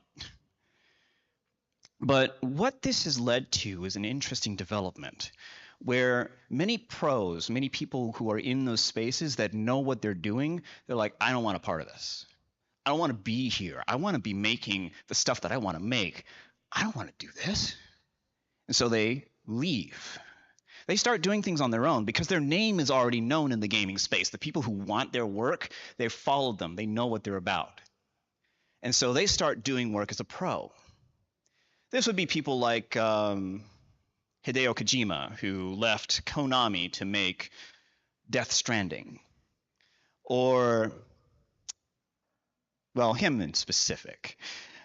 There are others, but they're fleeting my mind right now. But what I should say about this is that those guys, they're going to be working in the space for a very long time. Eventually, they'll have made their money, and they'll be like, okay, I'm done. And then they'll make their lessons. They will record what they used to do, what they did to get there. And like one of the star artists of Blizzard is actually doing this on YouTube right now. It's awesome. It's really fascinating just kind of watching him go through that work. But those lessons will be recorded, left for time immemorial. They have gone from pros to mentors. And their students are the world. Just say anybody who can find their stuff, they can learn how to do this. And so the new paradigm has been created, a 3-tiered thing, oddly enough, from pro to mentor to student. And it's cyclical because the student will eventually become a pro, and then they'll start teaching what they learned. So this is the format of Web 3.0, a completely decentralized, kind of very decentralized format of the web where anybody can learn whatever they want to. And once they've learned it, they can take the pieces that they've found and make whatever it is that they want to make. Now, the issue here is you can have a lot of knowledge, but you might not have any resources.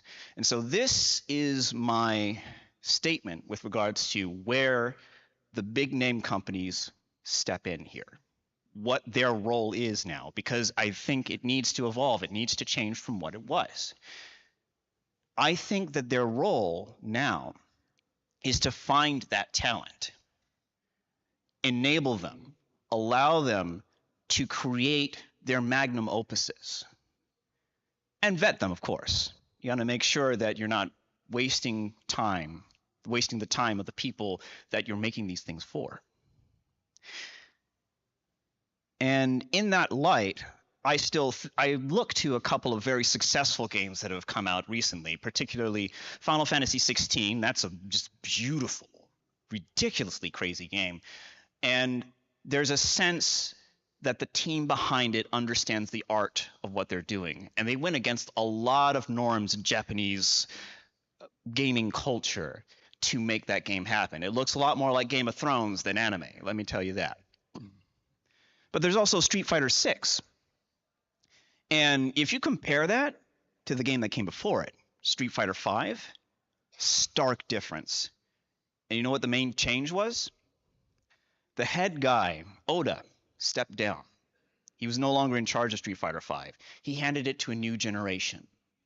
In the same sense that Street Fighter 6 was a recreation of Street Fighter 3's ethos of a new generation, new characters, new everything. Street Fighter 6 was that for the team. They brought a new generation in to make that game, and it shows. It's got swagger, it's got heart, it's really a masterpiece. So as we move forward into the future, there's a question that comes up, where do we go from here? Now, in my estimation, I think it's going to be a very interesting space because, firstly, we've got a lot of indie developers out there, unknowns. Nobody knows who they are. Hardly anybody's even really looking for them. I mean, if you do stuff on YouTube, most of the people who are doing reviews and things like that, they're looking at the big name stuff because that's what the hashtags do. That's the easiest stuff to find. You review Mario, you get views. You review Whisker Force, who the hell even is that? But thing is, you probably should have looked at them because they're doing Star Fox better than Nintendo. And you've got BattleBit. They're doing Call of Duty and Battlefield better than those companies. And you've got CarX, who's doing Forza and Need for Speed better than those companies. The indies are coming. And I think it would behoove us to either get on board or get out of the way. To use a quote from Young Justice. But that's really what I had to speak on, was just the nature of things with regards to how things were in the old days, where we really invested in the people that were coming in. And I know it wasn't necessarily perfect. I might be idealizing it a little bit.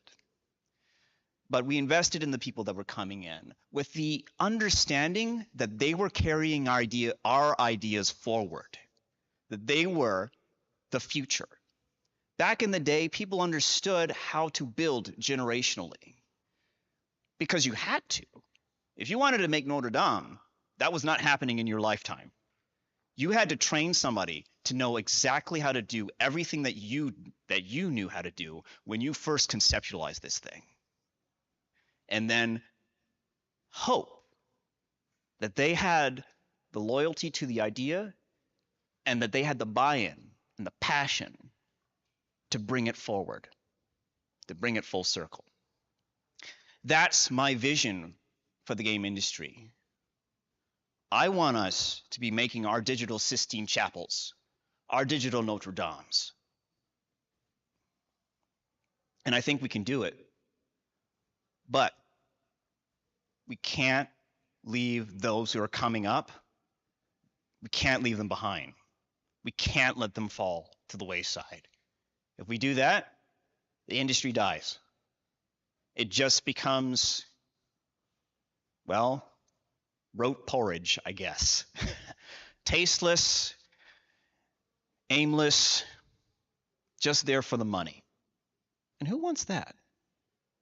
I know I want something more colorful. I want something more exciting.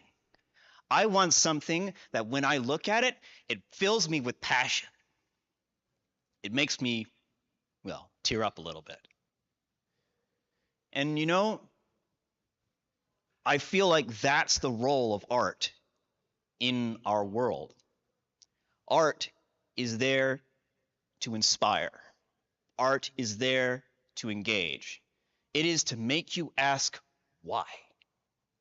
Whenever you create a thing, my definition of art is stylized expression, by the way. All art expresses, all art speaks. And so when you interact with something, you're basically reading into the mind of the artist. And the artist is saying something to you. And when you engage with it, you are specifically asking, why did he say that? Why did he say that? Why did he tell me this? Why did he decide to spend so much time of his years to tell me this thing? Art is communication, and it is communication in the truest and clearest sense. And I believe that video games are the most complex form of art that we have ever created, bar none. So with that, I leave it to you. With those who are coming up, those in your spaces who have a desire to do the work that you do, will you give them a hand? Will you give them a leg up? Will you invest in them? Will you grant them the honor of taking your dreams to fruition? That is all I have for you today. Thank you for your time.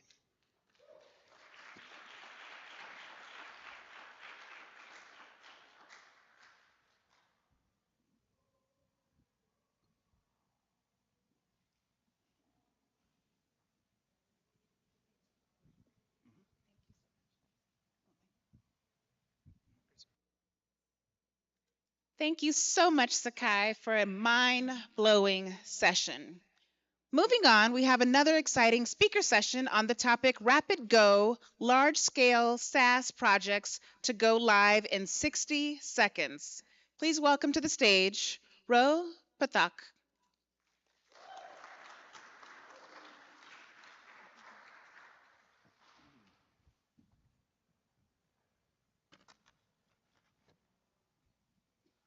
How's everybody doing? Yeah, I like to hear. Thank you first and foremost to the staff at the Internet 2.0. This is a fantastic conference. with a tremendous level of effort. My esteemed colleagues who have been rewarded over the course of these 3 days.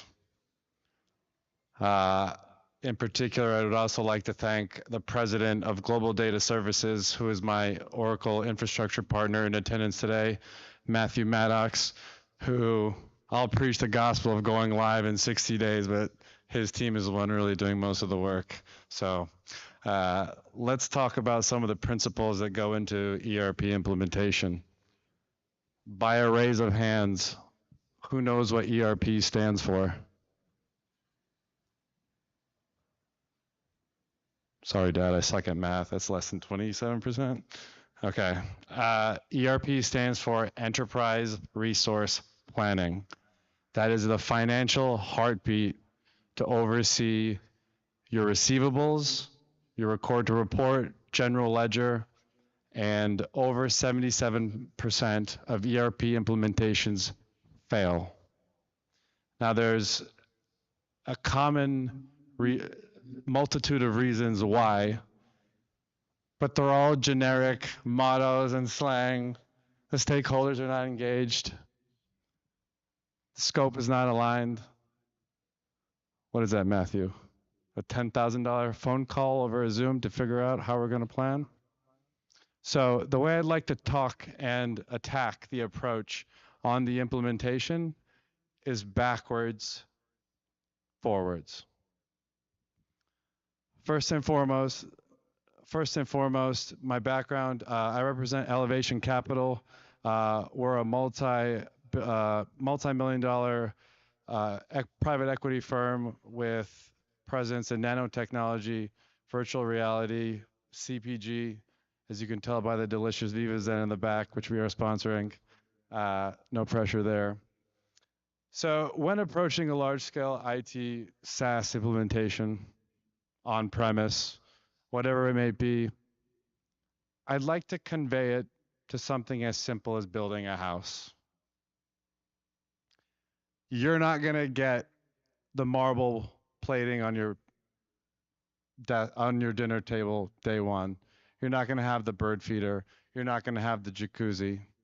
And so what we see amongst multiple chief officers, typically in the financial realm, who have no concept of how software is designed, make decisions about timeline, when the holy trinity of large-scale IT implementation is solely based on scope, budget, and timeline. So one has to give. First and foremost, where we see the biggest errors in the ability for speed to delivery, it's data migration, and data migration. There's no simple answer to this. Outsource to India. Bring it in-house. Bring a couple of 1099 contingent laborers and manually do it. That's not a way to implement this in a comprehensive and cohesive manner. So you start from the back. Hold your vendor accountable with tangible KPIs and critical success factors that they can move forward with into this hypercare honeymoon phase, because what you fundamentally see wrong with companies is they use this waterfall approach to the day of go live without a plan for phase 2. Why is that important? We've heard a lot about the time value of money. I haven't heard a lot of facts or numbers to back that up, but I have a pretty good one here to give you a little bit of a baseline. Thanks to the digital innovations in fiber optic technology, globally, the net profit in the financial services sector is $20 billion per millisecond.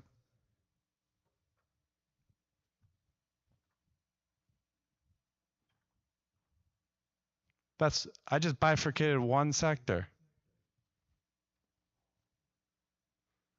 Sorry, I don't know the math on that over the year. ChatGPT, could you do that right now for me, please? So, along with the theme of being able to combat the data migration challenges which we all face, a couple of other concepts to high-level IT implementation methodologies that can help us, whether we're building our house or setting up our child's birthday party. The principles from the PMP and PMBOK itself also apply to some of the agile principles found and preached, especially in Microsoft's SureStep methodology, which is typically the approach I've taken throughout the course of my career. Have completed over 184 large-scale IT implementations, but who is counting?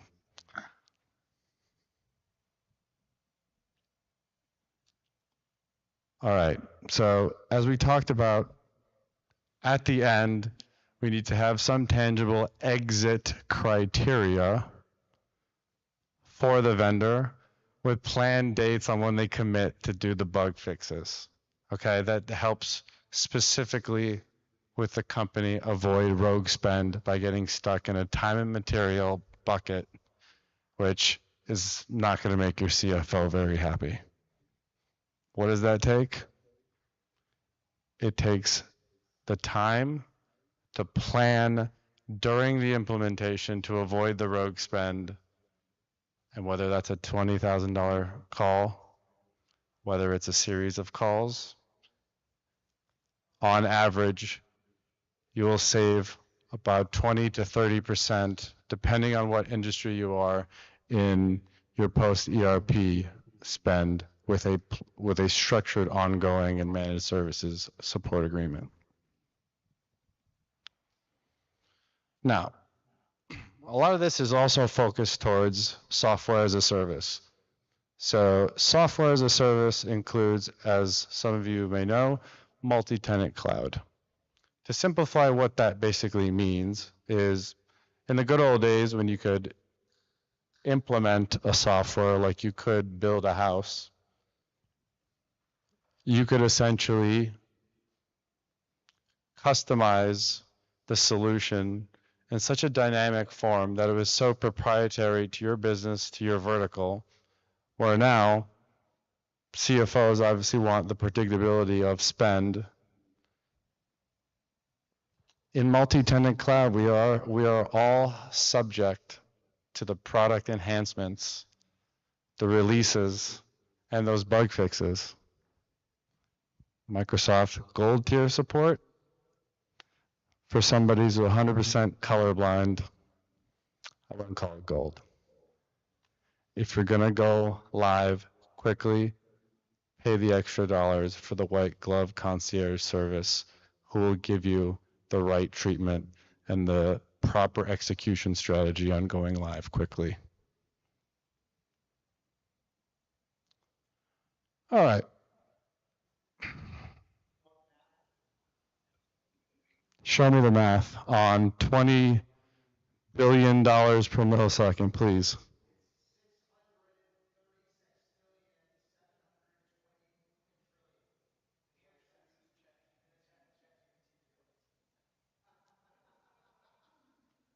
Facts, people. Data doesn't lie.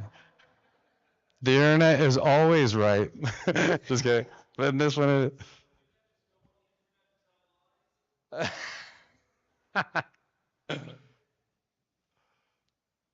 Okay.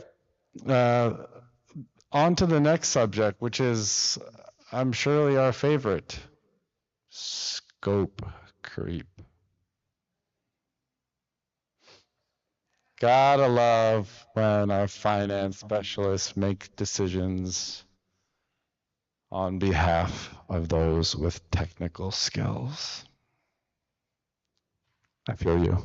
I feel the cringe. There's a way to solve it.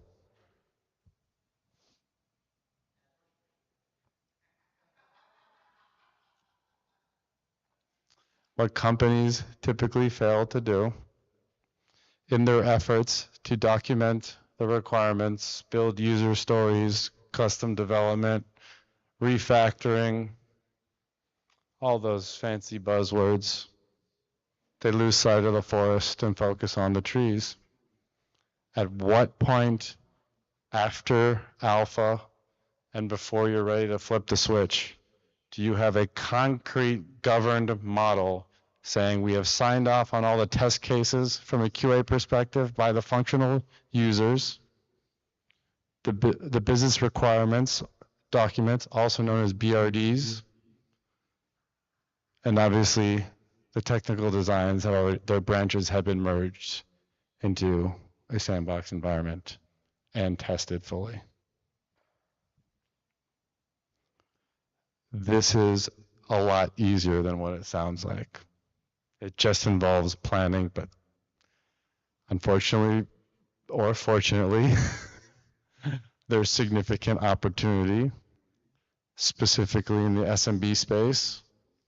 If you're a company at $10, $20 million to $50 million run rate looking to scale,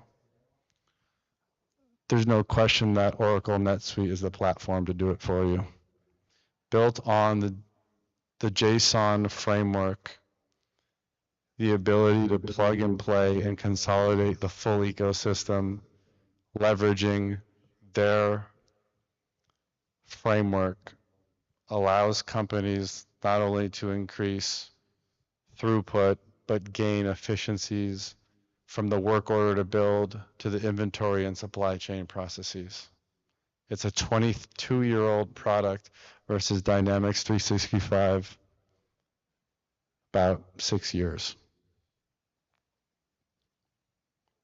During one of those projects of Microsoft 365, and this is by no means a condemnation, but this is some of the lessons learned because I did not practice what I preached. 4-year delay.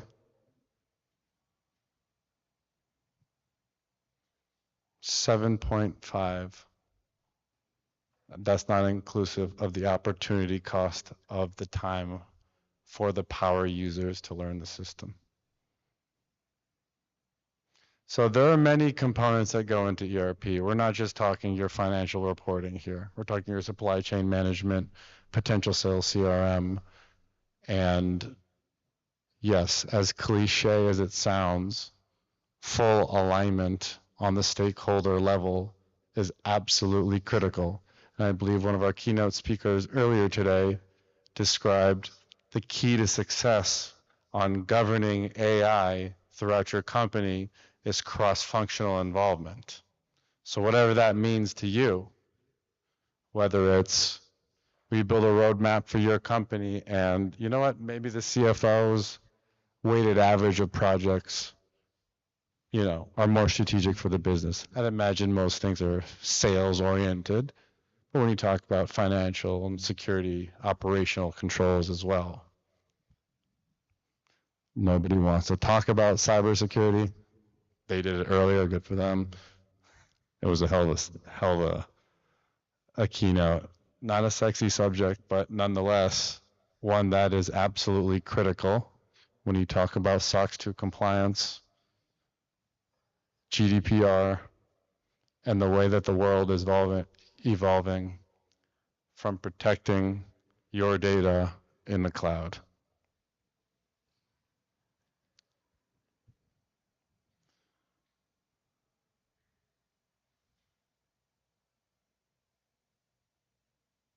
So, in the spirit of making this interactive, anyone have a question?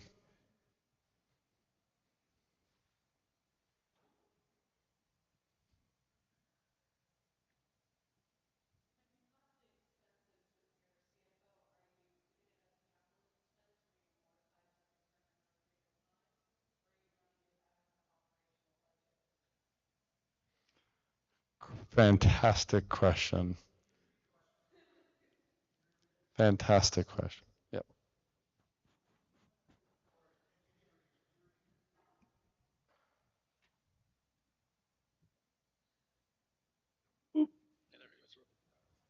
No, the question I was asking was whether or not you were running this as a capital expense, where you would amortize the return or the expected return from the technology project over a period of years.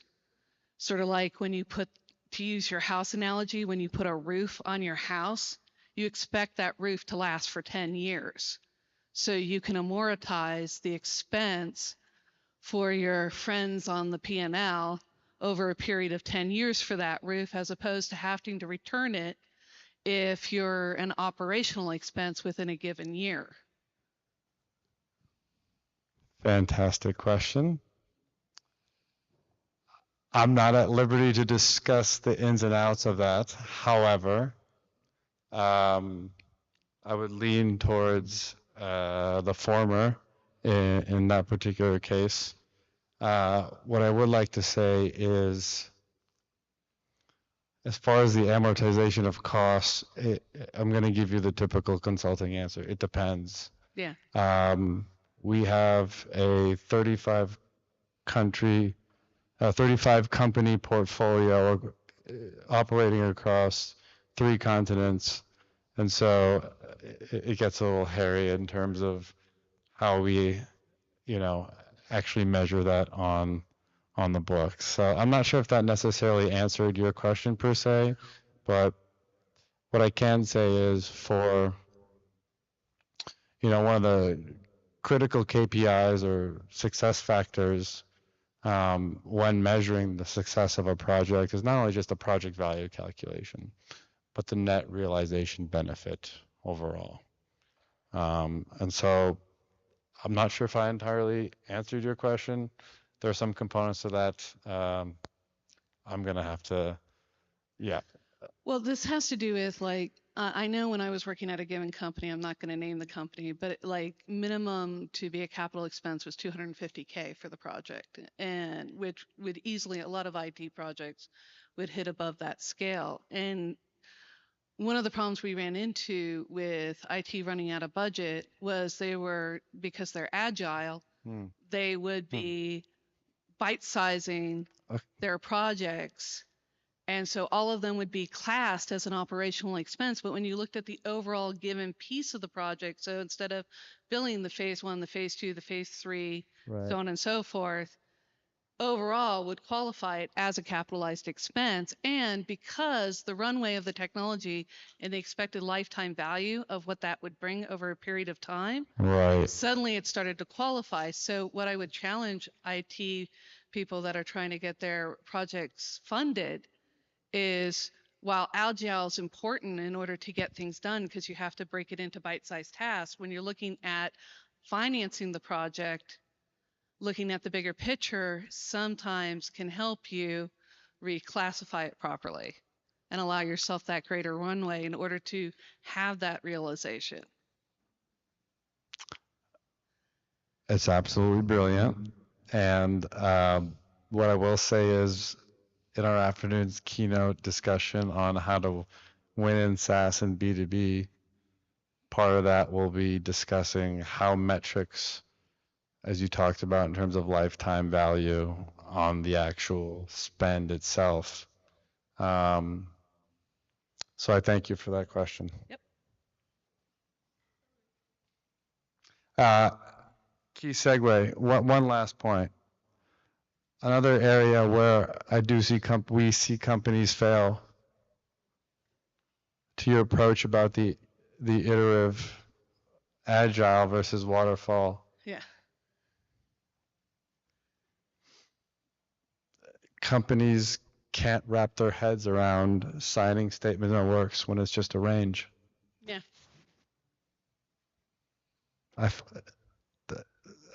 You can appreciate the financial predictability, but how can you truly know the scope of the project leveraging agile until you've executed 75% of your alpha test cases?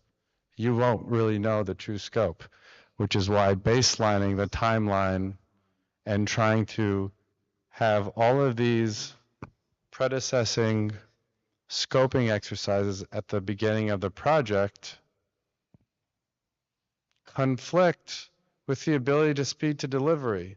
In our approach, here's a solution, here's dummy data from a change management perspective. If you don't want to learn the solution, there's the front door. It's as simple as that. Now, back to the capital expensing sides of things. Now, like I said, I would refer to the former on our approach. However, it's a challenge, right? It's a challenge. There are ways where you can leverage certain models. Slack did this, a usage-based model with your vendor. Commit to certain number of hours at whatever the skill set is going to be. So if you're at a senior solution architect versus your functional consultant, that rate card is going to look completely different. But what you do is commit to some sort of bucket of hours on the ongoing support side or within the actual implementation itself. And if there's underconsumption, you win because you can carry those hours for future development. On the flip side, the risk is on the vendor because if you go over, you're contractually obligated to. Well, and oftentimes what we'll do is a proof of concept. So we'll pick a singular like use case and, you know, launch it. Like, for example, if I have 250 stores, I launch it in a singular store just for proof of concept to see how it runs, to get an idea of the run rate, and then use that to fund the greater project. I love it. I think it's the same, right? Whether you're deploying ERP for a large CPG firm, whatever the industry may be, trickle-out approach is certainly the methodology preached not only by Microsoft, the Workday, ServiceNows of the world, right? The key is the amount of expenditure trying to scope when the end users have not even interacted with the software for 5 minutes. That makes it doesn't make sense. How can they know? Not to mention, if you're a dynamically changing business, rapidly growing, like those delicious views in back there, our requirements are changing throughout the project. So why would I commit to the user story in January unless there's a hard deadline in the sand?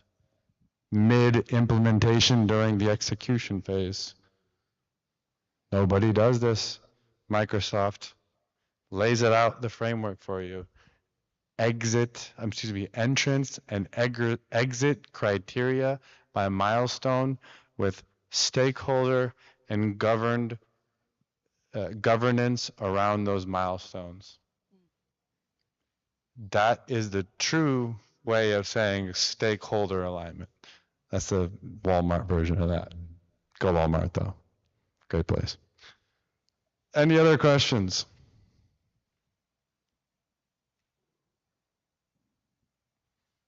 Yes.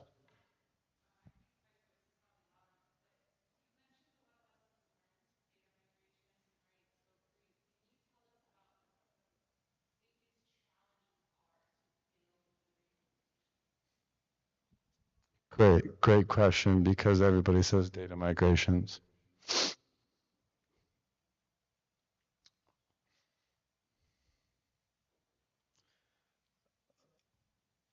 It's going to sound cliche, but my biggest response to that question is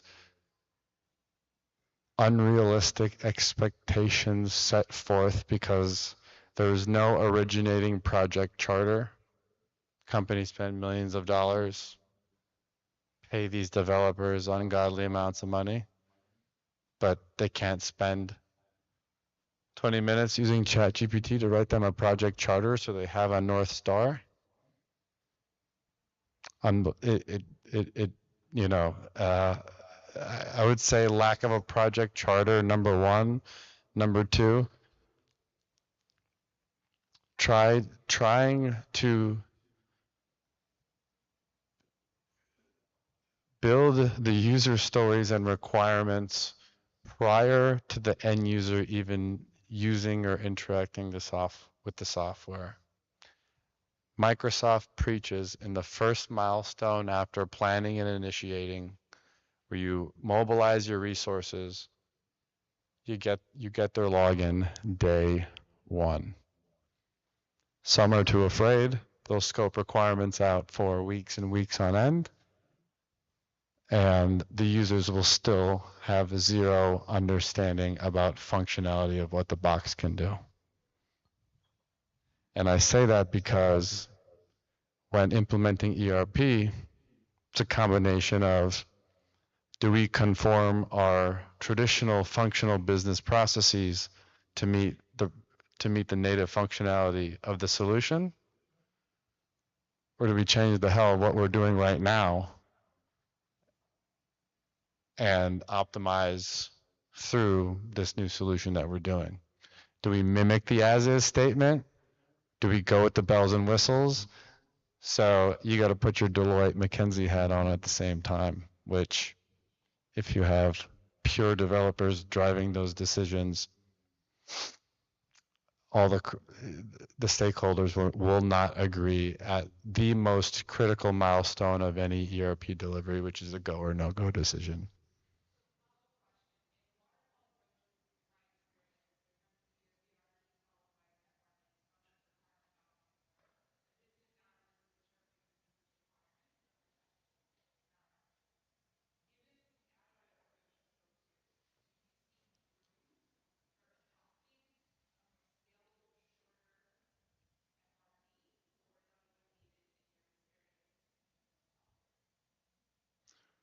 Excellent question once again. And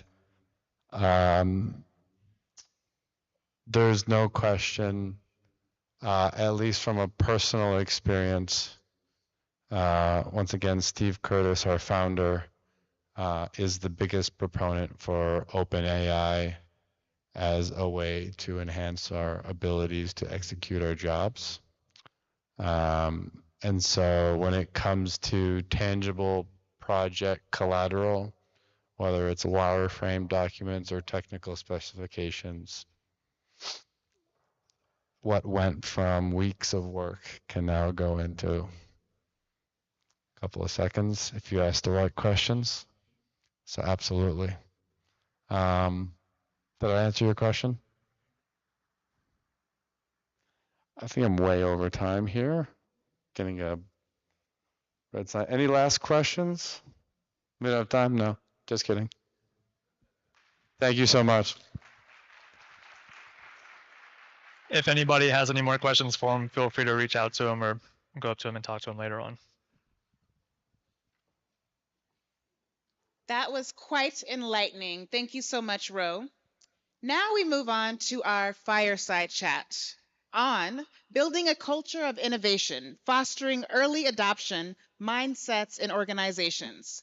And our speakers are Sai Santanakrishnan, Senior Privacy Risk Manager at Amazon, Raghav Gopal, CEO of M Square Media, and Ruchira Chakraborty, founder and CEO of Coach Koji Private Limited.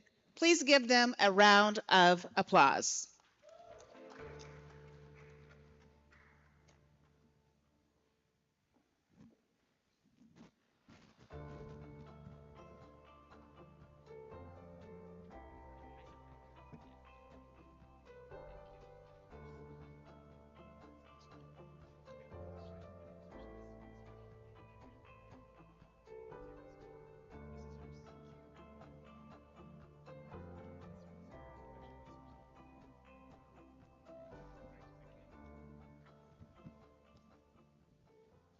Good evening, everyone.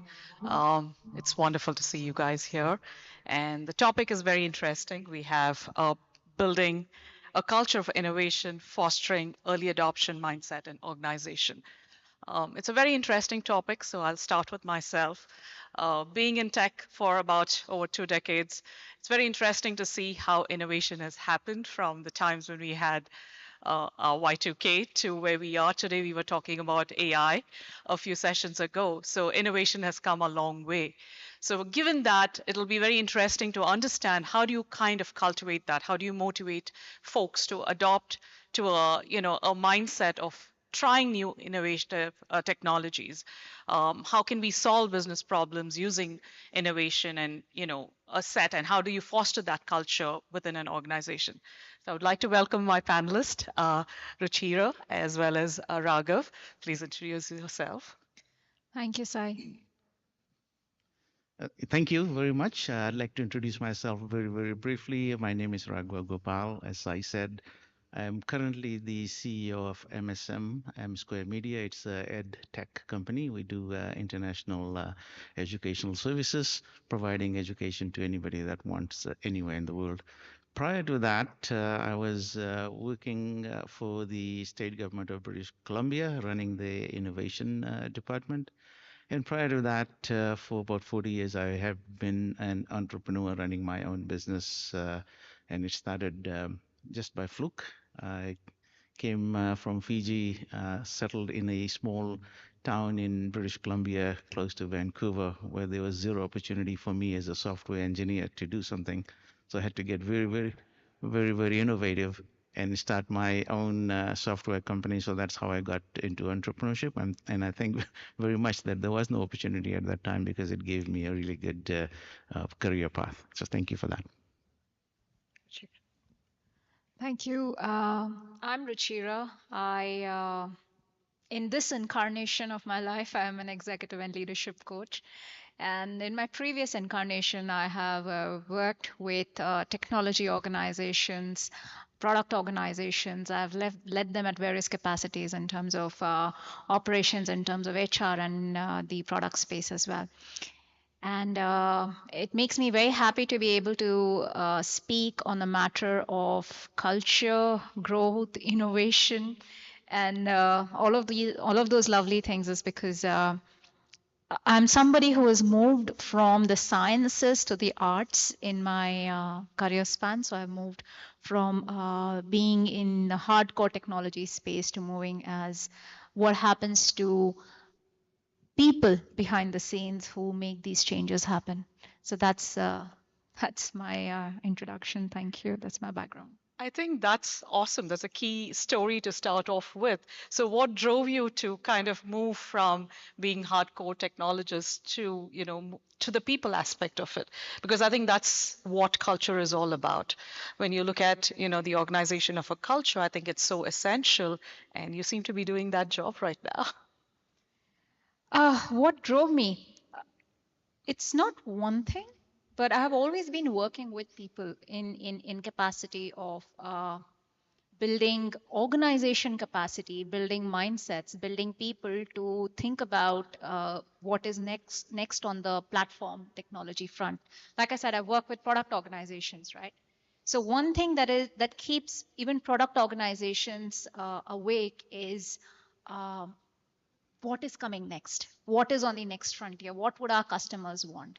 So it is a lot more than only being able to service them. It is that space in the gray to look out for that what isn't there yet that might be able to help them, not just what's missing from a point of view of servicing. And that is a way of thinking. It's an attitude the organizations either have or don't have. And that having or not having of that attitude itself is the culture. So how do you move the needle? What techniques do you recommend to your leaders? Again, I think it's very important to bring forward the point that there is a cognitive element with which all of us identify ourselves. All of us want to be in the know. That's why at one stage, like in the world wars, communication only meant information. Having access to information was important. The commander-in-chief of France, when Second World War was happening, was very absolutely categorical in terms of his hiding place, because he said if Germany or any of the parties find out where he is located, then that would be the end of their military game.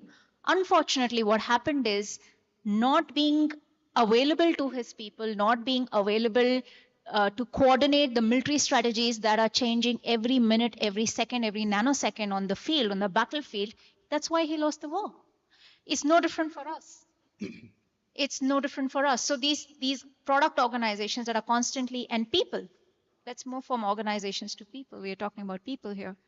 So the cognitive element from information has certainly moved to knowledge. Google bought the knowledge space to us. It absolutely opened up even before the generative AI that we are talking about and AI this and AI that. We are no longer in the information and knowledge era at all. And knowledge also today has been commoditized. That's how Google rankings are happening. That's how page rankings operate. So now if there is somebody who automates the content space, which was so sacred for all of us. So if the cognitive is being ruled by machine learning algorithms, then what is the space left for humans? And that is the affective, that is the behavioral, that is what we feel in our emotions, and what part of us is giving birth to those emotions or the creativity that goes in early mindset adoption of innovation. So what holds us back or what propels us forward? And that is the conversation around people and culture that's most important, at least I believe, to address. Raghav, how would you like to add? I think you've seen generation of innovations based on what we were talking about, where you said just now that you created your own space for getting into technology. In a town, there was no technology. And today you're leading British Columbia's, technology innovation space and strategization of that for a huge government space, correct? So it's a long journey. So how do you see that, change happening, the drivers, the adoption? So what do you see there? Yeah, I'm just going to pick up on what Ruchira mentioned on the culture side. And, myself personally, my personal experience in building companies and companies where we had an innovation culture right from the get-go. And it was not just by accident, but it was by design. And there were certain things that I learned over the time of building multiple companies that I can pass on. But the last 5 years has taught me, when I went out and worked for the government, and we worked with about 2,000 companies, mid-sized, early-stage companies to the companies that were growing. Some of them had a very good innovation culture. Most of them were struggling, especially the public sector side were very, very behind.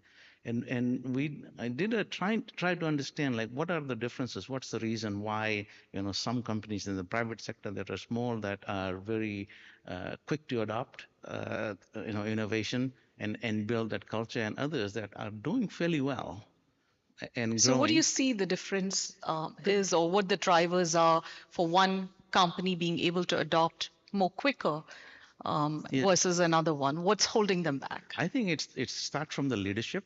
I think if the owners or whoever the leaders of the company are, if they really understand the benefits of innovation, that's what I found.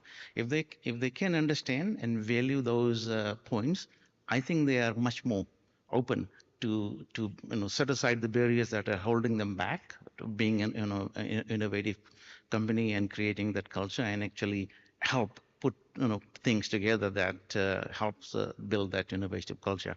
So the three things that I found is innovation helps a company become competitive. And today, in this world where everybody is so competitive, every company needs to really fight for customers and revenue. A bit of an advantage through innovation can really propel you and put you in a different scale. That's number one. Second thing is, it definitely adds to the bottom line. So it does bring better profitability. So if the leaders start to see that, I think they will start to embrace innovation and build that culture. The third thing that's very important, that's hardly talked about, is in an innovative company, it's much easier to retain personnel. So good people that you hire, that takes a lot of time, a lot of energy to bring them on, train them, and to keep them, there's good value. If they leave, it's a huge expense, right? So people, good people, bad people you don't care about, but you want them to leave. But good people that you want to retain, they actually love working for a company that actually has that innovation mindset, innovation culture. So those are the benefits, and leaders and companies and organizations that can understand that will definitely embrace innovation. Good, very good points from both of you all. From what I've seen in my own experience is that we've seen, organizations that are willing to take risk, which are willing to have failures become positive successes. I think those companies actually innovate more quicker and more often. So people as assets are willing to take that bet to say, hey, can I solve a new problem? Can I look out in a new domain? Can I solve somewhere in a new region? Can I look at a certain vertical? Can I apply something that I've applied in one vertical across to another vertical? So I think people are starting to willing to take a bet, and then you start seeing innovation, because then we have to say, hey, maybe the problem fits about 75%, correct? And then we have to tweak it for a region, for instance, correct? A lot of our banking applications, for instance, I remember like we would build it and launch it in US, and then we would take it to the Asia Pac market. But then we have so many regulatory aspects of it, and we would not be able to launch it. And that's where we start saying, hey, what can we do better? And that's a learning. So instead of condemning that, but if you take that as a success story and encourage that, I see innovation happening more. Absolutely. Yeah. Correct. So from a perspective of, you've played in both the public sector as well as, so you're playing in the public sector, and you are, an entrepreneur yourself. So what would you advise for an entrepreneur, somebody who owns like a small or a mid-sized business, if they have to take the journey of innovation? What would you say? How would you encourage them? I think there's good learnings now, and I'd just kind of focus on three things, to help start to build that culture. Number one is allow people the freedom to hack. So that's a very important thing. And actually encourage them, not just allow, but actually encourage them. Friday afternoon beers, get together and just try and, instead of playing table tennis or whatever, ping pong, why don't let's just hack on some issue or some challenge that the company has. And that starts to build that culture of starting to think openly. That's one thing that worked really, really well for me. The other thing that was the most beneficial that over the many companies that I've built and grown was actually intently, what we called it a container. You can call it anything. We found the best place in the office, the best office that had the best view, and we designated that as our innovation space. So that was a space that was designated for anybody in the organization to go, spend as much time over there to think out of the box and try different things out, prototype, try, break it, all of that kind of stuff. And what you'll see, one person goes there, starts to do something, somebody else comes in, starts to question, and then all of a sudden you'll see a team working. But allowing them that, first thing, creating that environment, and then allowing them to do that without, questioning, really helps. But when the company, that was when the companies were small. When the company grows, you start to lose a lot of that. And what we did very intentionally was building in the job description for every job that we hired, 80%, everything that we wanted them to do as their regular job, it was defined as 80%. And we said 20% is for think out of the box. That was your innovation time. So every day they almost had an hour or 45 minutes to do things. If they wanted to bank that and take a Friday and just hack, they had that. So it was kind of pushed right from the top. From the top. And the very first day the employees start in the organization, then get into that mindset, get into that culture, right? So that you always see good ideas coming up. I'm seeing you're setting the tone at the top, correct? So you're saying setting the tone and the culture, and you're becoming it's a part of the integrated culture of the organization itself. Okay. So I think those are very good value mechanisms that I see. From your perspective, Ruchira, you see leaders who we have to change mindset, correct? We're talking about setting the tone at the top, and you are working as a coach to kind of kind of imbibe that value into them. And in your journey as a coach, what have you seen that? How have you kind of changed or helped them or enabled them to have this mindset? Um, with my journey as a coach, when I come across leaders, when they talk about innovation, it never comes as a subject that I'm sitting here with you and the subject is innovation. So how are we then working as coaches? How are we serving the innovation mindset with leaders without directly talking about them? They come up in the form of problems. They come up in the form of where leaders are stuck with what is it that they are trying to achieve that they are stuck. So almost always the opportunity is in the space of stuckness. If they are stuck, which means that this is a problem, people at n-1, n-2, n-3 levels are not being able to solve. And interestingly, that is when a lot of systems thinking perspective becomes important. Because if it's stuck at this level, solution will not come from the same level. So how do you help leaders scale their mindset? How do you help them integrate impact, which is not visible at the first degree level? Possibly, maybe it is at the second degree, but most certainly at the third degree level.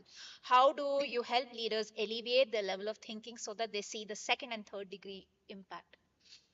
Sometimes when they don't see impact at all, it becomes very clear and obvious that that's not a path to be taken. And sometimes the answers become so clear and so vivid because they're able to see through the patterns. They are able to see what is being positively impacted and what is having a grotesque second, third degree impact. Clarity of action comes from there. What also happens with a lot of these leaders is that they realize that their own willingness is getting in the way.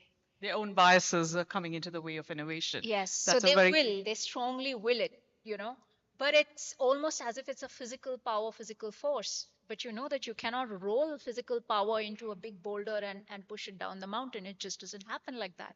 So a lot of the beautiful work that we do with leaders, that the opportunity that is around mindsets is understanding where leaders themselves are stuck. That's very, very critical what you said. The biases that we bring to the table, I think, prevents from innovating itself because we have a set mindset. We are looking at set outcomes that we are not willing to take the path untraveled. I think that's very, very important for us to kind of break those biases to kind of move forward. Given what you've said, do you encourage leaders to kind of collaborate, cross-mingle with their ideas so that innovation is more driven by, I would say, a more community-based? Like a good example is, I would say, like when I was in 9/11, it's the time of 9/11, when we had all our data centers under the World Trade Center. How are we kind of looking at leadership, kind of to look at it like, hey, we are using common grids. It's not just technology leaders, but we were looking at people who are supplying, the grids itself. We were looking at policy making. We were looking at businesses, whether it was telecom, whether it was, financial sector. So I think we were forced to come together as leaders to solve a problem. But I think that was it was a, it's not the best of the situation for us to come together, but on an ongoing basis, how do we do that, correct? Because I think that's where innovation gets truly born. When we are willing to share, when we are willing to take somebody else's work and, integrate into our own knowledge and then move forward, I think that serves the space of innovation much better. So any personal examples, any use cases? Absolutely. I think collaboration is important. And sometimes it just happens because one organization is doing something that has some relevance on another organization. I'll give you one example of, one of my staff sitting or standing in front of a big Xerox photocopier, seeing one of our admin staff, scanning all of these, letters and correspondence that we've got from customers. And the question that he asked us, what are you going to do? And then he said, I'm going to actually file this, so when somebody asks, we can easily look it up.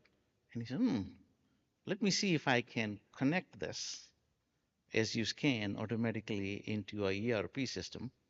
And that way it just eliminates all of the manual work and the storage and all of that.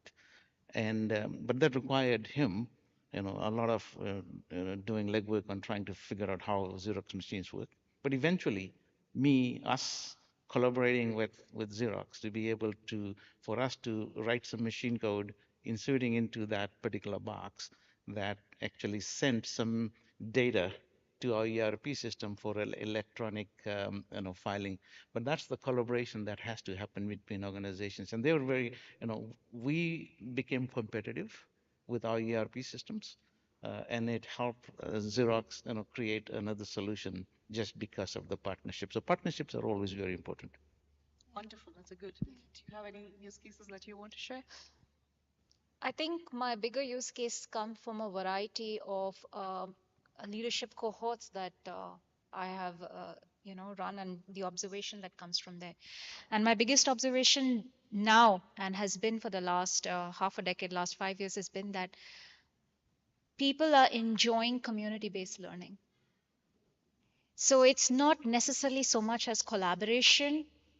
It is each person bringing their own story, their experience to bear, and everybody is willing to listen from experiences and learn from that. And those somehow tend to shift people. They somehow tend to move people because the emotive is there. It is not mechanical, it is not technical, it is not skills based, it's not just ability based, it's so much more deeper than that. And that form of learning, and then that's when senior leaders come together, so much more powerful partnerships can be leveraged. Right. So what we see, for instance, I work a lot in the African region, and one thing that stood out for me while working with these leaders is that they do not share, do not shy away from sharing, and that's sharing of information, sharing of, hey, I went to a great course, hey, I went to a great conference, hey, I met this person, and I believe this person has a lot to teach us. Maybe we can all make someone comfortable. So that is my experience, that the world leaders are also operating in that fashion, which is why a lot more bodies, international bodies, are becoming a lot more powerful. So it's today is not just the United Nations, it is not just the G7 nations, it is not just the NATO group of bodies that are being powerful. In small ways and big ways, a lot of establishments are coming together, their leaders are coming together, and there's a force multiplier effect that's happening when these leaders come together. So that is the power of partnership. Ideas are coming up from there. New solutions to old problems are generating when top minds meet. So yeah, that's my experience. I think that's very. You see that in a lot of aspects, correct? Because we are seeing open AI right now, adoption of code. GitHub is another a good example where coders and developers are willing to kind of share that code. And I think in the previous conversations we were talking about how we were writing authentication for each banks individually, but today it's like a plug and play. So I think that mindset has definitely come a long way, and it's kind of helping us to propel forward to solve more problems. Have you seen from a regional aspect where innovation could be a problem because of certain way cultural, frameworks are set up, or regulations are set up?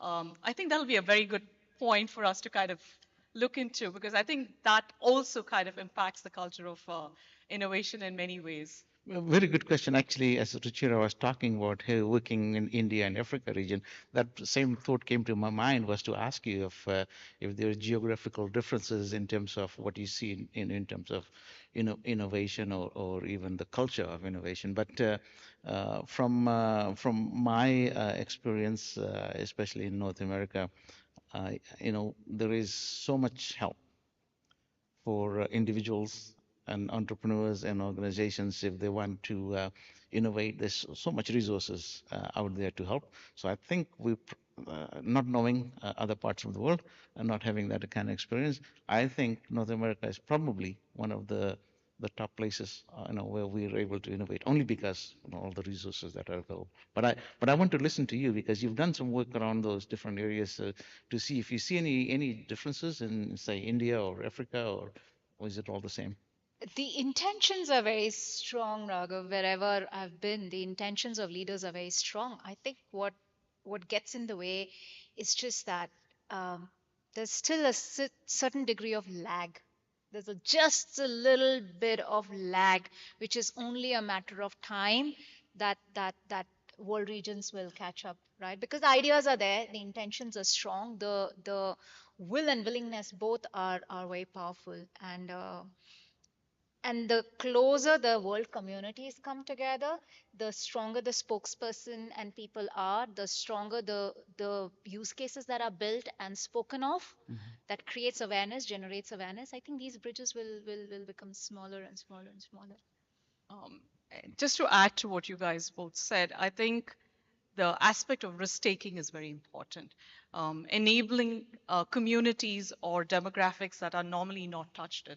I was reading a quote, I think it came from Africa itself, where we said you enable a grandmother in a village and you actually enable an entire village. And there has been MBA use cases that have been proven to that. And I think we've done that in India too, correct? Going digital in such a short time. I mean, now we have hawkers to, somebody who's delivering milk. Everybody's asking for GPay. They're okay with it, correct? But when it first was introduced in India, I think we were all questioning the political aspect of it. Is it going to work? Is innovation going to be there? And I think there is a digital India today. Even going on the side of, you go to the rural areas of India, everybody is so digitally savvy, and it had nothing to do with us all having an IT degree or anything of that. I think so willing to take the bet by a leader, I think, is very important, and having that vision, I think, is very, very critical for us to kind of drive the culture of innovation. I would say that. That's a great case study to take 1.4 billion people and leapfrog them, to all the first world countries in terms of technology and digitization. That's amazing. That could be a great use case. No, I think it is. It's a live use case that I think all of us are living. People who have left India have come here. I think that is a phenomenal use case that we all should learn from, correct? And it's again the community base, like how she was saying, enabling a community. And I think Amul is a great example of that, correct? Just in time is a great example of it. Our Dabbawalas are a great example of it. So I think there are many use case stories that we can actually leverage into this, because there are, like, I think COVID was another example where we had little children innovating, places where you can wash your hands, or have dispense sanitizers and things like that. And we've seen so many WhatsApp videos all over, and young children getting into the field of innovation. I think it's also the push when there is, there's a need and there is a thirst. I think innovation happens from that perspective. Yeah, and especially when there's a pain, right? I mean, you could take two ways. You can just keep go over that pain over and over again, or you want to do something about it. And the only way you're going to do something about it is to change it, which is, innovating in a different way. So, a pain points also brings out innovation. So I can see why so much innovation came across when there were, turmoil in the world. You want to add anything? I think the piece that I want to borrow from what you just said, Sai, is about the role government plays, as a matter of fact, right? And Raghav, you've been with the government advisories directly. So there's a change model. We know the Kubler-Ross change model, right? The interesting thing about the Kubler-Ross change model is that the leaders who were in the know prior to an event happening always have greater buoyancy of getting back on the horse and running along with it. The same is true for innovation at a macro level. In most organizations, most countries, let me change the story to countries. Most countries, most governments are not the first to bring about change. It is individuals at an entrepreneurship level that lead changes. Much like the Che Guevaras of the world, much like all the historical figures that you would go back to, they've almost at some level, if not entrepreneur, they might have been activists. Just check history. They would have done something to lead an inner change or an inner or a peace in society that they did not agree that they were looking to change that. Over a period of time, after the first wave is done with entrepreneurs, early entrepreneurs, then the second wave happens. After the Amazons of the world are done, after the Flipkarts of the world are done, after all of that is done, then finally at the third level, government takes over. And that is the power of macroeconomics. So the India government took the learnings from what entrepreneurs in the country were providing and turned it on its head. They brought the unified payment gateways, they brought the retail gateways, they brought a whole lot of technology to transform the way India does business, the common man does business. So it's not just for the Ambanis of the world or just for the Tatas of the world.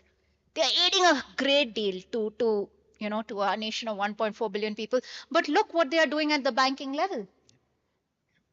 The HDFC Bank and HDFC mergers, that is how values are now getting created without getting into distress sales like we saw at the beginning of this year. Those are mergers and acquisitions, but in unhealthy states. Going back to collaboration, that's the way we all grow. But imagine when this is done intentionally in a powerful way, then how much change, how much innovation, and what kind of culture we are breathing in day in and day out. So that's about the government piece that I was very moved to pick up from what you said. The comments, Raghav, you should be commenting. Being inside the government, I totally agree with that. Governments, there's two things about innovation. No matter what organization you're in, whether it's a private entity or a government, and you can have the brightest people innovating. But if that innovation doesn't go anywhere, nobody takes that and uses it, people will eventually give up. Government is not a place where they'll take any innovation. They are so conservative, they cannot even try anything new. So that kills that culture of innovation right there in government. That hierarchy, the levels of approval that you need to get to even make a little change, kills all of their innovation. But governments are getting smarter. Governments are saying, we can't do it internally. We can't take that risk. But what we'll do is, we will entice you, we'll give you money, we'll provide you resources, we'll provide you mentorship, we'll provide you connections. So you're able to do that innovation. But I want you to go and trial it on some other guinea pig. Go and trial it in other organizations that are willing to take the risk. And if something goes wrong, they're still going to be fine because they'll have backup plans. And once you've proven that 5 times, come to us and we'll consume that. We'll buy that. So the governments are getting smart by actually, and that's the department that I was leading, was basically going out there, fostering, creating those innovation capabilities that eventually, we were buying those technologies back, so the government was getting ahead of the game. So that's where I think the world is going. I mean, these are very fantastic points that I think we don't really think about intentionally. We see it, but I think it's good for us to be aware of it, correct? From a perspective of, hey, this is the change that's happening, and this is how innovation is being led.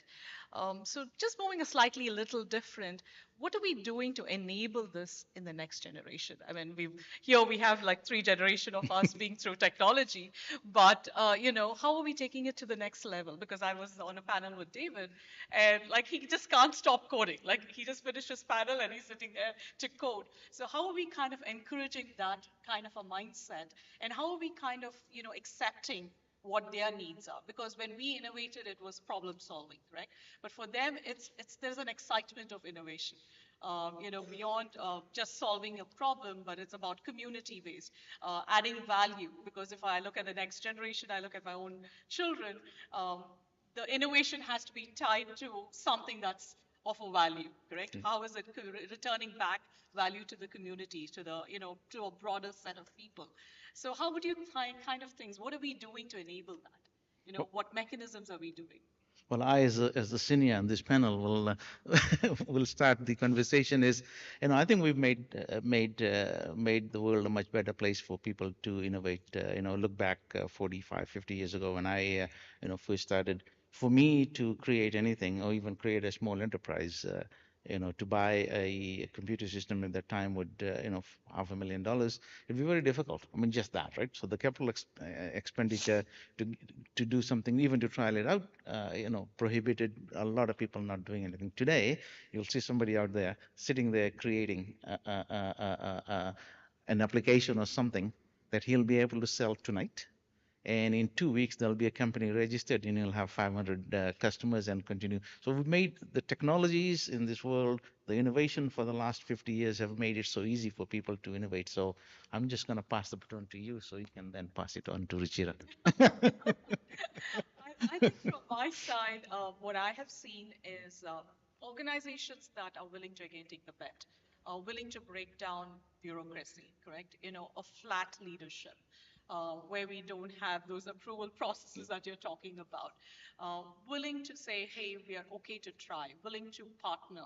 I think those are enablers. Looking at it more holistically from a policy perspective, from a government funding perspective, looking at DEI, because I'm a big proponent of being in bringing DEI into technology very intentionally, correct? Because when we talk about culture, like, I've had regional teams, I've had teams that I've managed globally, and I've seen that, how if I were to take a problem to Asia Pac, how they would solve versus if I were to bring something here in Americas, the different mindset that they had. But I think those barriers are breaking down now today. You can see a more globalization. People are willing to listen. There's more diversity, even when creating tech solutions, correct? We are being inclusive in a lot of ways, intentionally. I think that intentional inclusion is very important to to take the leap where we are today. We never said, one solution solves all. But even like we were talking about AI, and I think that's where some of the complexities of regulations and things come. But we are willing to listen to it. We are willing to say, hey, that is the use case. We have to address it. We can't say that, we'll take one use case and, fit it into the retro. So I think the broadening of that mindset is also helping us from that aspect of it. That is something that I'm seeing. I'm also seeing next generation willing to take the plunge. They are much, we've provided a background for them to say, it's okay to fail. They're not scrutinized for failures. Like if all of us, like we were coming from India and most of us were either engineers or doctors, we now have a broader spectrum. Hey, you can be an artist and still do technology, correct? Yeah. So I think there's a change in paradigm shift of what we are trying to do. And I think those also encourage, cultural innovations in a lot of ways. Because artists today, as we were talking about, you don't have to learn music. You don't have to go to music school. Yeah. But you can still be a singer. You have, media compared to that, where you can record, you can play it. You can have somebody sitting across continents and partnering with you in that collaboration, correct? So I think those are things that we're doing. Yes, sir. Oh, okay. I thought you raised your hand. That's it. Go ahead. Empowering next generation. I think the biggest thing I would say is spontaneity. Just as saying no is our right, so is saying yes. So as leaders, and I don't necessarily mean when I say leader, I don't necessarily mean to say having a title or a designation that wows the family and friends network. Not in that sense, but I think everybody is a leader because they have to lead themselves. So spontaneity, keeping spontaneity alive. Second thing is about what are we knowing, having the awareness of what we are saying no to as leaders. And what are we saying yes to? Because behind every no, there is a hidden yes. So trying to find the yes in the no's, and how much of the no that we say often, how much of it represents our hidden fears. So if we raise a generation to be more self-reflective, if we raise a generation to be a lot more aware, if we raise a conscientious generation, a generation that has moral values that they live from, that is aligned to what they are doing, aligned to not just responsibilities or just be affiliated with roles because I have to be a breadwinner or I am a man or a woman and there are XYZ things that I'm supposed to do. Beyond that, what is the moral imperatives that we are giving our next generation would be vital in the way they make human connections, whether that's with their suppliers, whether it is with their bosses, whether it's with their peers, whether they are reaching out to folks from across the nation, what kind of groups and activities that they indulge in. All of those would be defining of what kind of companies and what kind of innovation that you see coming out from companies tomorrow. So that would be my submission. Thank you, Sai. Good. We've got about 8 minutes. Any questions we can take from the audience? Yes, sir. Sure, please go ahead. All right. Well, thank you for the great panel, great discussion. I'm looking at the name of the talk. It's Fostering Early Adoption Mindsets. And I just had a question about that because I'm an early adopter personally. My organization, I run a marketing company, but we're not early adopters as an organization because of the risk, right? We prefer to let others kind of perfect things, and then when we feel that it's ready for prime time, we use it. So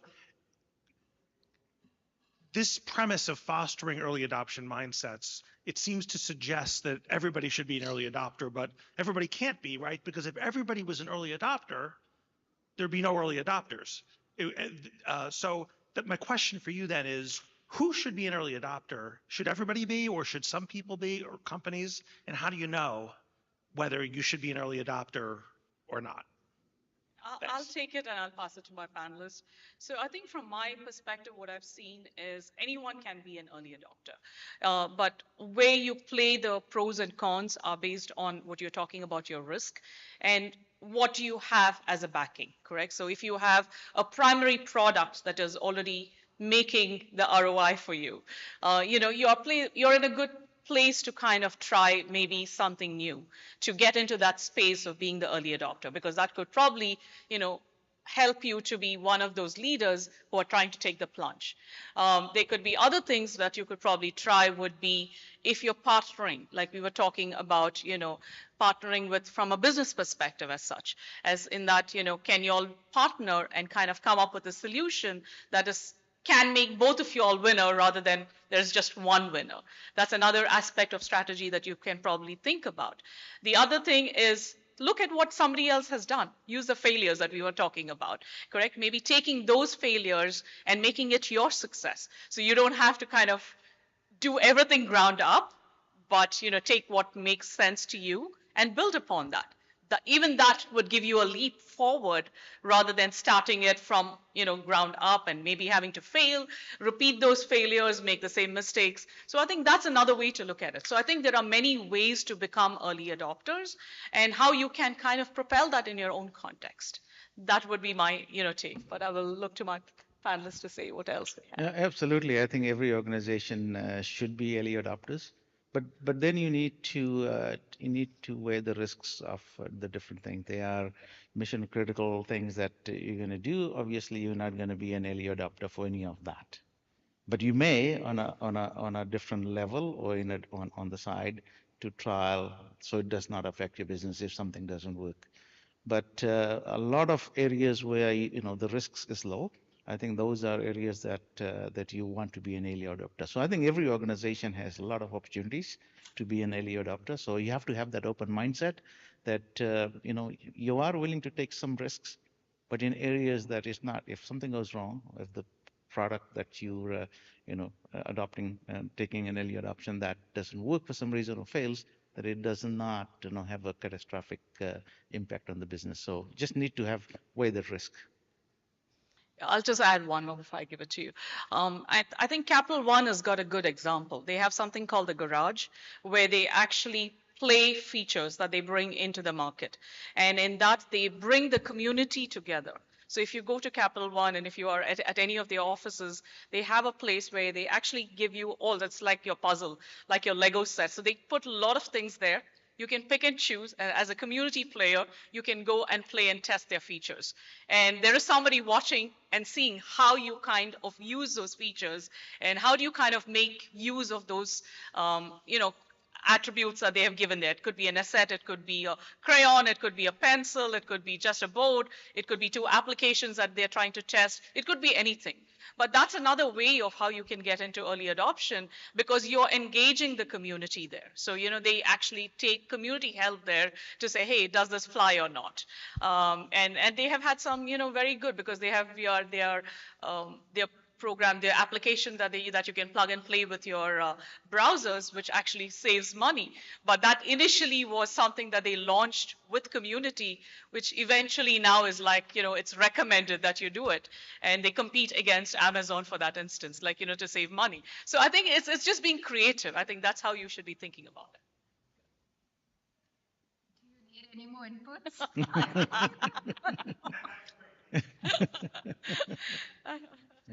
Any other questions? We've got 3 minutes.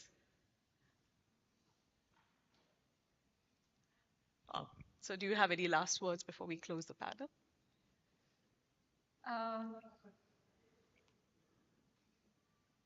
I think one thing that's important about early adoption is that one knows that it opens up venues, it opens up pathways.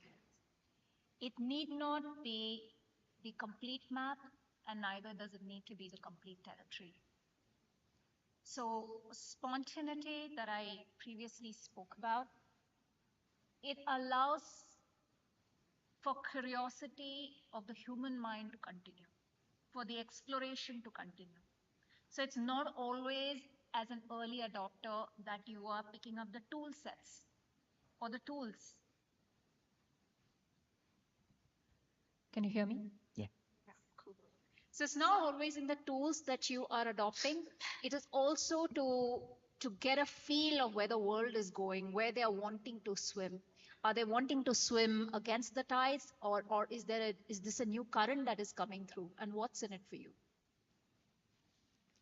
One important piece to always remember is that we are talking from a place of value and impact and value, and we are interchanging those words. The truth of the matter is, nobody knows for sure ultimately what gets created as values. Subjective value or real value, nobody knows. So you have to allow it some chance. And you cannot always wait for someone else to take a chance on you. So fostering an adoption mindset really is about you taking chance on things that you believe in and giving it some space. Just that much. Some space. Beautifully said. I think if you're an entrepreneur in this room and you're going back, I think you need to kind of think about the benefits of early adoption of technology or innovation, how it can really propel you, excel your business. And I talked about those kind of things, competitive bottom line, retention and stuff like that. If you're making sure that you go in and start to create that culture of taking a bit of risk in a planned way. And if you're working for somebody, this is a great opportunity to go back and start to help the organization start to think about early adoption, thinking out of the box, and fostering a culture of innovation within your organization. And a lot of things that we talked about today, a lot of different ideas you can put to the table, and hacking and all that kind of stuff. And hopefully that will definitely help and make your company competitive, which makes your job better and secure as well. Thank you. So I think from my side, I would just say it's take a chance, as well as say take the road untraveled. It'll open up many doors. It may not be the door you wanted to open, but it will definitely open opportunities. So thank you, everyone. Thanks to the audience. Thanks to the panelists. Raghav, as well as Ruchira. It was wonderful sharing the stage with you. Thank you so much. Thank you very much.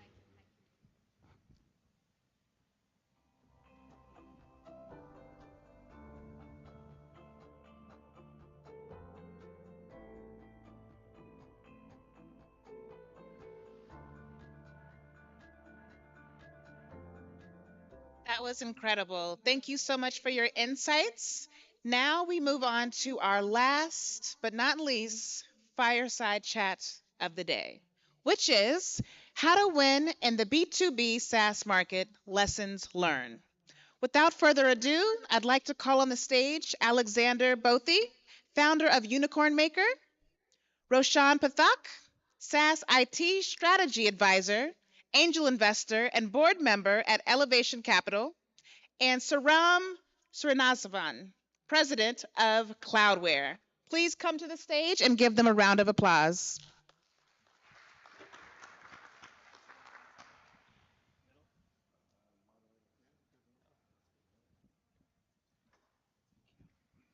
These lights are really bright, as most of you know.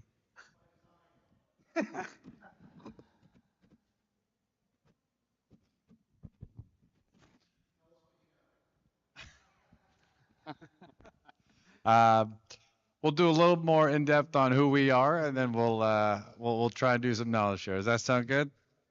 Excellent. So once again, Ro Pathak, IT strategy advisor, SaaS, venture capital, a variety of different venues, but primarily focus on enterprise software implementation and delivery. So that's the angle I'll be coming from. Yeah, Alex Bothy spent about 10 years in early stage startups. So kind of the opposite end of the spectrum from my co-panelists here. And yeah, do a lot of different work as on the engineering side, hands deep technical, product, marketing, venture capital as well, and just kind of all around. And all of the companies I've worked with have been SaaS products, so should get some good stuff. Hey, Sri here, president of Cloudware. We are an IT consulting and professional services firm. We come in and enhance and sustain the business, finance, and HR systems. That's what we specialize in, large-scale on-prem ERP and SaaS applications. So gentlemen, as we had our brainstorming session prior to this keynote, I think one of the key elements we talked about is how are we going to bastardize the actual title of the topic we're going to talk about. So we're actually going to talk about more of how not to lose, if that makes any sense to those in the crowd here. And so I will kick off with some lessons learned, and I had a very informative chat with one of our other award recognees earlier. We preach the gospel of automation everywhere we go, and oftentimes do not integrate the importance of the human element. For those in attendance yesterday, there is absolutely, unequivocally no doubt that Microsoft's layoff of 10,000 people equates to the performance of their software. And so, first and foremost, where I'd like to start on lessons learned. Whoever the project sponsor is, owns, from a RACI matrix perspective, RACI, who's responsible for what? A, who's accountable for what? C, who should be consulted on the specific delivery aspect? And then finally, those you need to keep informed, which are typically your C-suites and your stakeholders. Nobody builds out a RACI matrix at the inception of the project on who needs to do what. They get so caught up in building sexy Gantt charts to appease their managers, which are nothing but squares and lines with dates that mean just about nothing. So how do we solve this? Because we're a solution-oriented group. Not going to sit here and complain all day, are we? No.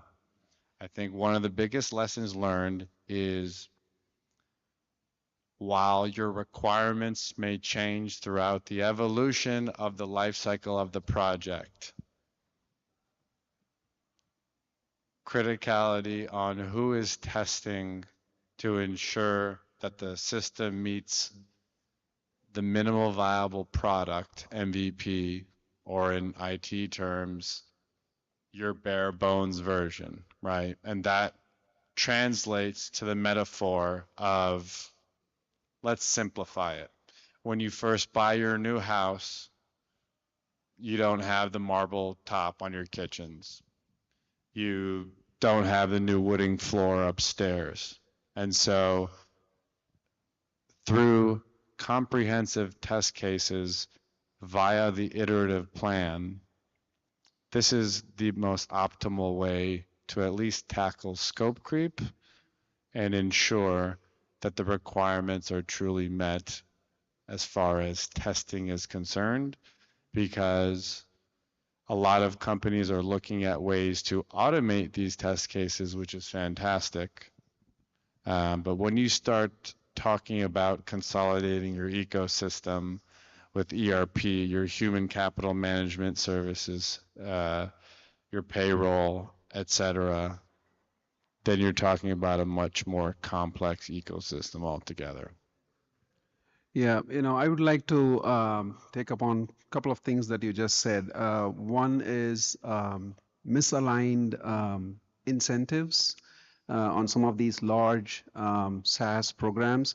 And when we talk about SaaS, we all know that SaaS is different sizes, right? There are some direct to consumers, but we specifically are talking about large B2B SaaS programs and products, and mostly ERP and cloud-related stuff. If you could want to compare the Workdays, the Oracle Clouds, the SAPs of the world. So in such large programs, as Ro, you just mentioned, the misaligned incentives and misaligned expectations, I'd put both these there. To your point about RACI, misaligned expectations, like, who takes ownership of what, who runs the program, everything comes down to, we all like bottoms up approach, where we want to get everyone's involvement in such large programs, but sometimes it has to be the top down approach, from the stakeholder level, to make sure that the whole team and the program and the company is aligned, and it aligns to the vision of the corporate, right, or the company. So that's where some of these problems, originate. And again, what's the lessons learned there? So some of these, these are like early stage stuff that we need to kind of identify. And like Cloudware, for example, where we go to implement these programs, we are typically not at a point to influence a high-level stakeholder, like say the C-suite stuff, but we can be good enablers, right? To let them know how we have done in other places and what entails a successful program for them. After all, they are the ones who are putting in a lot of money and their FTEs there. So, yeah. Alex, thoughts on your side? Yeah, on the opposite side, a lot of times I'm fighting against kind of the corporatization and the over planning of projects, because there's a certain point. I think it's really interesting when you're early stage and you're grinding customer by customer 1 to 100, and even though those clients might be huge, a lot of the time, your product should be doing the heavy lifting for you and these kind of types of things. So I see a trend in becoming corporatized and structured too early and losing the advantage that you have as a small innovative group of people that can use agile or whatever to really quickly iterate. But then at the same time, you do have to get to a point before it becomes an issue where you're doing your ERPs and you're, that whole type of thing. Corporatizing the startup is kind of how I like to put it. So I think the balance is finding when's the moment to transition and not going too early just because you've been in startup your whole life and want to be corporate really badly and, be cool. Well, that's an interesting point you bring up, Alex, and I think it's a great segue. We have a lot of CEOs, founders of a variety of companies in different verticals at different stages. And so let's talk about the so what and just back up a little bit here. So why is this important? Well, outside of the obvious answer that these systems do help you scale, as your run rate, manage your general ledger in a more efficient way, gain efficiencies through your processes overall, let's call a spade a spade a spade.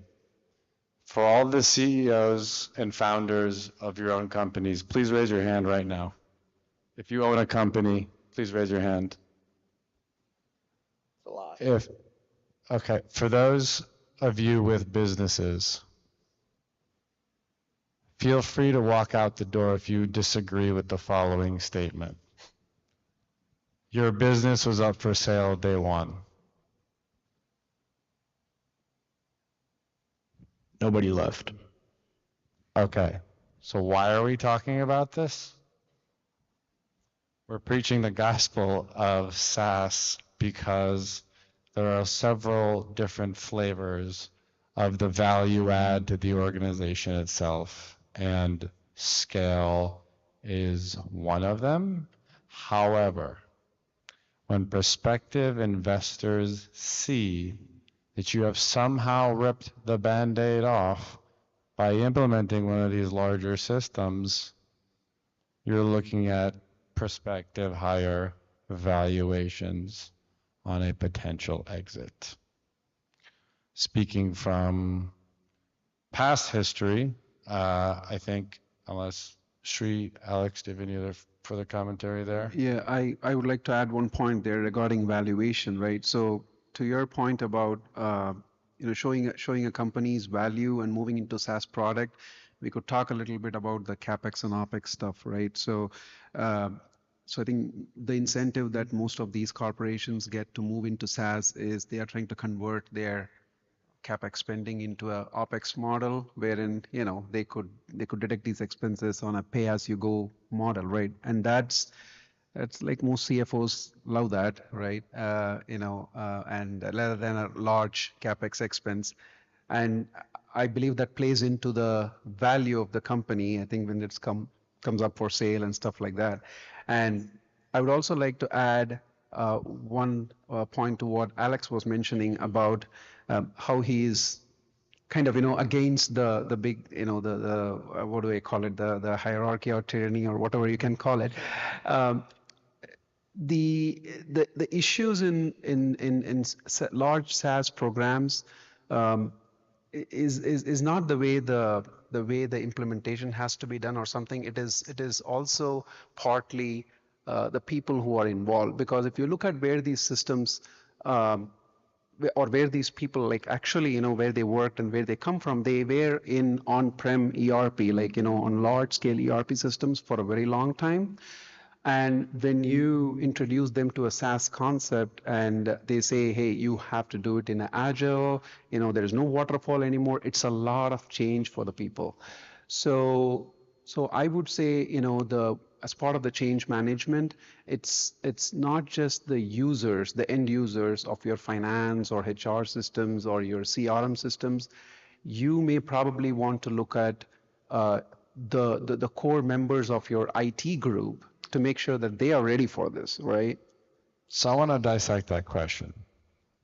He comes from the world of, we're raising cash, we're going to go bankrupt in X number of months, we have to get live on this solution.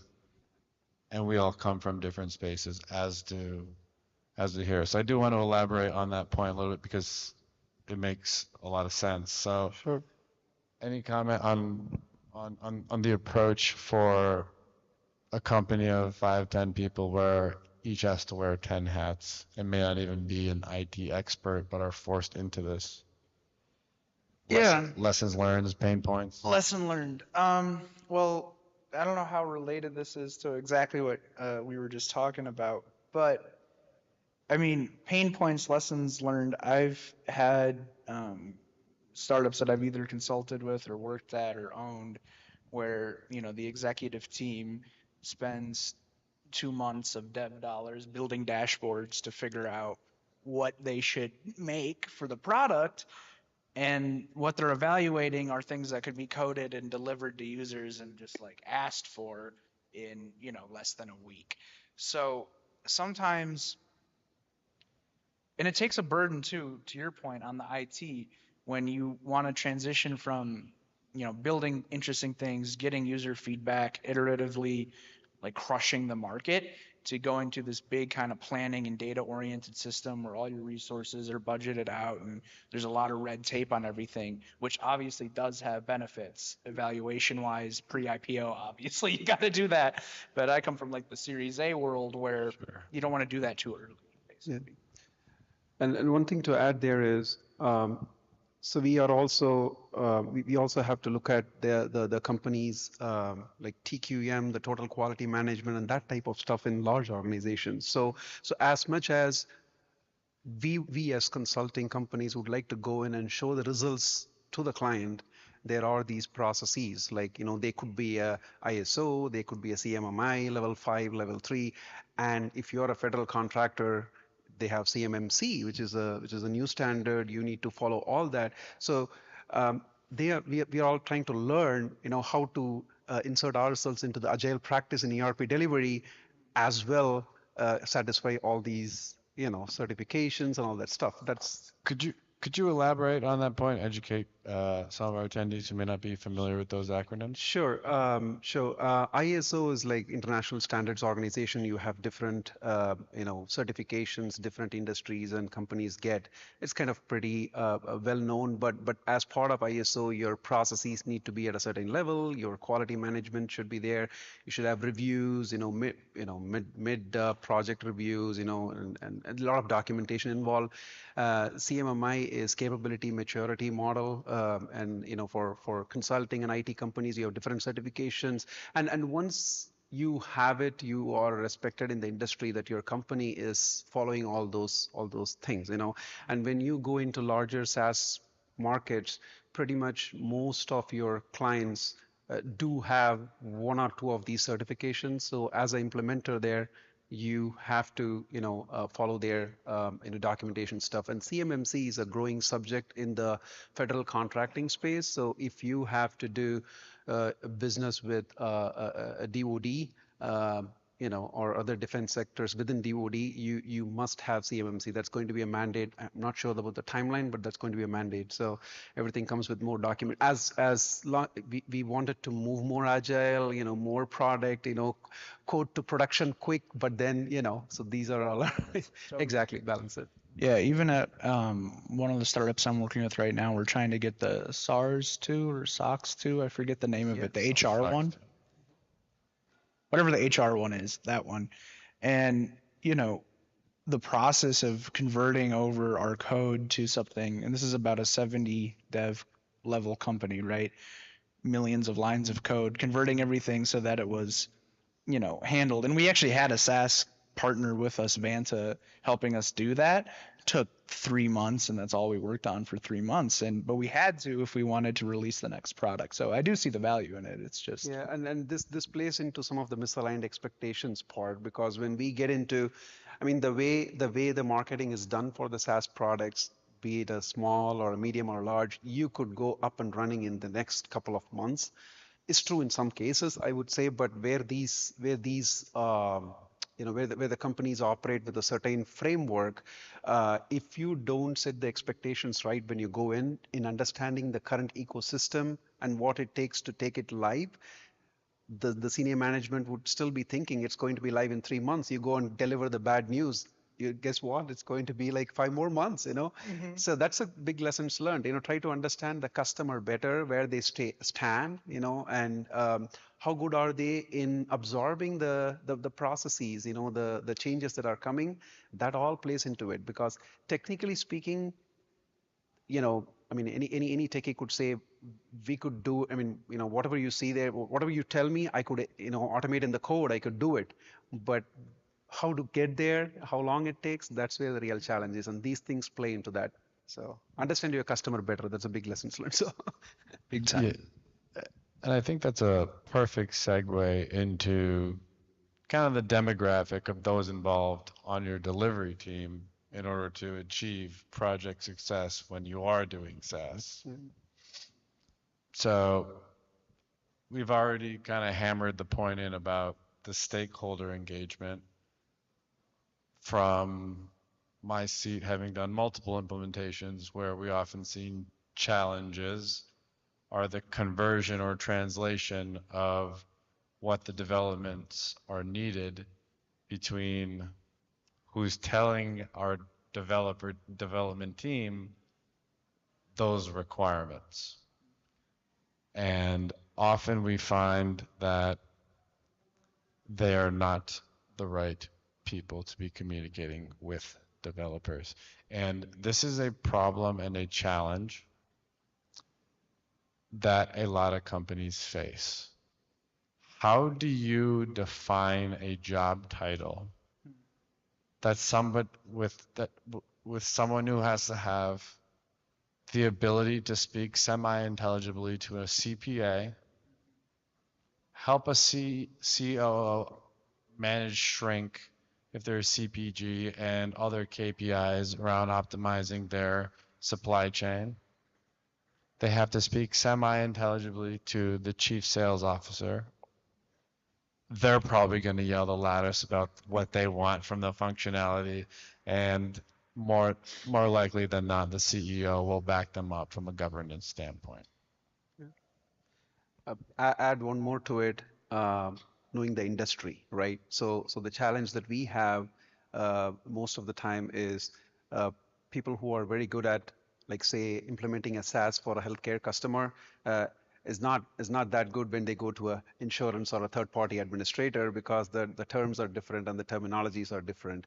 And as implementers of SaaS, when we go to a place, the client expects that though we do not know the complete business model and knowledge, you are expected to know how the industry works. You know, what are the key, for example, HIPAA in healthcare is very important, right? And in finance, I guess there is a lot of such stuff, right?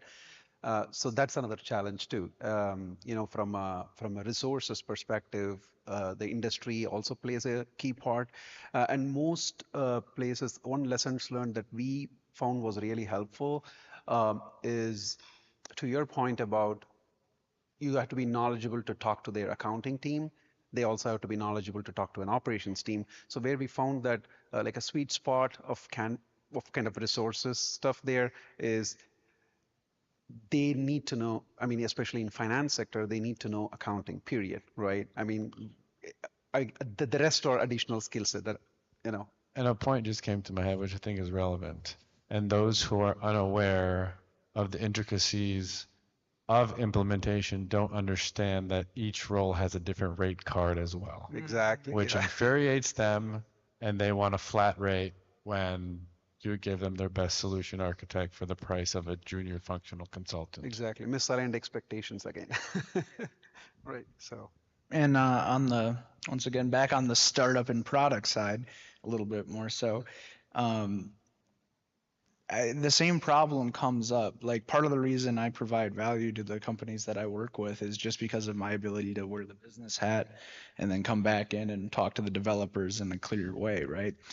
So I kind of like that it's an issue for everybody personally, but it's but it's a solvable problem. I mean, there's a lot of new methodologies post waterfall, post agile. One of the things I wanted to talk about was FAST, which is this new, like, I call it agile on roids, basically. But to each their own, Alex. There's no judgment here. We're in Las Vegas, so go for it. Yeah, it's cool because it's built around modern product teams, which I'm sure everybody in the audience is familiar with. But if not, basically you're combining your marketing, your sales, your product, and your tech into extremely small teams that actually function as if they were their own organization. So what you'll have when you talk about stakeholder alignment and all these types of different knowledge bases and ways of communicating that need to be boiled into your SaaS product, well, the easiest way of doing that is, okay, put 2 devs on it, 1 accounting person, 1 salesperson, 1 marketing person, and see what they come up with. So anyway, just a little bit more on that methodology. Basically, you have this huge town hall with everybody that'll maybe be working on this whatever the new feature is or whatever new vertical you're trying to attack, let's say, as a SaaS company. And everybody kind of, based on their various knowledge, okay, we can build this. Oh, this technical thing would be a crazy innovation. Oh, our customers are already asking for this. Let's work that in here. They become these like vision boards. And then what's really cool is the self-organizing component of it, where now you have these really small, innovative startup-like teams, even at huge organizations, able to break apart and take one small chunk and really iterate it to a point where it's awesome. And then now you're having 2-day delivery cycles where product gets shipped on ground and your customers already like it because the sales guy was watching you code it, right? In some instances. So it's and it's also a recursive model. So what you do is you take that whole process and then go up a layer if you have another 100 employees and so on. So that might be a nugget of wisdom to take home to your guys' companies if you like. It works. It's pretty cool.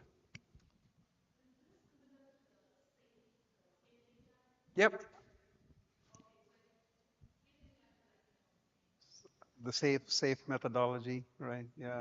So the large scale SaaS ERP group haven't even come out of the shock of agile, and here you are introducing a fast with 2-day delivery. Man, I have to see how that plays out. Waiting to see that in action. Yeah, totally. Great segue. So let's talk about some successes and wins with tangible reasons as to why they succeeded. Sure. That sounds like a good. Yeah, I would love to hop in on there. I got some cool stories, but you can go first. Sure. I'll take first. So we always have the question about integrating agile into ERP delivery, SaaS, big SaaS products and integration stuff. I would like to talk about a success we had in one of our customers on how that was enabled. As I said earlier, the teams who are working are the key participant here. The management could do any plans. The PM could come up with 1,000-line project management plan, but as long as the team is not aligned to it, you're not getting it. So the way we did it is not the entire team was put into an agile mode, agile delivery. It was we identified portions of the project that could get into agile model while the rest were run in waterfall. It's a little, you have to put it like this. Like a hybrid model. Like a hybrid, yes, that's a good term. Yeah, like a hybrid model. And then the success of those smaller teams that went into agile motivated the rest of the group to move into agile. However, I think in typical startup and product world, you would probably get things into production, live to customer can see within like 2 weeks or 2 days in fast. But in large scale SaaS ERP, you may not see that in production in 2 weeks. However, the functionality and the feature is ready to deploy, because we the challenge, we cannot deploy it as we go, but we have to keep it ready. So we are still, kind of, you can call it like a waterfall, but agile, kind of stuff. So that's one success. Going hybrid was good for us. No, that's super interesting, and I kind of want to steal that and see if I can't use it at some of the places that I'm working at. And Alex, basically try to pick up like the teams and people who are interested in these stuff and put them in first, and it'll sure will. Early adopters, the last one, right? Right. Alex, wins. Yeah, wins. I can tell a story that's kind of cool. I don't know how, businessy it'll come across, but basically I was working at this one startup that a total team was 4 people, and the CEO was gun set on being like an Instagram story. It was a B2B SaaS product, but he wanted the 5 total employees selling the company for $1 billion, right, to Facebook or whatever. So really, really small, and up against, in that particular industry, companies that are basically pre-IPO, like just massive, billions in ARR and all kinds of stuff. And we're dealing with, maybe when I got there, 70 clients, which were small businesses. And something I think that gets overlooked is how simple it is to actually dominate a market when you kind of like peel back the curtain of what your customers actually want and how you can kind of obliterate your competition. So what I did is I was like, hey, this is a really expensive thing to teach our customers about, and that they have a need for it. So let's let our competitors run those ads and YouTube and everything. How do we turn our competitors into our advertisers without them knowing it? So what we ended up doing is building basically a scraper where you could just put in your website, and that was our onboarding was literally one input field. And this is the type of thing where it's going to automate your entire business for, like, let's say a plumber or electrician. So really complicated system, one input field, which was just your username and password and website from whatever competitor you're on. And then we go in, steal all the data, and it was just beautiful. It 4x the clientele in 2 months. It was just crazy. And data equals dollars. And data equals dollars. Yeah, exactly. I mean, once we could go to our clients and say, hey, we have this one little feature that you want that's really sick. Yeah, but like that's not enough to make me change because all my stuff's here and downtime. I'm like, just give me your username. You know what I mean? And it's done with. So it makes the marginal, if your onboarding process is like crazy efficient and really good psychology wise for your users, the amount of like how much better you need to be than your competition to just completely obliterate them is like one feature, as opposed to your argument having to be like, it's night and day. You don't have to spend the dollars to make it night and day if it's easy to switch. Precisely. I would say throughout my career, the most proud I felt amongst the, tremendous amount of colleagues I've worked with over the year was unequivocally working for Work Market, which is a 1099 contingent labor solution. Think of it as an Uber for large enterprise companies looking for medium to high skilled employees that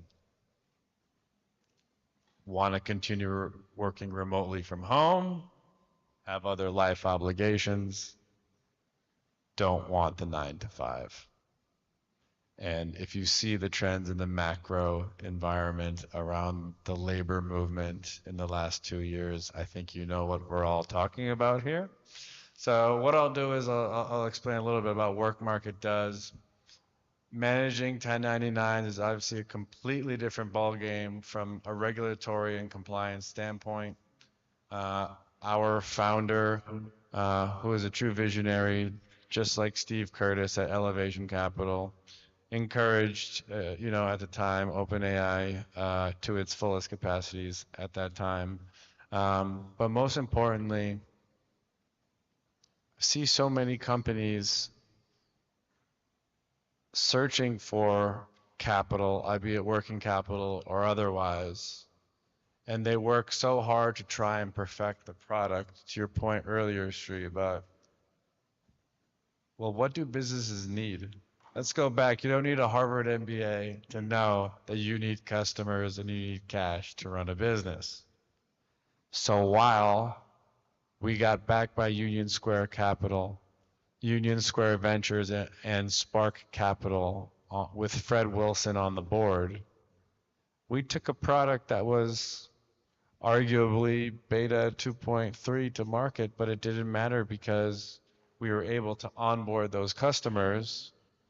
And looking back now, after the acquisition by ADP, and I'll keep the numbers confidential, but it certainly was a 9-digit exit.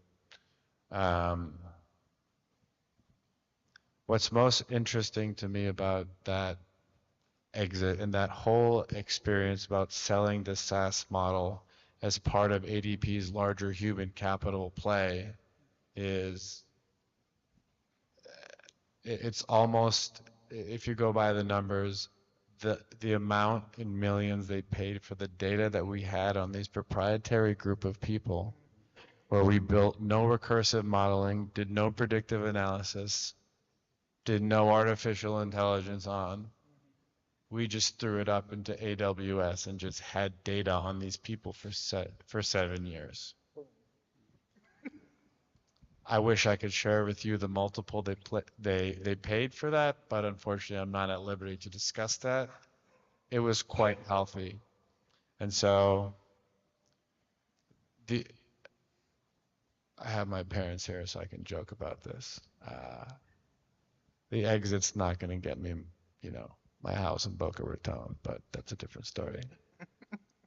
Might get me some more golf clubs that I break because I simply just can't play the game at all. But I digress from the subject matter altogether. I think going through that experience of learning change management processes and the ADP model, which I'm on your side, some meshing there, but at the end of the day, that's one of the biggest successes. And what I will say is those who are pursuing a career either in project management, IT, to a large extent, just be very cognizant that the lessons learned from PMBOK and other project methodologies are not always cookie cutter when it comes to SaaS delivery at all. And Alex, Shri, would you guys like to elaborate on that point before I lose my mind?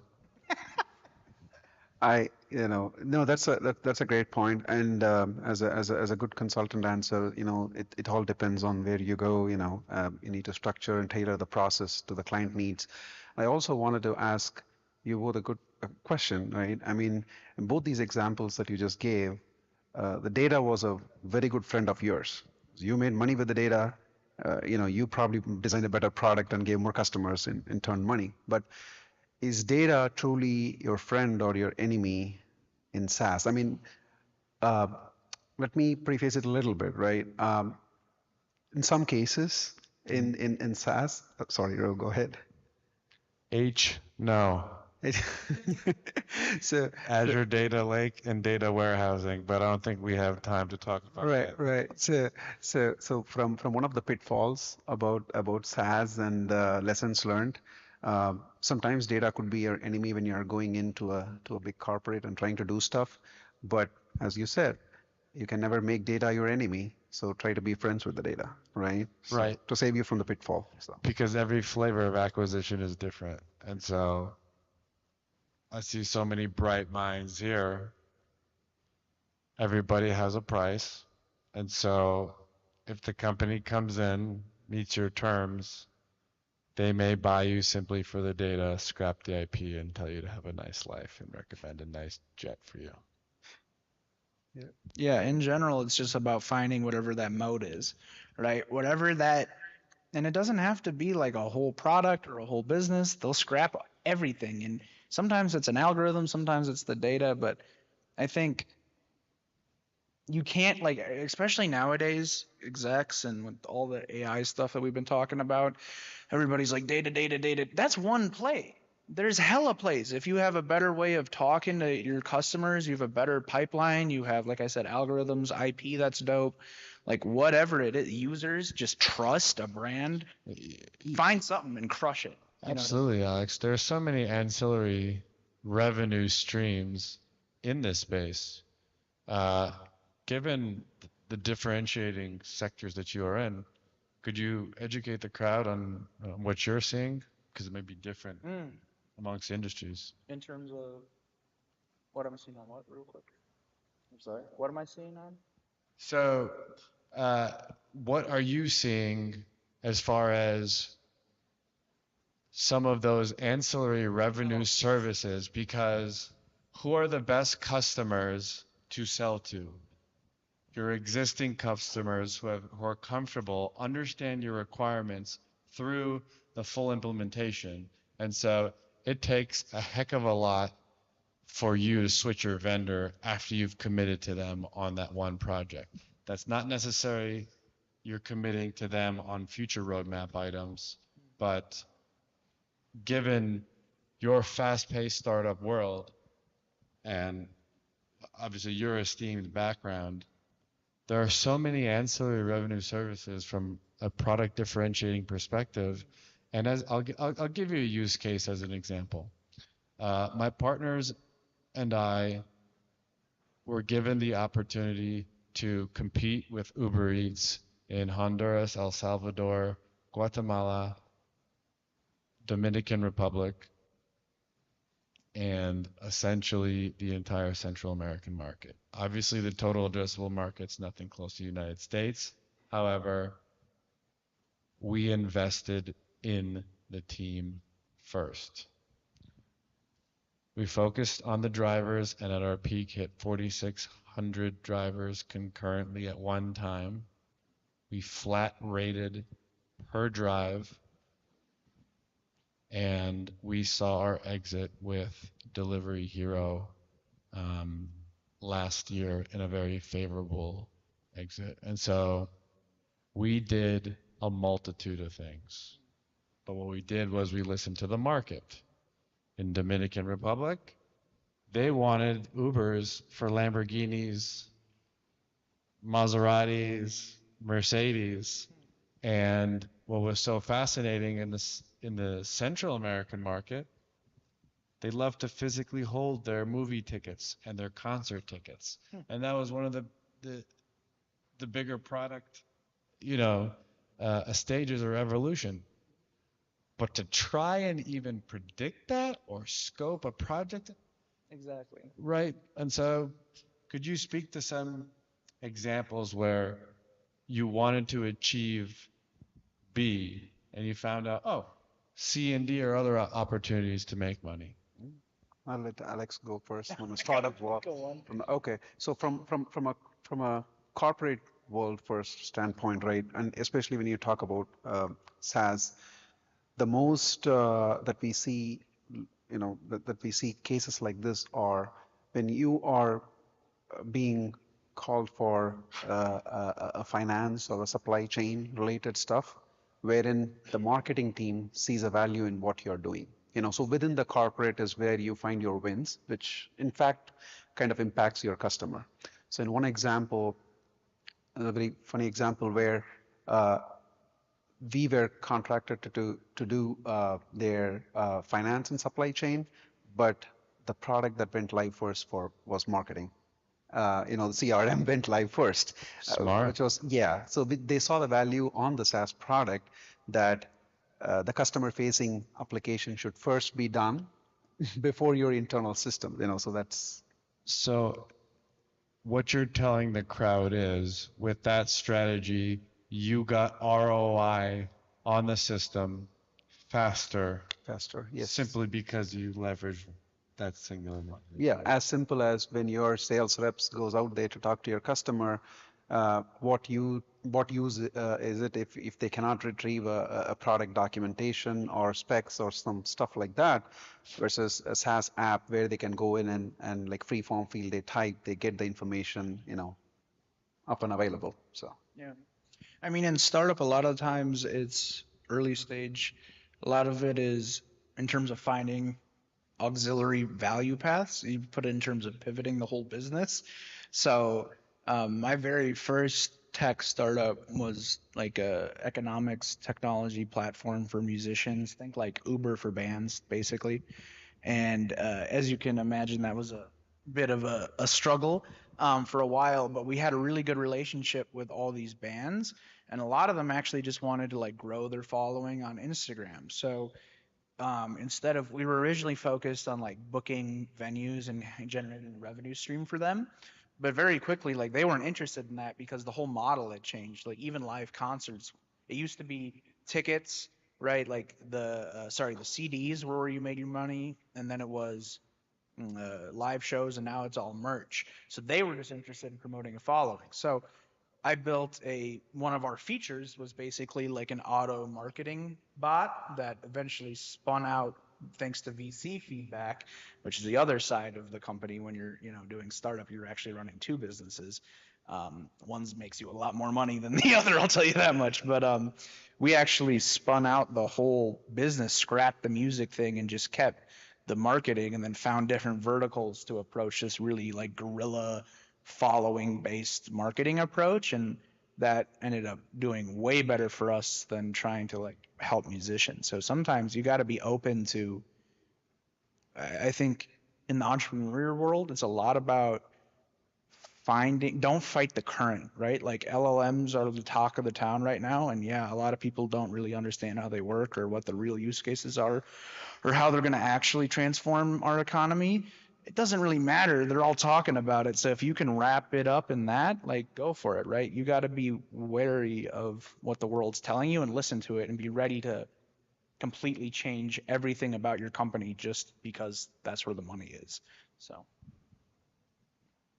Fascinating. All right, we're approaching our 5-minute time boundary here, and we wanted to make this collaborative. So if there are any questions, we're certainly happy to tee them off. I would certainly like to understand if there's anyone in the crowd currently going through any implementation struggles, looking at large IT SaaS products on their roadmap, and have any questions. If not, we're happy to continue on how to keep winning. Yes.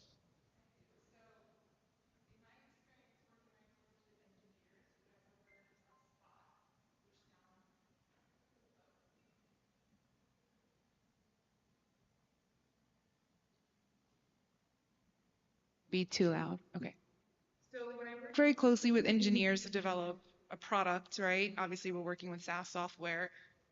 What seems to work, and I want to get your ideas on this, is what they've called extreme programming. In a virtual world, two engineers sitting together looking at the same screen and debugging and coding together. And there seems to be a lot of synergy and scale here. We would also have this with a broader war room. You have UAT, QA, business compliance, ops, legal. Can you talk a little bit about your experience in deploying something of that nature, or what are your thoughts around it? It seems more like a startup topic, We call it pair programming. You may have heard that term as well, versus extreme programming. And haven't had the pleasure of implementing it or being a part of it directly, but one of the people I worked with was a huge believer in it and kind of got us down that path. And the data on it is that it crushes, which is probably why you brought it up. It works. Instead of doing a PR pull review, right, 10 minutes later or an hour later and learning what they're coding and stuff, you're getting it in real time. So the data on it is that it does really well and eliminates a lot of bugs. You can actually get to a point where you're shipping 0 bugs to production, even if your cycles are like 2 days. And a lot of that has to do with getting your QA involved early, understanding, okay, how trying to prevent bugs from happening in the first place. So there is a huge value to it. But I will say that on the implementation side, it depends, consulting answer, but it depends on your people. If they're going to find it like insulting or weird to have somebody over their shoulder, don't do it, but if there's strong relationships within your devs or cross-functionally, right? You have to look at the human component of it and not just look at it as a system, because that's ultimately going to determine whether or not you're one of the good statistics or the bad statistics when it comes to implementing something like that.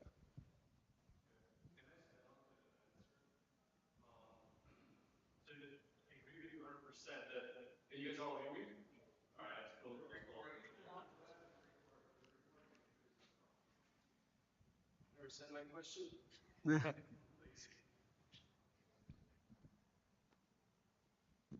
Right, so I think it depends. I completely agree with you. It depends on not just the people, but the culture of your company. If it's a startup, if you have young kids sitting there like, all right, we can do this, yes, absolutely. But if you backtrack like maybe 10 years, coders like their space. Totally. They want to put their headphones on. They want to be in their jams. They want to tune away the whole world, just code. So to answer your question, it really depends on the culture of your company and the people you have. Now, there was one startup that I helped, and we had the exact same issue where there was your 20 to 22-year-olds, and then you had your senior coders. that did not work. So what we ended up doing is creating pods. So microservices type development where each component is its own thing. We had one pod that did exactly what you're doing, and then we had the more senior programmers on the other side saying, all right, put your headphones on, tune out the world, get your stuff done that way. What we found is depending on the complexity of what's being developed, the end results are different. And it also depends on your SLA, it depends on how fast you want to get this thing turned around, and what your risk tolerance is to get that thing turned around in production sooner with a higher degree of defects. So Exactly. a lot of components come into play. I just wanted to add my 2 cents. No, that's totally facts. I'm glad you did.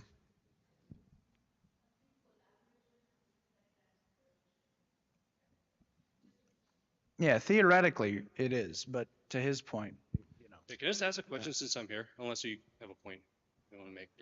Well, certainly just want to kind of piggyback on that point of having a streamlined process, starting with some sort of initial triaging, so those junior QA engineers, essentially ensure that you are merging clean code into production. That's a model for success, certainly, because for those who may or may not be aware, retesting test cases, excuse me, for these large enterprise software solutions are great entry-level jobs for students coming out of college. So they don't know the first damn thing about what the business is doing. They're just yes or no men and women to their managers. And so there's this hybrid model where you see Microsoft incorporate RSAT tools. That's a regression automated tool for specific test cases. If you define them against the development, that's where the time investment you're seeing is to avoid the human error. The unit tests, integration tests are all like do them. And I'm already starting to think how to incorporate fast and extreme programming in large scale SaaS. They are That's the good ideas. Yeah. Well, also depends on which generation you're from. The generation I'm from, a model, and that's from the most interesting man in the world. I don't always test my code, but when I do, it's in production.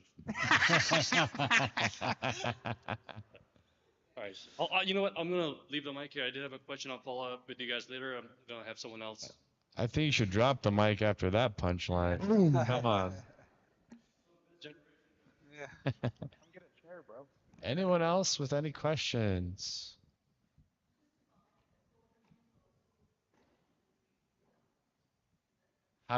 Is the question how to speed things up in code review? Pair growth. Right. Yeah. I don't know if you guys want to touch on it. But. No, I think that's definitely a part of the delivery, and I think that's where some of these practices that I'm hearing right now, the pair programming and stuff on large scale SaaS, like I was saying about the hybrid approach for Agile and Waterfall in the same program, we probably have to look at incorporating some of these where peer review is part of it, pair programming is another side of it, whoever is willing to adopt and move faster. So that's a good point. Agreed. All right. Being the time cop here, we're past our boundary. I hope you all found this informative, semi to moderately fun. Yes. And we certainly hope you have a wonderful conference and safe travels back to where they came from. Thank you, everyone. Thanks, everybody.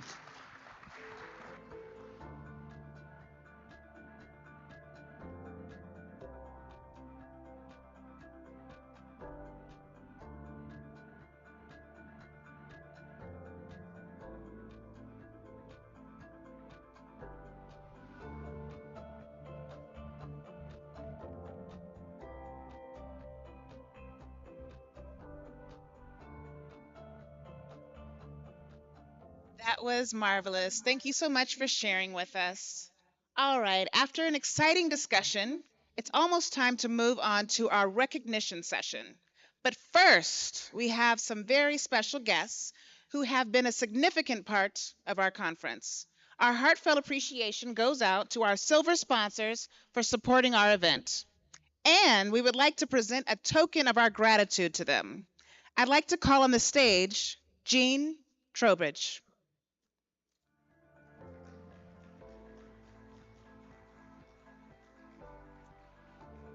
And Jean will be presenting the certificate of appreciation to our silver sponsor, Sakai Dozier, CEO and founder of Vernacular Games.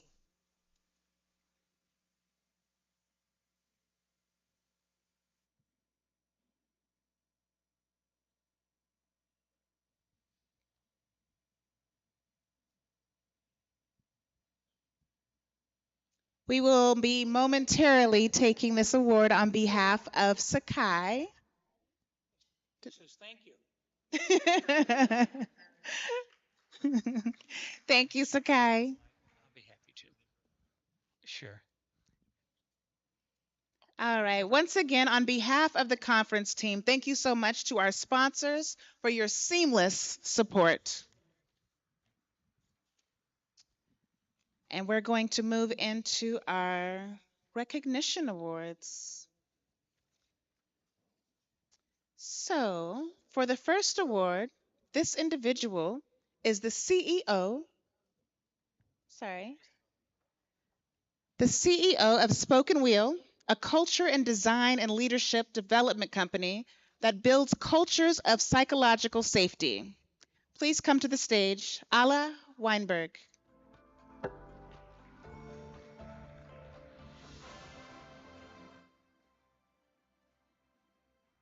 All right, we will be accepting this award on behalf of Ala.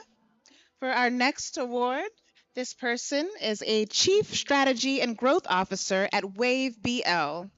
Bhavna Sethel is a tech enthusiast with unwavering commitment to customer-centric success and to driving positive change across diverse industry. Bhavna, please come to the stage.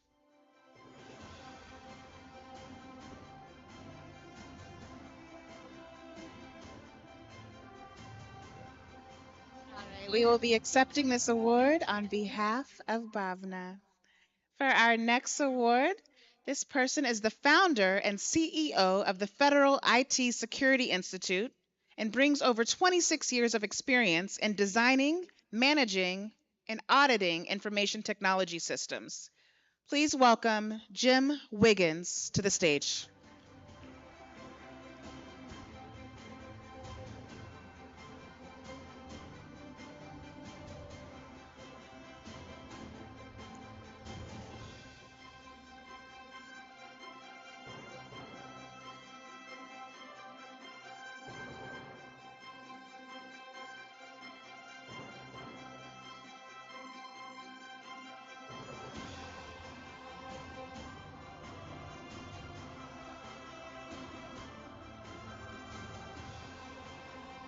Congratulations.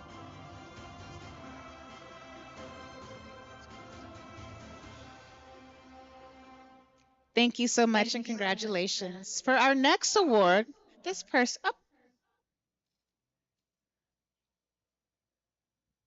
Would you like to give an acceptance speech?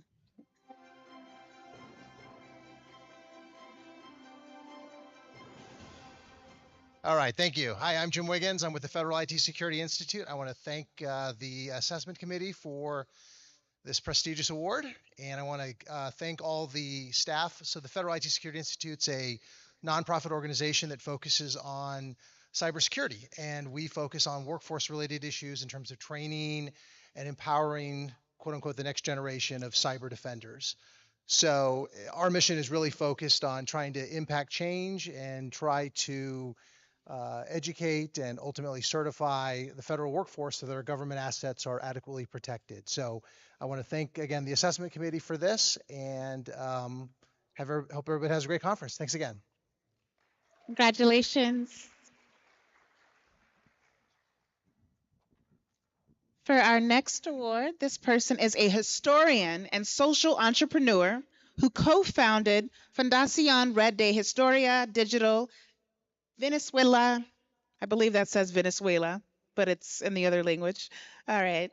And with the mission to preserve and digitize at-risk historical archives in Venezuela. Please welcome Marcus Golding to the stage. Hi, Marcus. Thank you very much. Yeah.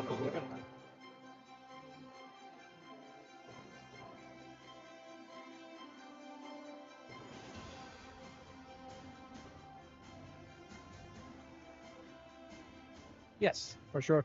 Thank you very much to everyone. I'm very happy to be on stage today to share with all of you what my organization is doing. And this award is a recognition of what we're doing at the Red Historia Venezuela or the Venezuela History Network in terms of preserving the historical memory of my country to the digitization of at-risk historical archives and the creation of open access digital repositories to have that information accessible to the public, essentially to democratize access to this historical information. And I believe there's a lot of potential in relation to the historical information and data that we are compiling, and not only to serve culture and education, which are our current focuses, but to serve other industries. So if you like data, if you have any knowledge about how to manage data or the uses that data might have, reach out to me, let's talk and let's connect. I would be very happy to do so through the course of this conference. And once more, thank you very much. Stay safe and enjoy Las Vegas. Congratulations, Marcus. And our next award is going to the CEO and co-founder of Cato, who brings a wealth of experience in leading corporate strategy and expansion efforts for early stage European startups. Welcome to the stage, Patricia Ricarte.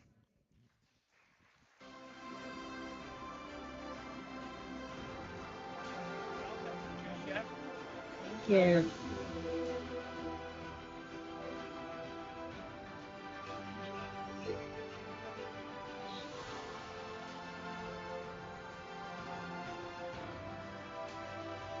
Thank you. Well, I guess I thank the committee for recognizing this leadership award. My life has been a roller coaster in the past years. I mean, I've been living all over the place. I went from law school to banking to tech to then building my own company. So obviously, it has been a tough journey. But I've been thankful enough, to be surrounded by a wonderful team. So I thank my team for for allowing me to be here today. So I give this award also to them. And yeah, thank you so much. Congratulations, Patricia. And our next award is going to a DX producer who is a problem-solving maestro dedicated to bridging the gap between cutting-edge IT solutions and customer needs. Please welcome Rahito Moriyama to the stage.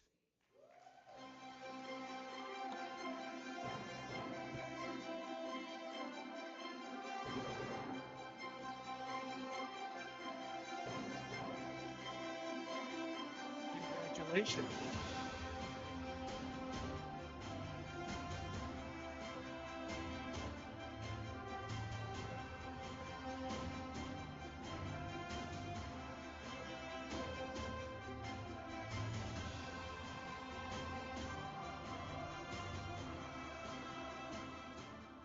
So I'm delighted to be chosen for this award, and I greatly appreciate for the support of my team and friends and family. So how do you see Japan as a business market? So Elon Musk said Japan will be eventually cease to exist.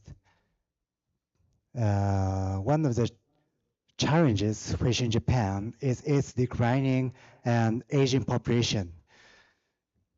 But what would you think if I supplemented the following three information? One, the average age of Japanese manager is over 60 years old. Two, is Japanese chest deposit exceeds 100 trillion yen. 3. The only 3% of Japanese company feel they have benefited from the use of data. So Japan is a data box in which to invest. You have my word. So please connect me through the LinkedIn if you interested in. So thanks for this time. Thank you. Congratulations. And before we introduce our next guest, would it be possible to get a little bit more light on the stage? I can't read my.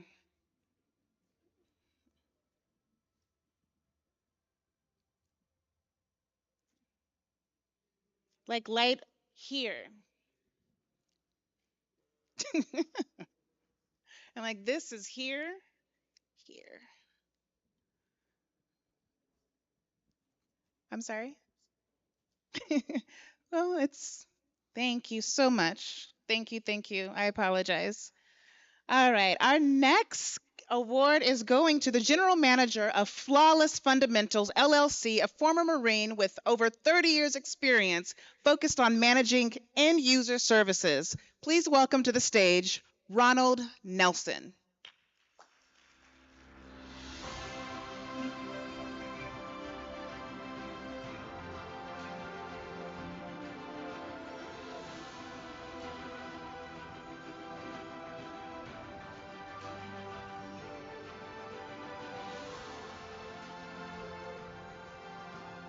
Thank everyone. I get a chance to speak tomorrow, so I won't need to elaborate too much on what I do. But if you are interested and you have the courage to transform your company, come and see me. I'll just leave it at that.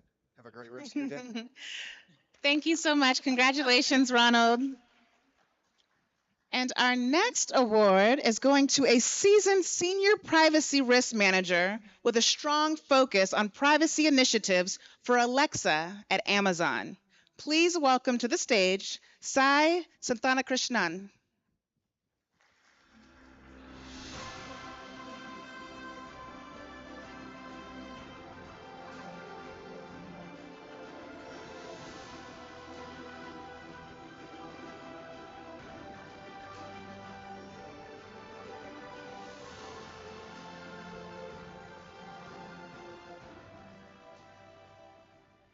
All I would say is thank you so much for this opportunity. It means quite a bit to women in tech as we promote women in tech and we encourage women to take the stage for technology. Such opportunities means a lot. So I just represent a huge community where we are trying to encourage women coming into technology, and thank you for doing this. Appreciate that. Thank you. And congratulations. Our next award is going to the CEO of Blitz, which is a highly accomplished tech industry leader with 20 years experience. Please welcome to the stage, Sergio Zuniga.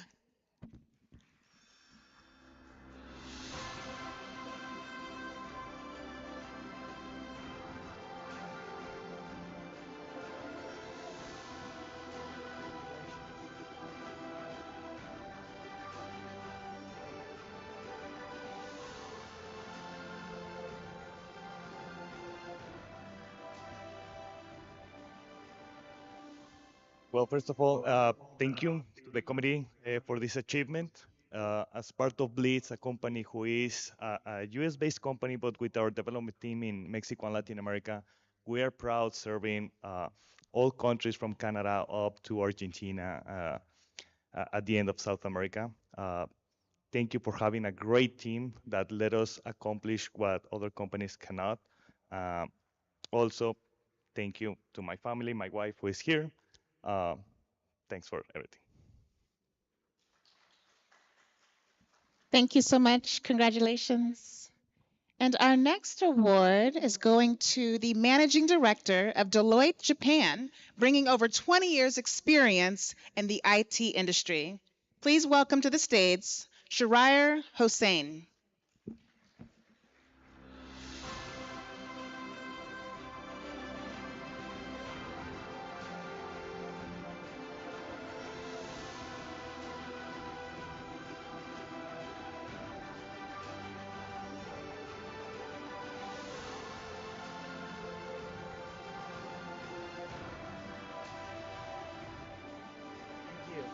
Thank you, everyone. It's evening time. Everyone is passionately hearing this.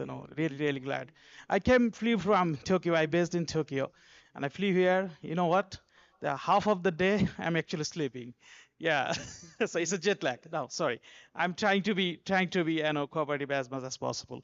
So I'm mainly working on innovation, and I'm helping my client to come up with the innovative product.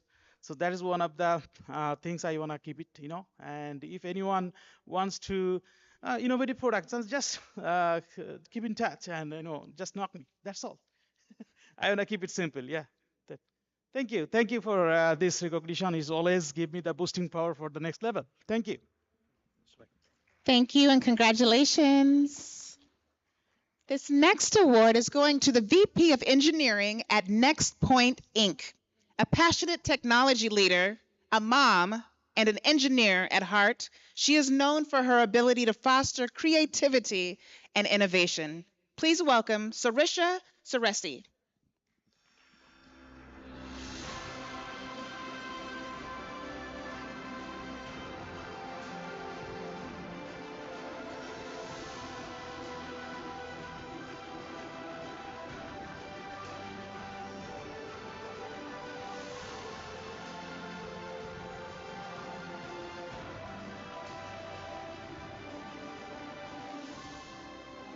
Thank you, Internet 2.0 conference, for this recognition. I think this award goes to everyone, all the team at NextPoint, my family, and especially my son, who is recovering from a surgery and yet encouraged me to go get this award. So, love you, Nirvan. Thank you so much. Congratulations. Our next award is going to the president of Cloudware. With years of experience in the industry, he is a visionary entrepreneur and technology leader who creates impactful change through innovation. Please welcome Sharam Srinivasan to the stage.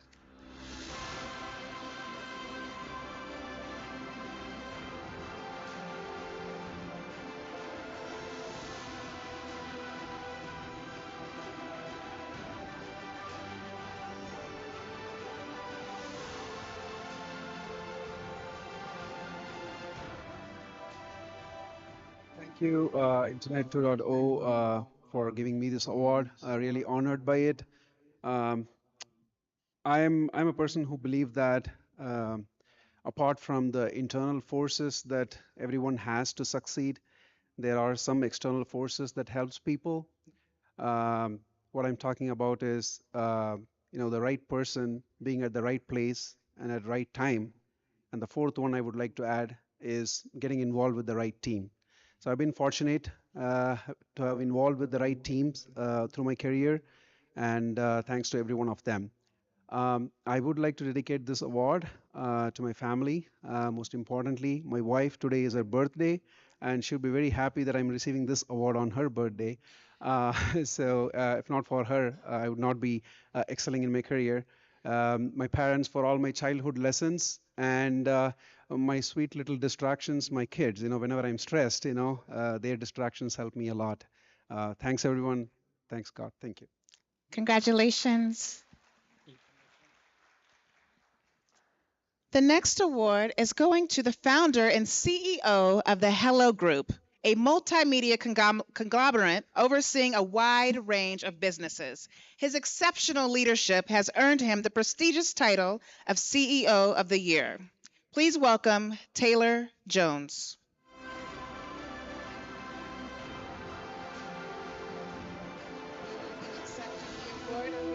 Taylor? Thank you so much. Our next award is going to the CFO and co-founder of Round Tech Square. He is an accomplished professional with nearly 10 years experience in facilitating IT program management and operations. Please welcome Vimal Patel.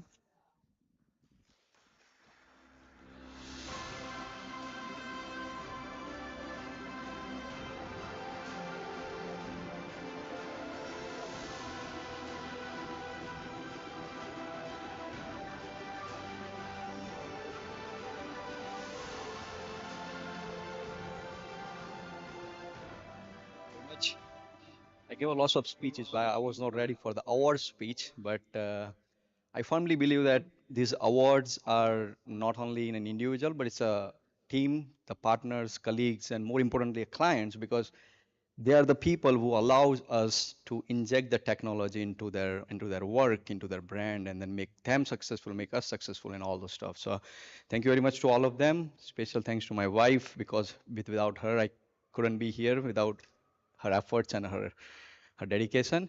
And thank you very much. Thank you. Many congratulations, Vimal. Our next award is going to the Managing Director of VAAV Industries, where his extensive experience in television, film, and digital mediums drive the development of innovative AV systems and content for organizations across various sectors. Please welcome Vincent W. Allen to the stage. I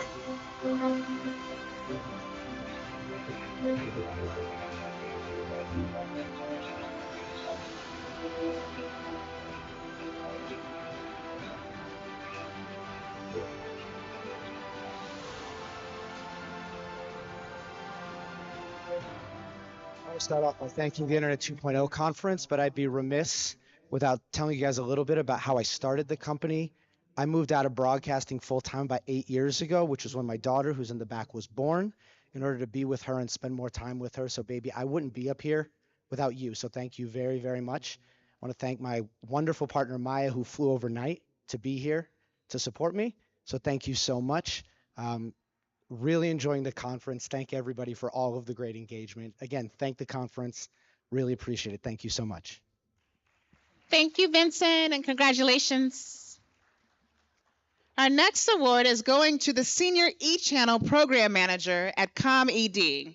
She has an MBA, MCS dual degree, and has a proven track record in website app design for her underrepresented small businesses. Please welcome Yasha Sterling to the stage.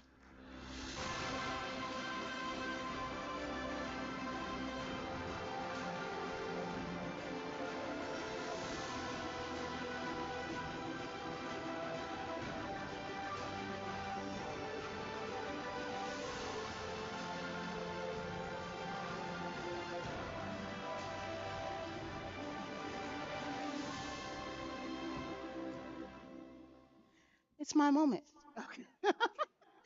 Who knew a little country girl from Mississippi would be standing here today? Definitely not me. So this kind of solidifies my mission to continue to look for girls like me, girls of color, and make sure that they're in this tech industry and one day be standing here just like me. Thanks so much for the opportunity. Leave my award. Congratulations, Yasha. All right, our next award is going to the Group Chief Information Security Officer at Digitane, where he brings his expertise as a PhD holder in technical sciences. Please welcome Sergey Tayan.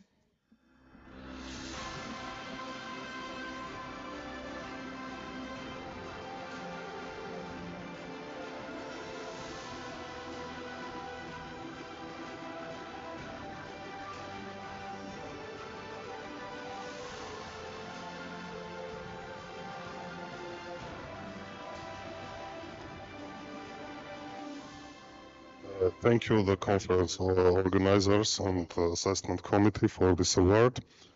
I wish you to be aware and be vigilant. Thank you. Thank you so much. Congratulations. Are we ready for the last winner of the day?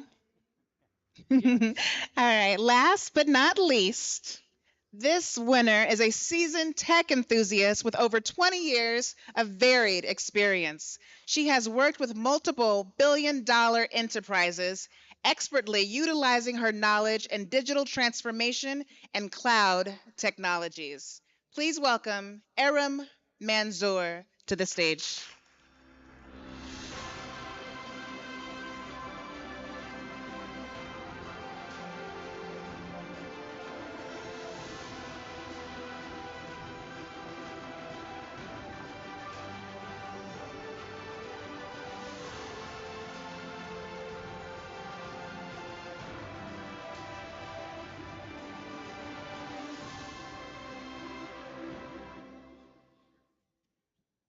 I'm humbly thankful to Internet 2.0 for this award. And I want to recognize that this is a leadership award in creativity and decisiveness. What an honor and what a pleasure. Also, I want to take a moment to recognize people who report to me, my peers, and my leaders. It's really a great opportunity for people to be able to collaborate and achieve something together. And I want to leave everyone with the thought that it's really easy to actually work with folks who agree with your ideas, who agree with your dreams. But how about the ones who actually disagree with your proposal, with your thought? So I want to leave you all with the thought that try and connecting with them actually helped me grow the most in my professional career. Thank you so much. Thanks, everyone.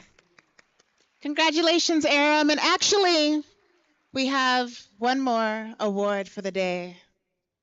All right, this individual revels in her career in public service as the executive director of Dwell with Dignity, where she has helped grow in just 5 years from serving 100 individuals through life-changing interior design services to over 14,000 annually. Please welcome Ashley Noel Sharp to the stage.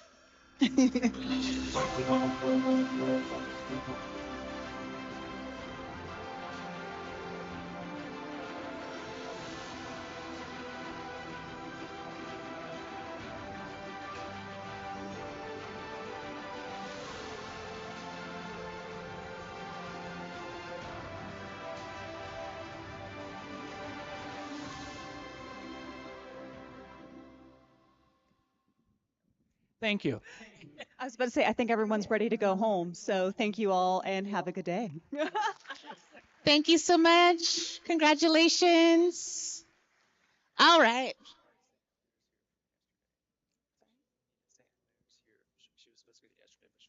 Oh, okay. I don't have her bio. Okay. One moment, we actually have one more award for someone who did not receive their award yesterday.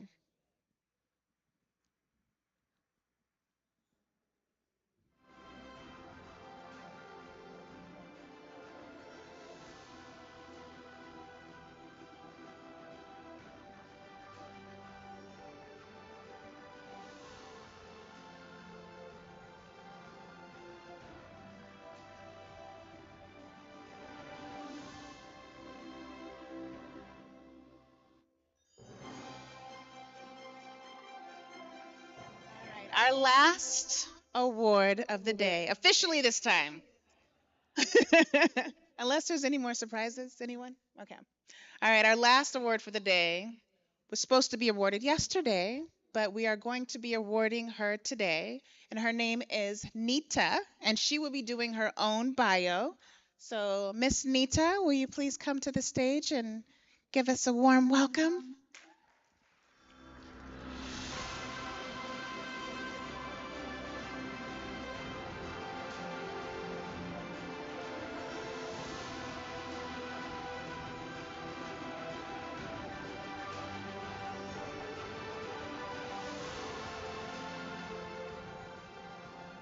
This is very different. Nita Saint Hilaire, the name of my company is Societe Development Group, and it's basically a civic innovation company that focuses on building smart cities, smart nations, sustainable cities for underserved countries. And the core country that we are focusing on to start is Haiti. I am of Haitian descent, and as you know, Haiti has been in the news rather often in the last 2-3 years. And July 7th actually marks the 2-year anniversary of the assassination of the late Jovenel Moïse, our former president. So the work that we're doing, I give all thanks to our staff. We have people who are staffed in Haiti who are doing the great work, who are also staffed in the Dominican Republic, where they're providing services and providing e-governance and using technology and community to bring it to the people of the Republic of Haiti. So thank you to the Internet 2.0 conference.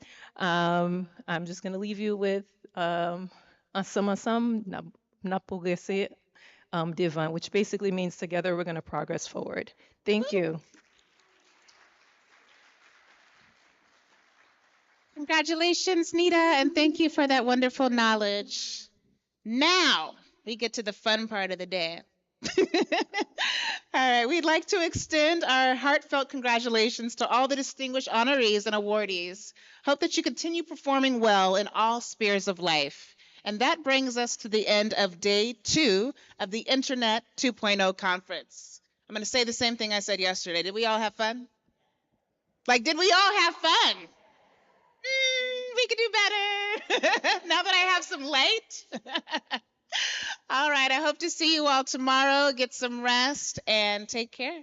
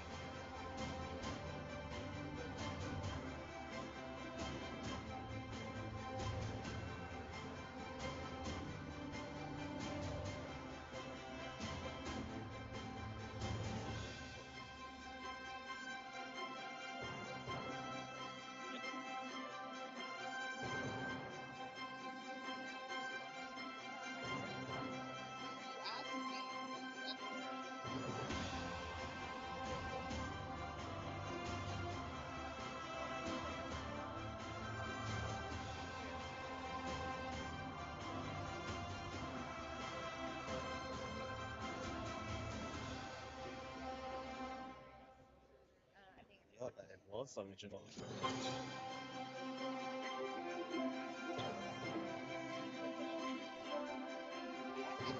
Yesterday.